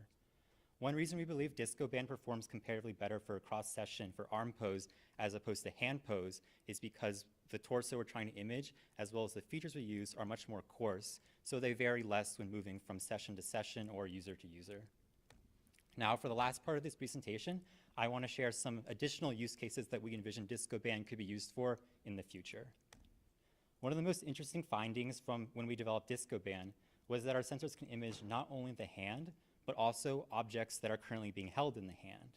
So in these clips, we're showing different types of held objects and then overlaying them with the point cloud data that Discoband collected in that moment. So to provide a little more detail, if you look at the bottom left quad, the darker points that you see on top, that's actually the table being imaged below the hand. And then the brighter points are the wrist, and then you can actually see the shape of that notebook as it comes into the frame. Here are 3 more examples of larger held objects where we've separated out the point clouds to showcase the clear shapes of objects Discoband is able to image. Like you can nicely see the curvature of the umbrella in the far right image. Now, one limitation with Discoband, along with many other wrist-based systems out there, is that they're only designed to track the arm on which the device is worn. But we wondered, what about the other arm? So when looking at the body-facing point cloud, we noticed that when present, we can actually image and detect the presence and angle of that second arm. So for example, looking in the overlaid point cloud again, those bright points are the wrist, and you can see the table, but when the arm enters the field of view, you can see a vertical line of points that corresponds to the arm being imaged by Discoband.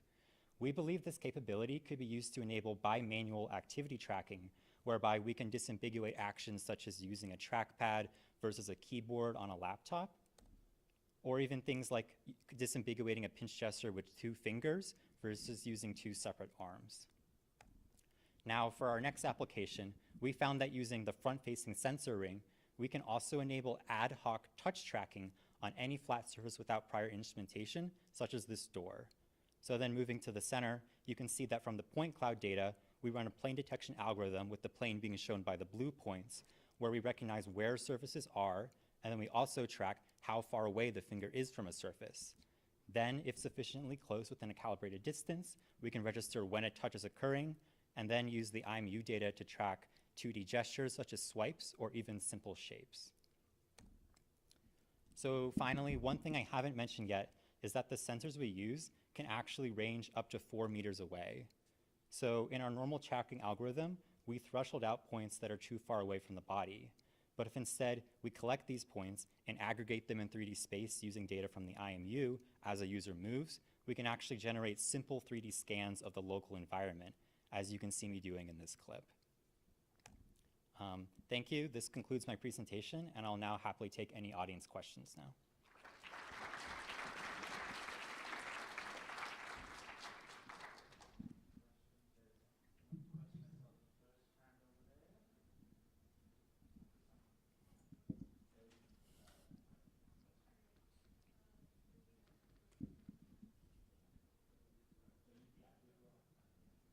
Hi, Evan Strazik, Reality Labs. Really exciting work. So you started out by mentioning that you saw this as fitting in like a normal smartwatch device, but I think we saw that you sort of wear this device a little bit lower down where people normally do on the wrist. I was hoping you could comment on how the performance changes within the same form factor as we move closer to the wrist, where you're more likely to encounter self-occlusion from the anatomy as well as field of view issues as you deflect the wrist. Yeah, that's an excellent question. Thank you. So your keen eye to notice that it is worn farther down the wrist. Actually, the reason it was like that was because the prototype we made just had a fixed band size, and I happen to have a smaller wrist, so it's worn further down. But in our user study, we actually did also look at the wrist size of users. So we actually calibrate the distance from the band to the palm and the tip of the furthest finger to calibrate that distance so the algorithm can work for different positions on the wrist. So the performance does vary, you know, if you're very far away from the hand or very close to it, since those sensors are in the same position, performance does drop. So there is a sweet spot, but it's something that can be calibrated. Thank you.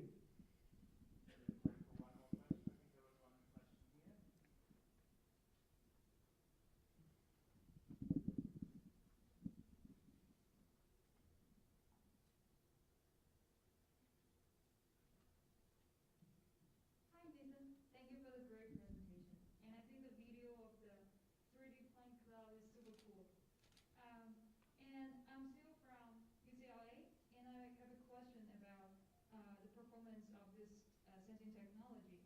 So I noticed that in the video, the users do the gestures a little bit slower than the usual, and also the resolution there, it is shown in grid. So I'm curious about like what factors will determine the resolution and the speed of the gestures enabled, and I would like to learn more about it. Thank you. Thanks, you. Excellent question. So I would actually say that resolution and speed, which I would also interpret as just the frame rate of our system, are probably two greatest limitations right now. And what that really comes down to is just the actual hardware of the system we made. So as I mentioned, we're doing 16 of these at once. You can make a system with less sensors, which will boost the frame rate. But something else is that I mentioned that these sensors are not mature. They're being actively developed. So they're actually ST, among other companies, within the lifetime of this project have made 3 different generations of sensors. So in each one, they're getting faster frame rates and higher resolution. So it's true that this system might have a slightly lower than optimal frame rate and resolution right now, but we believe that within like 2 years even, the technology could be 2 or even 4 times better. Mm-hmm. Let's thank Nathan.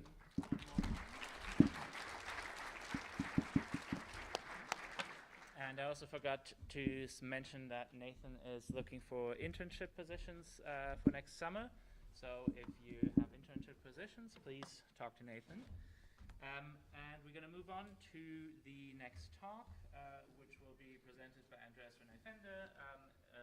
The paper is titled Delta Pen, a device with integrated high-precision translation and rotation sensing on passive surfaces. It's co-authored by Guy Lüthi and Christian Hulse from ETH Zurich, and hopefully you all had the chance to try out the demo last night. And also, Andreas will be on the job market for industry or academic positions. So please find Andreas after the talk. All right, thank you for the introduction. So hi everyone, my name is Andreas Fender. I'm a postdoc at ETH Zurich, and today I'm going to present Delta Pen. So Delta Pen is a digital pen input device, so you can make sketches like the one that you see behind me right now. But before I talk about Delta Pen in particular, I want to talk a little bit about digital pen input in general, because we were always able to like digitally draw, right? And so most famously, if we have drawing tablets, so we can like paint a very high precision in a desktop environment, for instance, or even on mobile devices. Whereas here the problem is that we're kind of confined to kind of small input spaces, or like small mobile phones, maybe tablets. Of course, there are some ways of circumventing that by using like a big tablet, for instance, drawing tablet, together with your small smartphone, so you expand your input space like that. But what we suggest here is to use passive surfaces instead. So you don't need an active surface, you don't need any external sensing, and that's what Delta Pen is for. So what we have here is a pen that works on practically any flat surface, like wood, for instance, like in a cafe, and you can just use it on your smartphone, for instance. And so the special thing about Delta Pen is then also that it works at very high precision, but it also tracks rotation. So not only translation, but also rotation. And so as I said, so the precision is quite high, so you can accurately align like those pictures here that you see behind me right now, for instance. And of course, you can also use it for painting. So here's a small example. And so the nice thing here is that you don't don't kind of compete with the input space of your mobile device. So nothing is occluded. You can just see your cursor and everything, and the input device itself is then free for like touch input and dragging the camera around, for instance. Okay, so a little bit about like how this works. So I like to talk a little bit about the hardware components of our pen. So here's what the pen looks from the inside. I won't go through all the components, but only the kind of most important ones, which are like enabling all the functionality. So most notably, so the IMU, the inertial measurement unit. In particular, we use the accelerometer and the magnetometer. Then we have an actuator for active haptic feedback, so a linear resonant actuator. And we have a force-sensitive resistor for pressure sensing. But most importantly, in the front, we have a custom PCB that, which contains 2 optical flow sensors. And those optical flow sensors are a little bit special in a way that they don't require any lens. So you probably know optical flow sensors from your computer mouse. But the ones we use here, they don't require any lenses, which means they don't have to have surface contact, which is really useful if you have a pen device because you want to move and rotate the pen around, right? And so here, just to give like a little bit of sense of scale, so the distance between those sensors is less than a centimeter, and the distance to the tip is approximately 2 centimeters. So they're all pretty close to each other. So we also conducted a technical evaluation, so I won't go into too much detail, but just to kind of give a brief overview of like what we did, like how we evaluated our pipeline. So what we used was, or what we did, we kind of taped a Wacom pen to our pen because the Wacom has like absolute sensing and everything. And then we used that on a Wacom surface. And we then, for the orientation or the rotation, we used an OptiTrack system. And then we just let 10 people draw different things. And so here's like some kind of one of the participants drew with the Wacom, then with our device strapped to it. And then what we did is like we looked at different samples and then compared what does our device sense in terms of orientation and what does the OptiTrack and the Wacom report in terms of position and orientation. So I won't go too deep into the numbers right now. So that's something that you can read up in the paper. So if you're interested in the like how to interpret the numbers, the error metrics here, then please read the paper. So what I want to spend more time on is actually the widgets and applications that we implemented to kind of showcase the functionality of the pen. So the most minimal thing you can do with it is to connect it as a mouse device and then just kind of use it as a mouse. So I think the video is a little bit laggy right now. I'm sorry for that. So it's not supposed to be that jumpy. And then we map rotation simply to the mouse wheel to scroll. So you can basically use it as a mouse. But what is probably more interesting is to talk more about use cases that use the components in a bit more specific way. So I'd like to go through some of those applications. So first, talking about translation rotation. It's a very minimal case. We just use the 2 sensors in the front to then sense not only translation, but also rotation. And again, so I think it's the same on the projector, like the video seems to jump back and forth. I don't quite know why.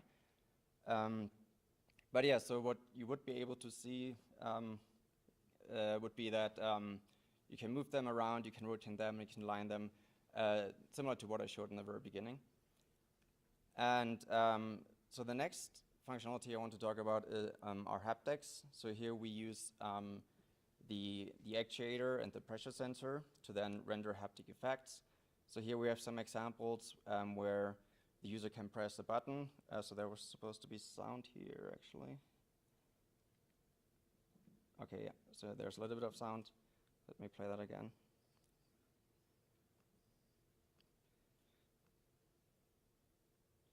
Come on. Okay, so the sound effects you hear are kind of mapped to what you would feel from the pen. And then here's a combination of using the rotation functionality and the haptic feedback. So there's a rotational knob where at certain stops you can feel a little vibration. to kind of feel the bumps at like key values. So you can imagine that, for instance, for like music mixing applications or similar. And then what I also want to talk about is painting. And so the nice thing about painting is like it showcases a lot of things at once. So we have the IMU, in particular the accelerometer, that we're going to utilize, and the pressure sensor, and of course the optical flow sensors. And so with the pressure sensors, we can obviously have pressure sensitive input.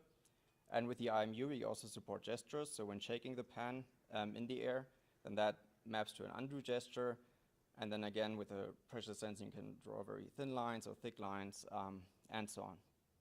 And what is then also nice about the rotation is that you can actually also map that to the brush, to the virtual brush.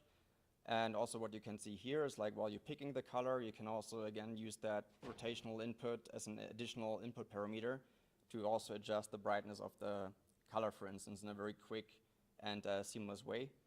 And again, all these like rotations, like from what you see here from the brushes, they're all kind of direct input from the pen rotation. And so pen rotation actually, as an additional parameter for painting, is actually very, very useful. So that means, for instance, that without changing the brush size, you can have very detailed paintings. So as you can see here, when rotating the brush, then it's also kind of easy to really kind of fill out those very like small corners, for instance. And then you also have things like shading and everything. And then what the brush rotation is also very useful for is things like fur, which is also a lot easier to paint if you can actually rotate the brush, because you can actually just choose, apologies for the frame rate, so it's supposed to be a bit more, a bit higher frame rate, but so you can actually just choose a certain brush size and everything, and then just rotate your brush and let a little bit of randomness in your rotations, and then that way you can very quickly achieve effects like fur, for instance.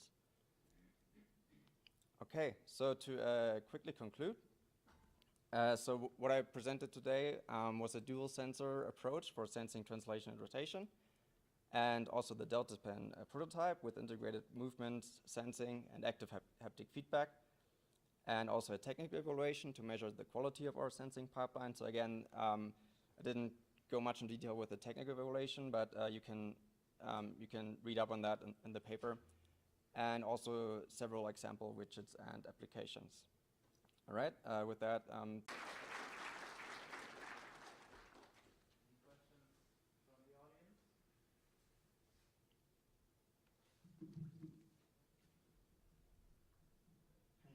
Bala from Microsoft Research.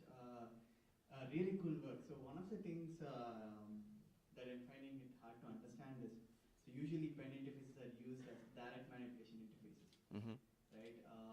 And mouse is also direct manipulation, but you kind of, like there is no absolute position of the cursor on the table here, right?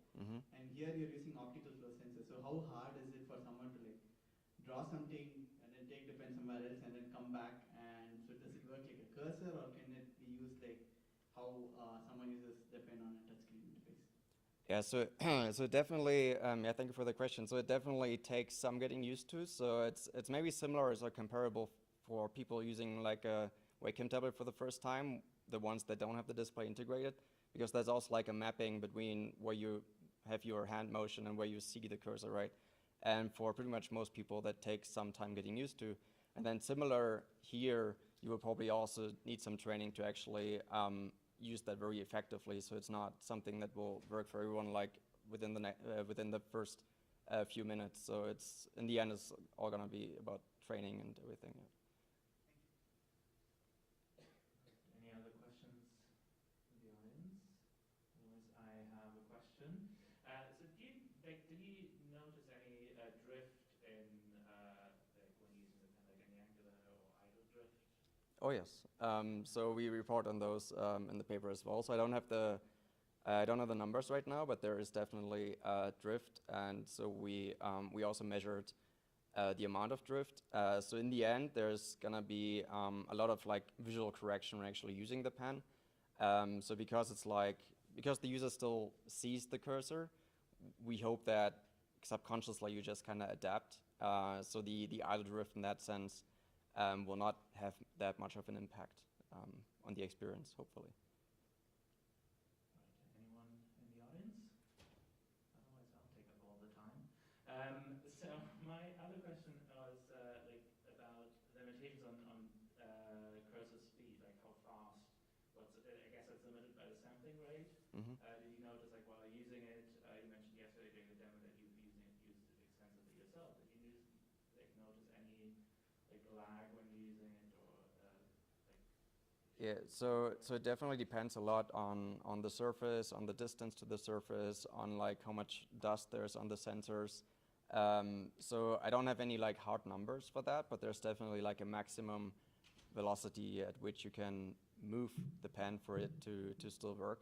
But like at like moderate like kind of painting speeds or velocities, it should be fine.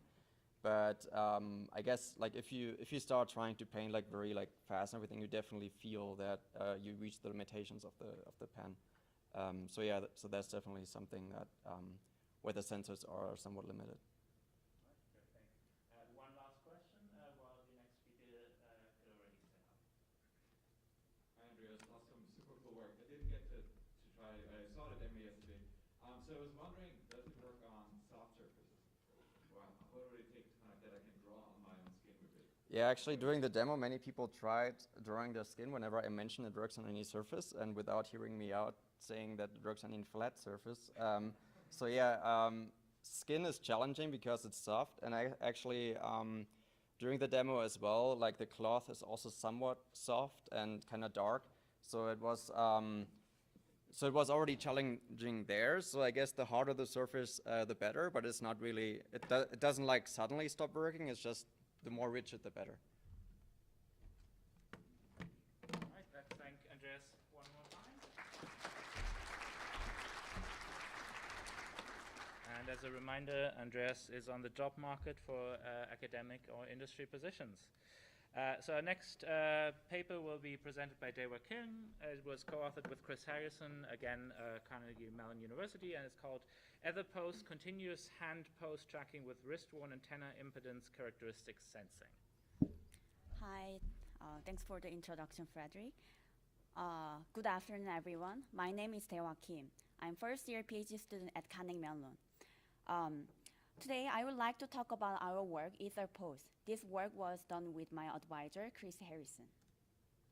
Uses of hand pose tracking are enormous, including domain as diverse as virtual and augmented reality, and spatial-aware interfaces, sign language recognition, and context awareness. So as Nathan already nicely covered the relevant field, so I'm gonna briefly explain related work here. The only spin globe-like mechanical devices in recent years, there's optical sensing, acoustic sensing, contour sensing, EMG, EIT, and lidar sensing. And so the various approaches are explored extensively, and they have their own pros and cons. In this work, we contribute a new approach for hand pose sensing that uses impedance of the antenna that is coupled by the human hand. And let me explain how EtherPod works here. So here's the antenna with a ground plane, and this antenna generates the electric field nearby.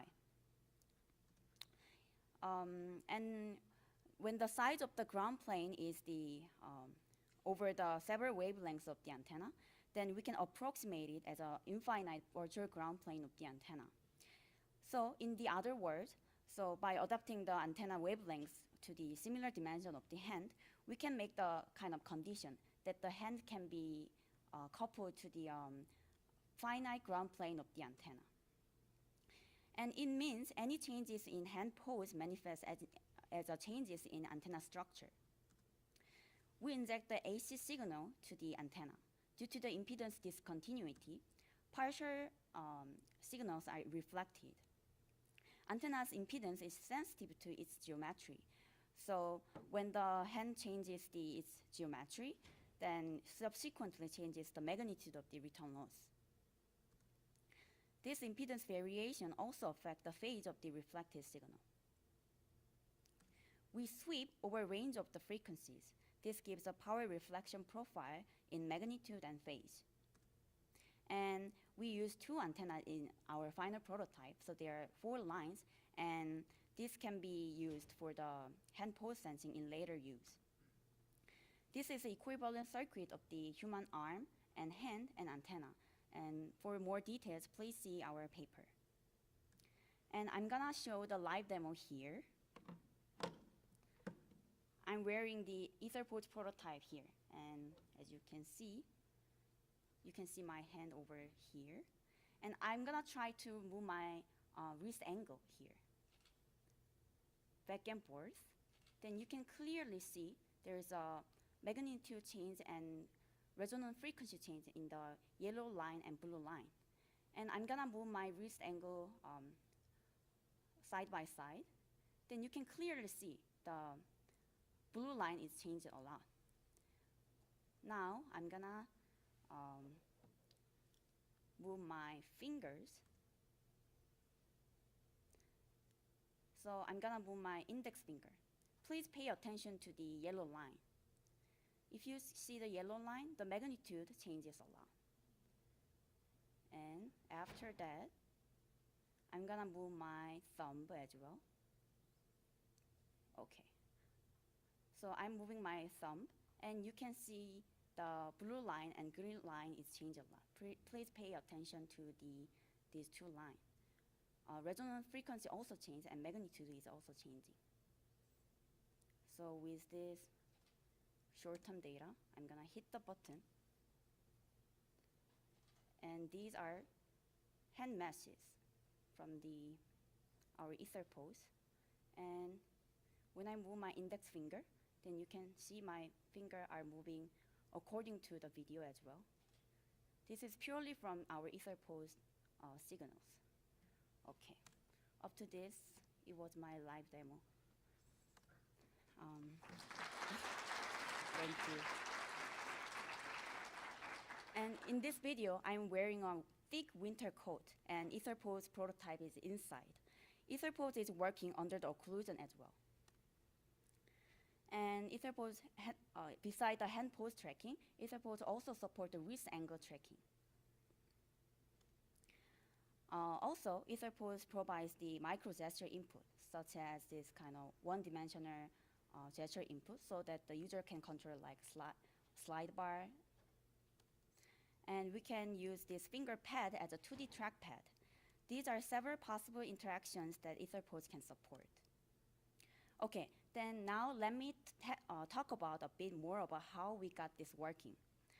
There are several design decisions, and one is antenna topology, and the other is one location.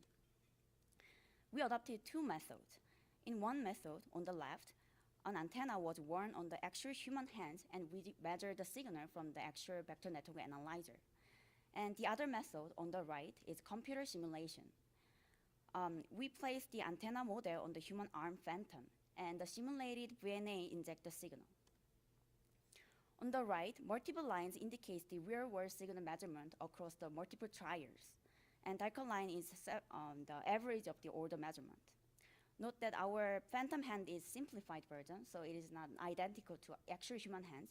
So there can be signal differences between measurement and the computer simulation, but we could still see the high correlations. We measured and simulated 3 representative gestures: fist, index pins, and neutral. We set 2 design goals: 1, magnitude of raw signal changes, and machine learning accuracy. Our first exploration was antenna topology. We selected 4 antennas, which can be baseline, and some promising antenna designs from the prior work. These are real-world measurement. For clear comparison, we subtracted 2 gesture pairs. The line shows the consistent for each gesture across the multiple trials. And the cloverleaf antenna shows the most distinguishable signal, as you can see on the graph. And these are the return loss signal from the simulated vector network analyzer. The results generally follow the real-world measurement as well. As we can see, the cloverleaf antenna shows the biggest signal changes here. Therefore, we decided to use the cloverleaf antenna as a final antenna topology. Now we can put this antenna wherever we want, but which location would show the better performance? So we studied 8 possible one location on the wrist. We collected signal for each 8 locations, and as you can see, it is too much information. So I'm gonna select 2 instances for the comparison, which is front and back. The front location shows the most expressive signal for both measurement and simulation. Tracking accuracy was also better for the front location. After selecting this front location, there are enough space to host the second antenna. Along with front antenna, total 5 locations were tested. The results showed front and back right antenna position was the most expressive. Real-world measurement shows the consistent and clear signal changes for both measurement and the signal simulation. And then secondary antenna also followed the same tendency, and the tracking accuracy was 4.4 millimeter. With this final antenna configuration, we can not only simulate the return loss signal, but also the electric field, as you can see in this animation. And in this animation, we could confirm that the electric field is affected to the user's fingertip as well. With these design decisions, we implemented final ether pose prototype. 2 cloverleaf antenna with a ground plane work around 1.4 gigahertz of the resonance frequency. We connected VNAs to each antenna. We sweep 21 frequencies. Bandwidth is 20 megahertz. The VNA shows 4.8 hertz of frame rates, and we altered these 2 VNAs because we wanted to avoid the interference between each other. So our system frame rate was half of it. Our prototype is battery powered and works wirelessly using Raspberry Pi Zero. The data was transmitted via network for machine learning. Now, then what kind of interaction would be possible with EtherPose prototype? We firstly evaluate our system on continuous hand pose estimation. We tested system over 15 hand gestures to reproduce the situation that the wristband is covered by the user's clothes. We tested our EtherPose on the, for 2 cases, which is we also tested our EtherPose on the covered by double-sided fabric. Total 15 gestures look like this. We selected these gestures from the gesture set that commonly used in the hand pose sensing literatures. We obtained around 1 centimeter of joint tracking error for with and without fabric. There is no significant accuracy drop caused by the occlusion. We also used the bottom row as for the wrist angle tracking with the same procedure. We obtained around 6 degrees of angular error across all participants. EtherPose also provides subtle movement of the thumb as an input. We run micro gesture tracking study using the T-shaped arrangement of point. The result shows roughly 1 centimeter of accuracy. Although our system shows a reasonable result, we observe several limitations. As each user has a unique bioimpedance, and our system is sensitive to the small offset in the one location, so current system does not work across user or across session. We also found current system get noise from the other body parts and conductive environment materials. Current system frame rate is limited. This should be improved for interactive uses. These kind of issues could be solved using the new antenna with directivity or by adding more antennas. Also, low form factor would be desired. Advanced and single chip VNA would be required for faster and compact system.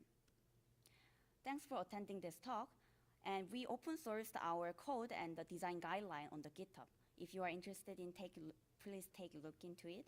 And now I'm happy to take a question.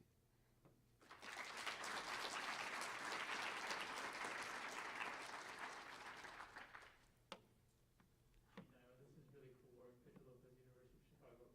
I know you just mentioned one of the limitations is coupling with sources and of course the whole body, but I'm actually wondering if that could also be turned into a really cool feature, because a lot of the other awesome tracking systems we've developed over WIST over the many years don't work under clothes and all the cool stuff that yours does. So I know you and Chris were excited about the hands, but could this be like full body tracking?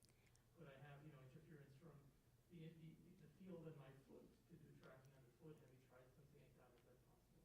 Thanks for the great question. Yeah, I think it's definitely possible, but we need to adjust the wavelengths of the antenna. So it should be longer than the current system, like our height, something like that. Then I think it's possible to check the body pose as well. Even though I didn't test it yet, yeah, it's really exciting research topic. Yeah, maybe antenna in the clothes or something. Yeah. Cool. Thank you. Thank you.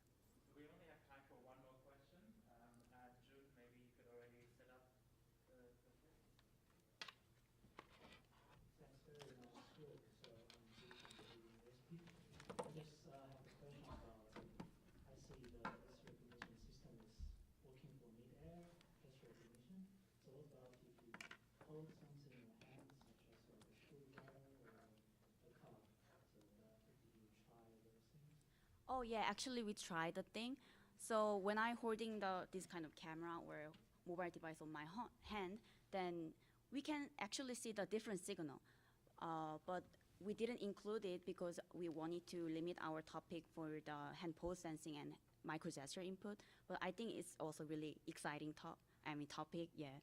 Yeah, because I always want to find a way to recognize the gestures during makerspaces, like doing some work with screwdrivers, and we want to recognize the gestures. Mm. I see this topic is pretty interesting.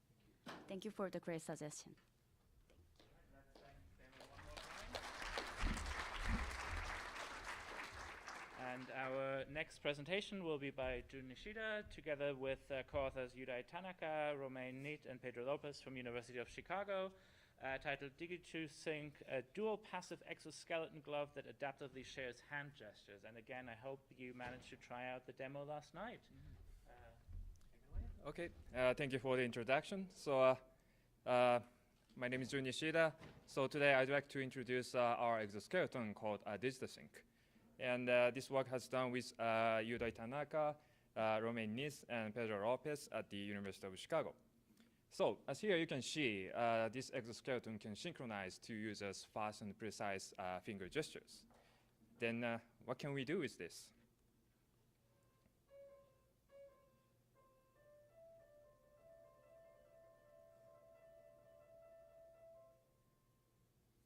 Okay, so as here you can see, users can even learn how to play a piano by connecting fingers.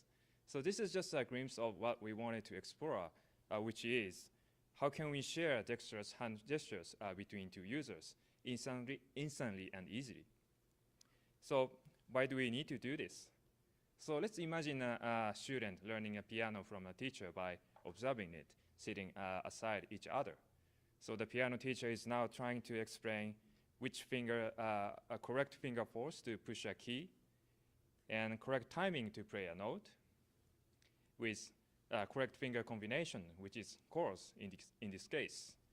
And these are all important motor information, but also hard to memorize all of these quickly. And knowing this information is also important for piano teachers to understand students' skill development. Then the question is, how can we directly communicate this motor information to each other instantly and easily to support faster learning in a traditional piano learning setup? And of course, there are many ways to communicate this. One of the major way would be using the active globes, using the sensors and actuators, such as using electric motors, pneumatic actuators, wire actuations, or even electrical muscle stimulation for controlling individual fingers. And all these active globes are great, But these also share three critical limitations, especially we want to try to incorporate this into the educational setup. So first challenge would be end-to-end latency, which is always problematic in skill sharing because of the combination of sensing, actuating, and also computation. Even with 20 milliseconds of haptic delays, we can notice that, and it affects learning performance. And because of this, they need high-precision actuators and sensors, and they are very expensive. And some exoskeleton available on the market can cost up to $20,000, which is a major challenge when trying to use this in a classroom setup. Lastly, they are not always 100% safe, as it could provide a large and external forces from the batteries or motors. But looking back, someone works in robotics and the HJ community, passive mechanisms have been also actively employed because they can provide real-time and high-fidelity haptic feedback with human-safe walk-up use and low-cost form factor. Examples include using physical linkages or hydro tubes for controlling remote robots, or even microstructures for sensing, actuation, and even computation. And that's why we found the potential of using the passive mechanisms for communicating complex haptic cues across users.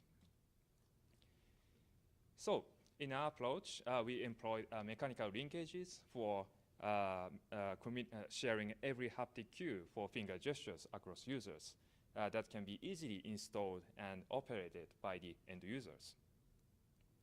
So now let's see how we design an exoskeleton.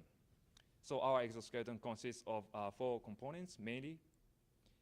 Finger sockets to connect fingers and the exoskeleton, and finger motion transmission mechanism between 2 users, and a palm base that holds the mechanism itself, and a wrist linkage that connects 2 users' wrist movements.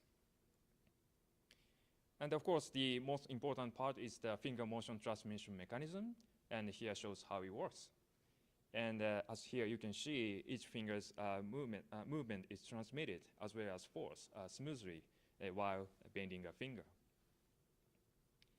And by having this for each digit, it can share multiple finger gestures between 2 users in real time, which would support interpersonal skill transfer in an educational setup like this. And in addition to this, each linkage has a magnet inside so that teachers can attach and detach from the students. And because it's mostly 3D printed, it costs only $40. So, does this really support hand skill transfer from one to another? So to prove this, we went back to one of the examples, which is the 2 users in piano learning. So in this study, we investigated how the exoskeleton impacts the user's learning performance. And participants were given 10 trials for learning and replaying these 2 melodies. And as for the interface conditions, we compared to a traditional feedback manner where a teacher demonstrates the melody in front of the students, which is widely used in the current setup. And in the distancing condition, participants learn the melodies by connecting fingers by the exoskeleton. So here shows the error in notes and intensity during the replay. And we found that participants learned and replayed the melodies with significantly less errors in both notes and intensity. And from these results, we think this exoskeleton can be introduced in the traditional piano class and enhance haptic communication between teachers and the students. But we also know that active roles have their own great benefits too. In particular, it can provide adaptive feedback based on the learner's need. So what is adaptive feedback? So let's think about student skill over time.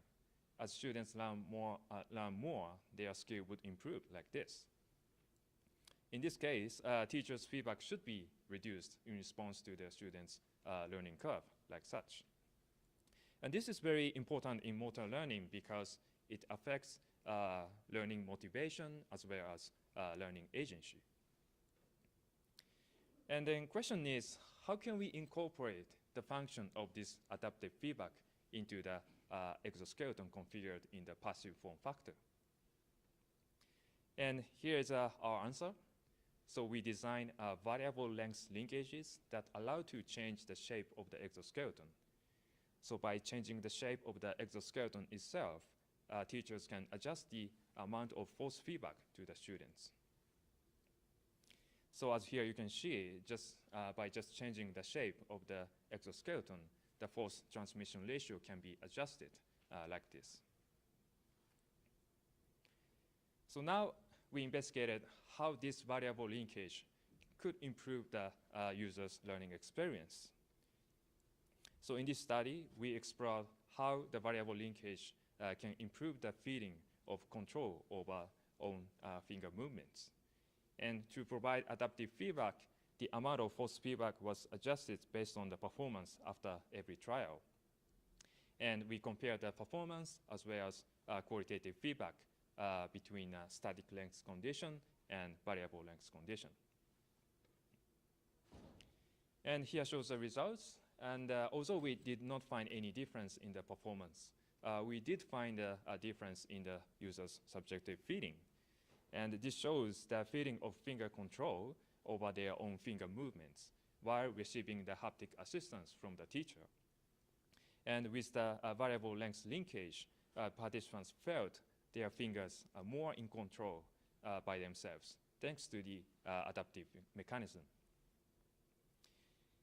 And the participants also mentioned that with the variable length linkage, the haptic feedback from the teacher was more responsive compared to the static length condition. So overall, our variable length linkage have provided the function of adaptive feedback with the exoskeleton configured in the passive manner.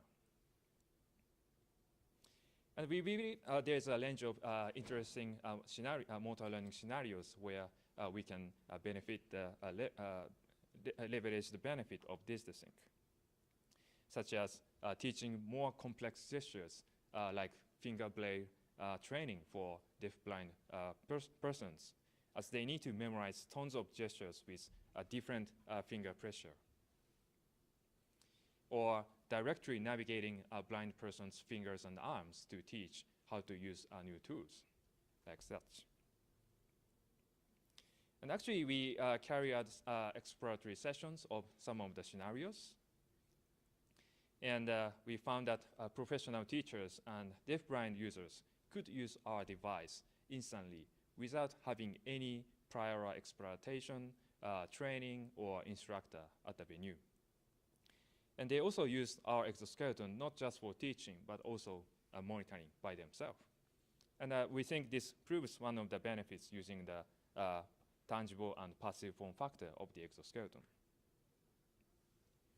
Okay, so today we talked about how can we share dexterous finger gestures between two persons instantly and easily through this exoskeleton, and how it can improve the learning performance as well as subjective feeling during the training with the adaptive mechanism. Okay, thank you very much, and happy to have questions from you.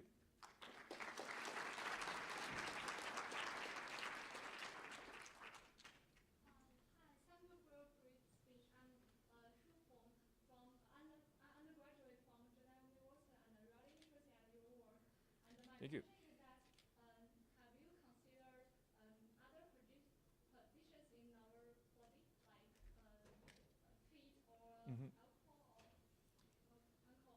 Okay, that's a very interesting question. So this time we focused on the hands because the hands are very important interface between human and the surrounding world, and that's how we learn new concepts. But yeah, synchronizing legs sounds very interesting, but we also need to think about how to maintain the balancing when it's shared with other people. So that would be a interesting topic too. maybe by designing a whole wearable system, we can replicate others' physical behavior. Yeah, that would be also interesting. But in that case, we also need to consider how we can preserve the sense of agency of the user, because we also need to feel the sense of agency to maintain our motivation. So yeah, maybe using the adaptive feedback in the same way could help that. Thank you. Another question is that have you considered about using EEG or EMG some psychology Mm-hmm. methods to detect the user's feeling, and therefore the teacher can feel what the students is thinking about in the same time and can obtain feedback from the user Yeah. students. So actually, this is a very first prototype of that kind of a semi-passive version. So we also linked exoskeleton with the EMG signals so that exoskeleton can detect the amount of activity and automatically change the shape of the exoskeleton for more smooth adaptive feedback. Yeah, thank you. Steve Bonner, Columbia University. This is really interesting. Thank you. One thing I've noticed in many of the videos is there's a huge difference between the finger angles on the upper teacher's hand Mm-hmm. and the lower student's hand. And that's, most people don't play piano like this. Mm-hmm, mm-hmm. So you're indicating which finger to use, but there's nothing about the way the finger should be posed Mm-hmm. that's really going to communicate it. Yeah, that's a. Thought about ways of trying to fix that. Mm-hmm. Yeah, so that's a great question too, and of course, because of the physical, design of the physical linkages currently we have, we cannot have a complete grasping motion, but we can also use a different type of passive components like hydraulic tubes that can transmit some angular displacement of the finger joints that could reproduce complete grasping gestures. So maybe we can use alternative mechanism to achieve the sharing of the grasping gestures. Yeah. Exoskeletal systems have stuff on the backs of the Mm-hmm. fingers, as opposed to you've got it all on the inside, which makes it very hard to really bend it. Mm-hmm. Yeah, so we also tried a very simple type of the exoskeleton that just connect fingers by using very simple groove. But actually, because the joint center is located inside the finger, so as you bend, there's a very big gap. So and it didn't transmit the gestures very well. That's why we needed a very big linkage in between. Thank you. And I believe, Jun, you wanted to have a few seconds for an announcement as well? Okay, thank you very much. I have a very small announcement that I'm going to open my lab at the University of Maryland from next January. And now I'm hiring students, so please feel free to reach out to me during the conference. Allow me to have quick lightning talk. I have been exploring how we can share physical experiences across users by using wearable devices, such as sharing muscles or fingers, or changing bodies into another person, such as into a child for supporting product designers, or even investigating the sense of agency in haptic devices and wearable devices, like this.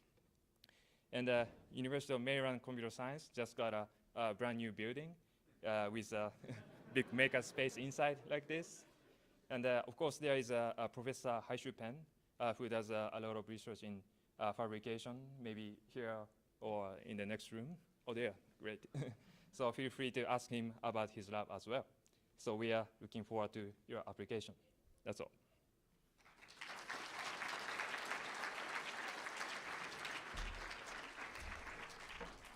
Thank you, Jun.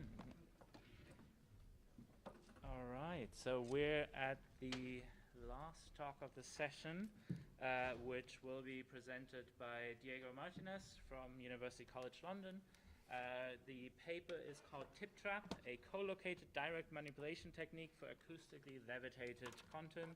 And it's authored by Montes Jankauskis, Sonia Elizondo, Roberto Amontano, Asia Mauser, and Diego Martinez from University College London and Universidad Pública de Nevada. And yeah, take it away, Diego. You got it. Thanks a lot. Come on, go away.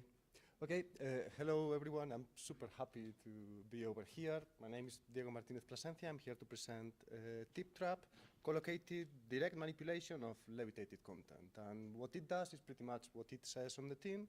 It allows you to just reach with your hand straight. No? Straight into the next slide. What's going on? Okay, yep. Reach into straight into that levitated content, attach it to your fingertip, and interact with it with one hand, two hands, or different types of contents. And why would you do that? Well, like, you probably by now know levitation interfaces already. Like, just to mention a few, like seminal works would be probably like pixie dust and holographic acoustic elements, and they allowed us to use these particles as 3D voxels to represent data, and that's actually being used for visualizations, such as on LeviPath or Joled over there, but always with that idea of the particle as a 3D voxel. Advances allow you to do other things, maybe attach light pieces of fabric to those particles, and you can move them and rotate them, project onto them, and create this kind of levitated displays in midair. Or even by moving particles real quickly, create volumetric content right there in front of you for you to reach. And the way that works is you only use a particle that moves very quickly, that reveals the shape, but if you slow it down, you will see that that's all that is there. And on top of this visual content, there is also the possibility of creating haptics. This is just as Ultralib does it. And if you put your hand at some points in the working volume, you would get like a tickling sensation on your fingertips, or even audio.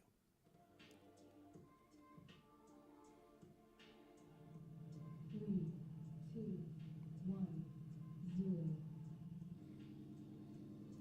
And with all of these interfaces, even if they are just starting, they are kind of selling this promise of having content that you can see, hear, and feel. But in reality, you cannot touch it. It's not like you can poke that happy face in the eye and it's going to work. That's not going to happen. And actually, that's reflected on the kind of interaction techniques that we had to date. Like over here, like we've got Levi cursor and point and shake, manipulation and selection techniques, but always happening at a distance. And that was kind of the gap that we wanted to cover over here. And in this paper, what we propose is this interaction technique, Tip Trap. It's divided on 3 stages. You start with selection, and in that one, you perform a gesture. The particle follows so that it can slip under your fingertip. From that moment on, wherever your hand goes, particle goes with you until you decide to release it and let go. And that's all nice and good. It's telling us a lot of what Tip Trap does, but not telling you much about how it works. And I mean, I'm really glad you asked this question, because otherwise, like, the rest of the slides would have been useless. And to understand how it works, we need to see a bit what happens when we start adding external objects into the levitator. And to understand that, I'm going to start with showing you how like a traditional levitation trap works. Yeah, you can see these 2 points of high pressure above and below, and an area of no pressure in the middle. Yeah, and I'm going to put a line in there because it's going to help. Now, most techniques, they just try to avoid having anything in the working volume, because if you put something, you can get things like this. Like, you can see that the pressure sort of went away. We don't have that clear 0 pressure over there. And what's worse, if you start moving the fingertip, the pressure changes a lot, like the lobe is sieved, like you are making a mess out of that levitation trap. But what we are trying to do with this is, instead of avoiding the reflections, exploit them, leverage them, use them somehow. And the thing is that you can do that. So if you, over here I'm showing you a finger approaching from the side at the right side, and you can see that the pressure varies, but we always have that 0 pressure on the right place. And what's even best is that once that the finger is in there, if we compare what we are getting, those 2 pressure landscapes, they are pretty much identical. Yeah, so we kind of saw this, and we looked at each other and said, like, I don't know, can we use this, right? So we started checking. First thing we checked was how similar they actually were. Yeah. In order to do this, we started comparing this conventional trap with this opportunistic trap that we are creating under the fingertip, and what the forces were in X, Y, and Z directions. And I'm comparing them here. And in gray, we have the forces from a traditional trap. In green, like from this opportunistic trap. And no matter the axis, like they are pretty much the same. Yeah, and those were great news for us. Because basically what it's telling us is not only that it looks like it's the same, is that it's pretty much the same. Once that you put a particle over there, like if you were using like a conventional trap, you would be doing pretty much the same that we are doing with our fingertip. So in a nutshell, like tip trap, you kind of could see it as just an opportunistic trap, some closed loop tracking. Let's stick a particle over there under the fingertip and move it with it, and that's it. Paper down. We nailed it. Thanks for coming. I hope you enjoy the rest of the conference. Actually, it's not that simple, okay? Because all of this kind of justify or explains how that middle stage is working of the manipulation, yeah? But it's all falling under that premise. Once I have a particle under the tip, but can I place a particle under the tip? And once I do, can I release it? Like, so we didn't know those things, yeah? So we started checking all of those scenarios. And something that we did, we started mimicking fingers approaching from different directions and different ways. And what you see, if we've got a finger approaching from the side, over here I really wish I brought a pointer because I'm hating it. But anyways, so if you're approaching a finger from the side, you're going to see that the trapping quality, that we are using a stiffness to represent that. At some distance, we're going to have a dip, and we're going to get like 40% of the trapping quality, but that recovers very quickly, and then like the quality is pretty much the same that we originally had. If you approach from the top, the story is really different. Like stiffness goes like plummets like crazy. Even worse than that, it becomes negative. That means that the trap, instead of capturing anything, it would be like kicking it out, ejecting, so it's really a mess. And if you approach from the sides, pretty much the same. You're gonna get like a little dip when you are approaching, but then it goes back to normal. And things that we were learning, like approaching from the top, don't do it. But approaching from the side, it's always feasible. So, well, we got a way, kind of a way forward. Something that we also learned is that whenever you focus the ultrasound under the fingertip, that trap is always going to happen 2 millimeters over there. Even if you start shifting the trap, you're not going to change that. You're going to have primary trap at 2 millimeters, secondary trap at 6, and there is no way you can change that. And that's going to become relevant later. Yeah? So, don't know. Kind of happy with that. We had a way forward to select and deselect, yeah. We also looked at how robust or resilient this was. Not getting into details, we've realized that in terms of tracking accuracy, 7 to 18 millimeters, something that you can easily manage with a tracking system. Even changes in orientation, because users are going to do what users do, you can tolerate, so there is some level of resilience. And in a nutshell, what we learned just from simulations, okay, is that they are pretty much as strong as conventional traps. Approaching direction matters. You want to do it from the side. Distance matters. We got those traps at 2 millimeters, and this is kind of robust. We can do this with a tracking system. And the next question is like, can you? Like, does it really work? Okay. So in order to test that, we started using robotic setup. So actually, this is the hand that we were using. It's one of those that you use to practice nail painting, which is really relaxed. Not that kind of a thing, but we put the robotic hand on a motorized stage. We used a tracking system to detect the position of the fingertip, and we used an ultrasonic levitator because, yeah. And we performed different tests to select, deselect, and manipulate. And we also started testing with particles approaching at different heights, a bit higher than where we wanted it to be, and all of that, because we realized that was relevant. And what our results were showing is that when you are approaching, you want to be approaching from a bit higher than where you want the particle to end up, okay? Because if you don't, you're going to end up with a particle trapped on a secondary trap. I don't know if you noticed that the gap over there is quite like like much bigger than the other one, that's because that particle is trapped in that secondary trap. And as I was telling you before, once that happens, there is no correction for that, okay? So you really want to get the particle right on the primary trap, because secondary traps, they are weaker, and you're going to be stuck during manipulation with a weak kind of a connection. When it comes to deselecting, the opposite was kind of the story. You want to pull from a little bit lower. But over here, it's really not that bad, because what's going to happen if you don't is that you're going to end up with a particle in those secondary traps. But in this case, once that you have removed the hand, with your tracking system, you can correct for it. So it's not such a big deal. That's why in the interaction technique, for selection, we do have this extra stage. It is really important that you are matching the height and approximating at the right thing. With the deselection, it's up to you. If you want to correct after the fact, do whatever you have to do. And for manipulation, we tested different speeds and whatnot. And again, you can get like kind of robust results adapting. Like at the end, what we found is that even if the trap, you are going to be creating it here, it's better if you focus the ultrasound on the skin. It's what works the best. It works for selection and manipulation. And for deselection, as I was saying, you can pretty much do whatever you want. And with this, we also wanted to see what we could do with the technique. And we started testing with different types of contents, independent particles, one-handed interaction, sort of easy, you can do. Two-handed interaction, if you fancy, you can also do. And even if you want to interact with sort of a structured content, like grabbing this quad and scaling it or doing whatever you want to do, that's also feasible. Other types of content, it gets more tricky. Like Levy props, one-handed, no problem. For two-handed, it gets more tricky. And it's not because of the technique, but because of the content. Like if you got it attached to a piece of fabric of 4 centimeters, I cannot stretch my fingers more than 4 centimeters, so you are relying on that user being really accurate, and that's always a risk.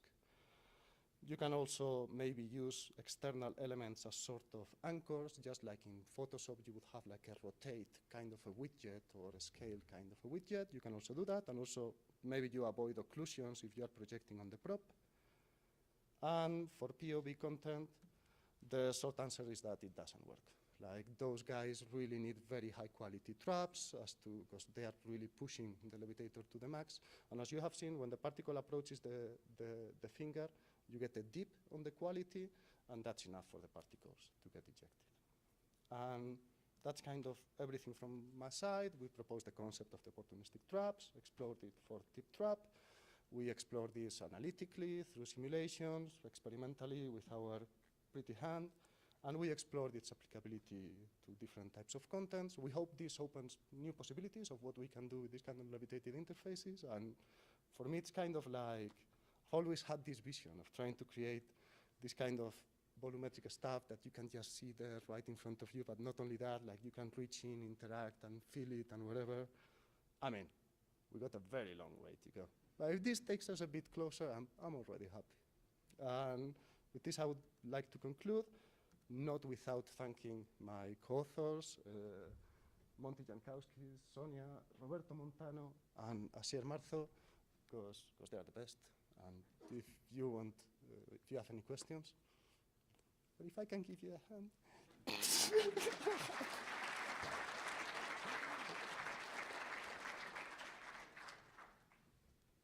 Hi, thanks for the exciting talk. My name is Arta Jingu, a PhD student at Saarland University in Germany. So in your presentation, you said so you have to insert the finger from the side. But so I imagine so by surrounding the bead with four side face arrays, so you can maybe you can and by switching the working face arrays, so maybe you can insert the finger so in every direction. Okay. So how do you think? Is it difficult? It is doable. Like, well, one would need to try it, right? Yeah. But at the end of the day, what's happening is that you are creating the reflection of the ultrasound is creating a standing wave very close to the fingertip. And that always happens in the opposing direction of wherever the waves are coming from. So in that way, you could get more clever that you are levitating the content, and if I realize that you are approaching from the top, I start giving more relevance to these two boards on the sides and then create the reflected wave. You could do it. I mean, it wouldn't be super simple, but I think it's 100% doable, yeah. Okay, thank you so much. Hey Diego, I'm Bala from Microsoft Research. I have a very quick question. I like that you had evaluations with robotic arms, which is repeatable, but did you also try using human hands that have fingernails, or any other morphologies? We really never thought that a user study would be of your interest here. No, we've been testing that. We never had any kind of a user study. I've been using the technique. Actually, if you look at us when we are messing with the thing, just realizing the effect that it happens, we use it even without the tracking, because if you place a trap in a secondary trap, you put your finger on top and slide up, you can move it between traps, and even without tracking, you can use it. So we definitely know that it works and all of that, but you will have to take my word for it.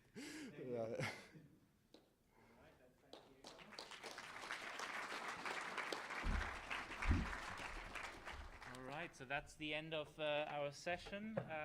The next up are the buses to Sun River. I've been told that there will be 4 buses, one every 30 minutes, and the first one is leaving now. And I think it's in front of the hotel. And maybe one last applause for all the presenters.